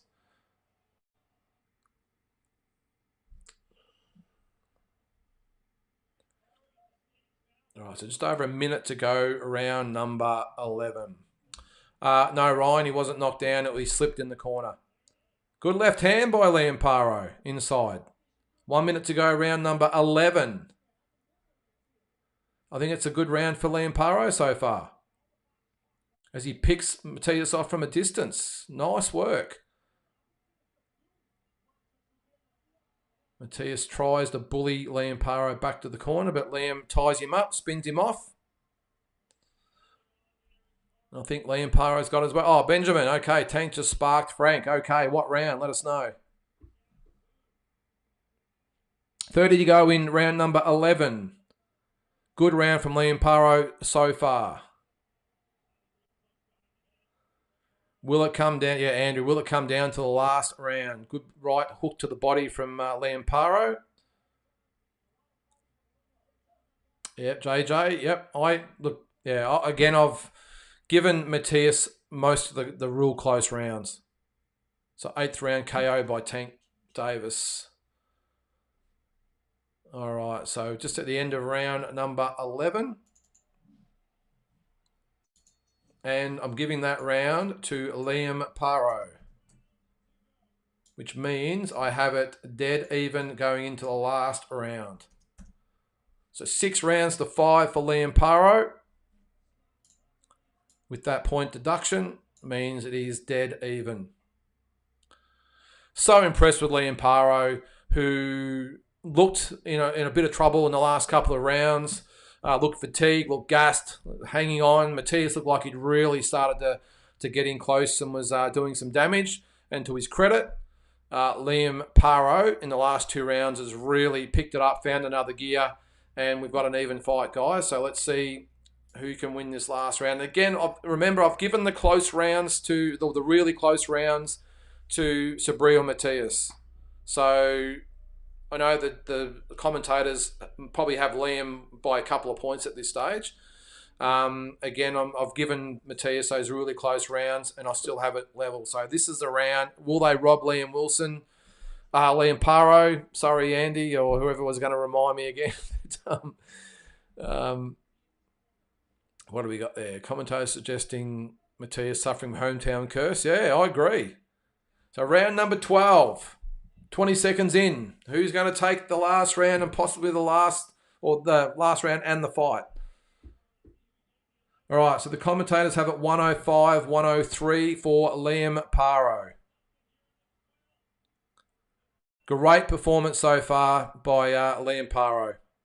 And I think whoever said it before, I agree, has exposed Matias for being a little one-dimensional, I would think. And Liam's started the round like he has the last few, boxing smart. And when Matias gets close, ties him up, spins him, and we go again.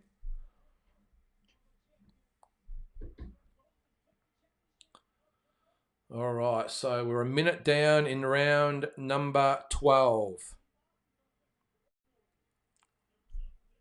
This is going to be fascinating to see how the judges have this fight.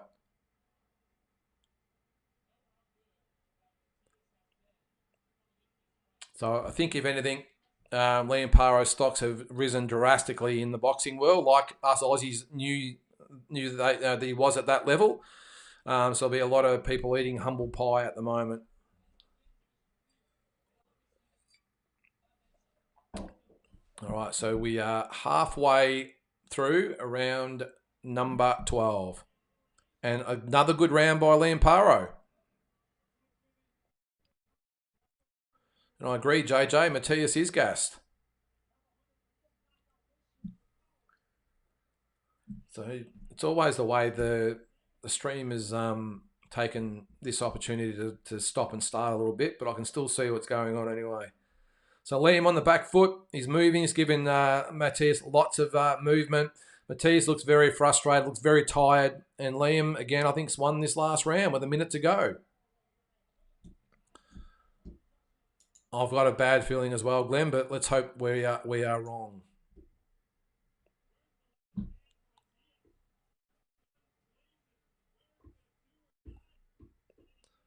So a minute to go, round number 12.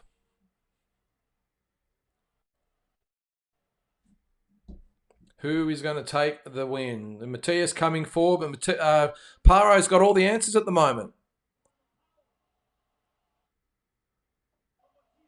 Boxing very, very... And apologies if I'm a little bit behind here, guys, because this thing has frozen a lot in the last round, of course. So I've got about 30 seconds to go here in round 12. And I think Liam is definitely winning this round. So apologies about that. All right, it's time. All right. So the commentators think that Liam Paro has done enough.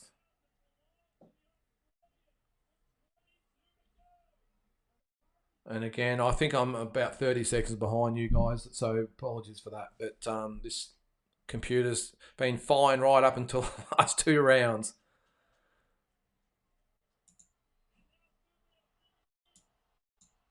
All right. And that is the end of the fight. And I have it 114, 113 for Liam Paro.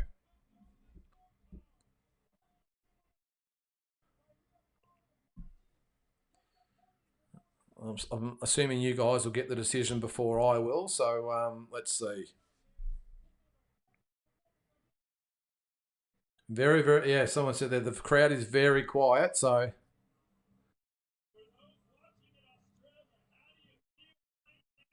The fight is over, Ryan, and there's my decision on the TV, the screen there. I've got it 114, 113 for Liam Paro. So that would be 7 what's that? 7 rounds to 5 for Liam Paro.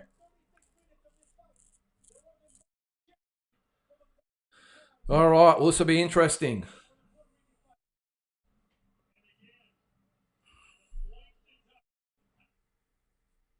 So will that point deduction play a part? Let's see. This thing is still glitching.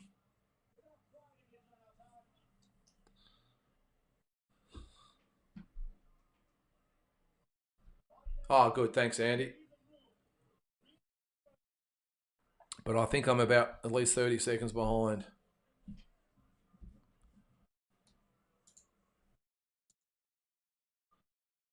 All right. Let's see, eh?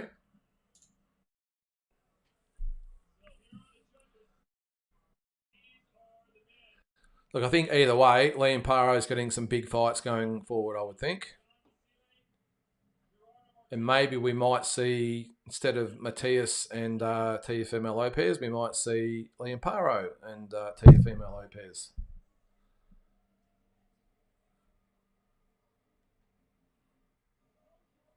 All right.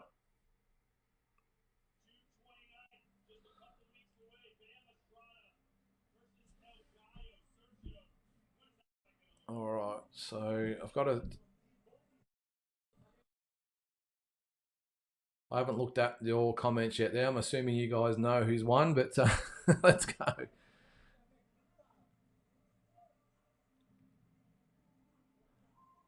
All right. Okay. So sorry, he's got it. Okay. Well, I haven't heard the scorecards, but it looks like Liam Paro is the new world champion. That's how much my computer's glitched, which is always the bloody way. Put the scores up there, guys, or I'll do it once it's done. But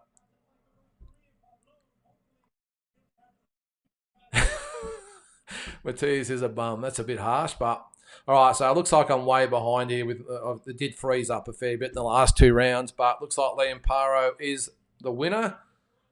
Let's get the official scorecards, but it looks like we've got a new world champion, guys.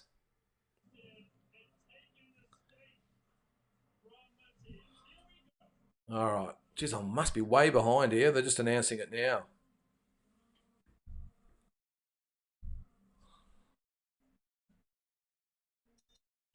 All right. He won their aqua farming.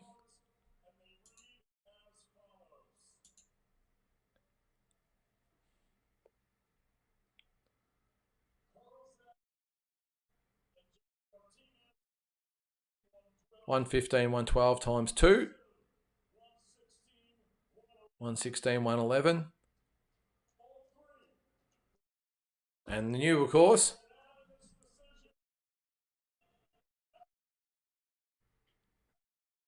Yeah, well done, Liam Paro. That is amazing stuff.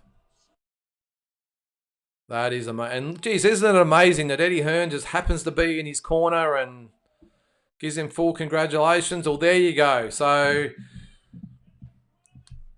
everyone except, well, all the Aussies knew the deal, and all those international experts did not give him a hope in hell. Australia's new champ, that's for sure. Let's see a few comments there, guys. Good to see Matias be humble in defeat. Certainly was. Yep, he clapped Liam Paro, which was great. Spoon didn't take the 550. Yeah, Paro is the new boogeyman. James says Matias looks like he took that well. Much respect for that. Yeah, there'll probably be a rematch, I would say. Trevor, such a great victory to our new world champion, Liam Paro. Yeah, that is awesome. This is a guy that did it the old-fashioned way, earned his opportunity, didn't do it by winning regional belts and all this sort of stuff to hopefully get a voluntary defence by a champion. This guy earned his world title fight. Had numerous injury concerns, a few other setbacks, and has taken the IBF super lightweight or junior welterweight 140-pound title. That is amazing. That is great. Yep. A bit unfair, the commentator saying the boogeyman has been exposed. Jake, our man, the Aussie, Liam Paro, is the new world champion. So along with Jaya Pataya, is now an IBF world champion, number 1 and 2 on the pound-for-pound list in Australia. And as always, never underestimate an Aussie. Ever. Ever. Upset of the year could be Larry. What was the official scorecard? 115, 112 times 2 and 116, 111. Yes, Paro time, Andy says. Love it. Trevor Taylor, great win, Liam. I mean, that's just one of the best performances I've ever seen by an Aussie, and not just because he won the belt. Did it in Puerto Rico, and that was probably the only reason. No worries, James. I'll have to rub it in on another channel. You go for it, mate. Tell them the Aussies are coming. That is the only reason why I probably just leaned towards Matias in the end, was because it was in Puerto Rico. But all the people I spoke to, it was always about, this guy can do it if all goes according to plan, and it did. But as I said, I must admit, I just thought it might have tipped it over the edge that it was in Puerto Rico. But Liam Paro, congratulations, mate. An unbelievable win. We're super proud of you. And another world champion. So we've got 2 male, 2 female world champions at the moment. And awesome performance. Yep. And he's having his say now, isn't it? Yeah, Peter, you did, mate. You called it on Monday. Australian boxing is back. Love it. Bring on Tszyu. Exactly, Peter. So, look, just a great performance by Liam Paro. Full congratulations to him. I mean, what more can you say? This is another proud performance, and we've seen it in the recent years. We saw Jeff Horn with the win over Manny Pacquiao, massive upset. We saw George Kambosos with a massive upset over Teofimo Lopez. Jaya Pataya with some would say a massive upset over Breedis, and now we've got Liam Paro over Matias. Of course, in there we've had the Maloney boys as well. Just the Aussies not only being in massive fights in the last few years, but winning massive fights. And again, just so proud of not just Liam, but all the Aussie fighters that are out there flying the flag for our country. And I can see Angelo DiCarlo at the back there. He looks very emotional at the moment. So good on him. It looks like he's might have shed a tear or two, I think, actually. And this is the thing. You've got not just, Angelo DiCarlo, and I know Alfie's the trainer, but Angelo DiCarlo has probably put so much time, effort, and more importantly, money into the promotions of Liam when he first started out, got him to this point. Matchroom, of course, have had a fair bit to do with it in the last couple of years, but credit to Angelo as well. And people sometimes forget about those people in the background that are the ones that do all the hard work to get the fighters the opportunity. Of course, the fighters are the ones that have to actually get in the ring and do it. But I can see why Angelo Di Carlo at the back there is quite emotional himself, because he's been there from day one and invested a lot of time and money into Liam Paro, and this is the reward he gets. And credit also to Liam Paro for sticking with the Di Carlo guys along the journey, and now paying credit to the Di Carlo family for getting him in this position. So a couple more comments there. Yeah, Mick Tabor, so proud of the young man, 100%, mate. And Peter, yep, after probably about the 8th or 9th round, could have easily probably turned it up. Matias was really coming strong, and Liam was really struggling a little bit, but dug in hard. A little bit probably like Horn against Pacquiao. Looked gone after 9 rounds, found another gear, dug deep, and won the last couple of rounds and won the fight. In hindsight, though, he didn't really need to. He one card he won 8 rounds to 4, and on the other one it was 9 rounds to 3. So pretty much just a dominant win by Liam Paro. So you see my scorecard there. I give Subriel Matias all the close rounds. Still had Liam Paro in front. So interviewing Eddie Hearn, let's just have a quick listen to what he has to say. All of a sudden, I told you so, Eddie will say. Yes, that's better. Yep. What do you got there, Larry? In the end, it was Matias who was tired and not Liam. Liam gutted it out and got his second win. Got to be one of the best performances I've seen in recent years. Yep, 100%, Larry. When Paro destroyed Brock, we watched something special. Yep. Got to agree with that, Andrew. Rappers bad luck. Yeah, Eddie giving Liam his props, saying he's beaten the fighter in his backyard who no one wanted to fight. Just a fantastic performance by, I've said it probably 10 times, by Liam Paro. Let's see who he thinks is next for him.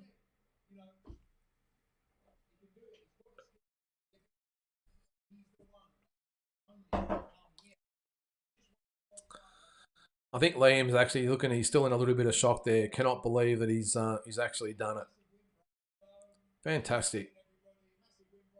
Just great for Aussie. And how much is Aussie boxing just on fire at the moment? I know not all the results have gone our way this year, but the fact we've had 10 Aussies in world title fights, and we've won 4 of them, 4 out of the 10, so it's not too bad of a strike rate, considering that, you know, we've had a couple of those fighters like we've had George against Lomachenko, of course. That was probably the hardest one.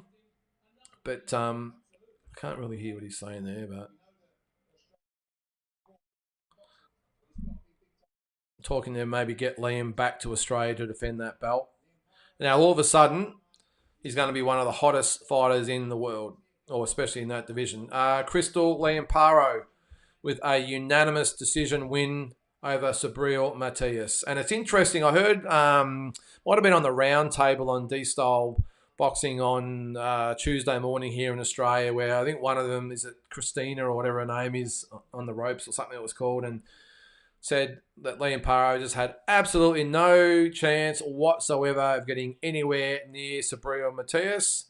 Seems to be the common thread amongst most sort of non-Aussies, I suppose, but just so proud of Liam, and like all the other Aussies out there that are doing big things on the world stage. And what's next for him? It's a great division to be in.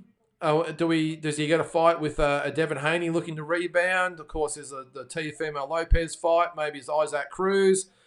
Maybe it's Ryan Garcia. Maybe he stays at light welterweight and wants to fight Liam Paro. So just just an amazing time. It's just crazy to see the doors that can open. We've seen with Tszyu how quickly the doors can sort of close on you. In this instance here, we've seen the way things can open up. That's sort of the highs and lows of boxing. I'm sure obviously Tim will be back, but this is how quick your life can change. Now he's going to be fighting for multi-million-dollar paydays against the biggest fighters, or the biggest names in the world in this division. And let's see what happens from here. Yeah, Peter, I agree. Go to the States, fight a Devin Haney, fight a Teofimo Lopez, although he's got a fight coming up, hasn't he? And I think actually Haney has as well with Marin. So, but he's going to have some fighters looking to fight him, no doubt about that. So I know Ryan Garcia did comment after his last fight So is that a fight they could maybe make? Of course, they've got to make sure he makes the weight. But, or as I said, Devin Haney might look at trying to go through someone like Liam Paro to get another belt as well. So just amazing times for Aussie fight fans. Yep, maybe a rematch clause. Yeah, maybe, Peter. Maybe. If they're going to do it, they'll do it in Australia. So, what's this? What's this here? The Crybaby back in Australia again to face Paro for the WBC title. Who's the Crybaby? Oh, Devin Haney, I suppose you're talking about there. Blue chip advance. Paro went into the Lions cage and came out victorious. That's it, mate. Thanks, inspired for exercise. Good stuff, Andrew. No worries, mate. Maybe the incentive Eddie Hearn now needs for another matchroom card back in Australia with the Paro defence. Makes a lot of sense, mate. Well, because you think that Jai Patai is now going to be on the Saudi cards or maybe England cards, so you probably count him out. So they're looking to do a card in Australia. Why not? Do you think Stevie Spark at this stage is probably regretting retiring? Could have been an all-Aussie title defence, couldn't it? But anyway. Tszyu Liam would be a dream fight for me. It would be, mate. Paro would hurt Haney. Yeah, I tend to agree, Peter.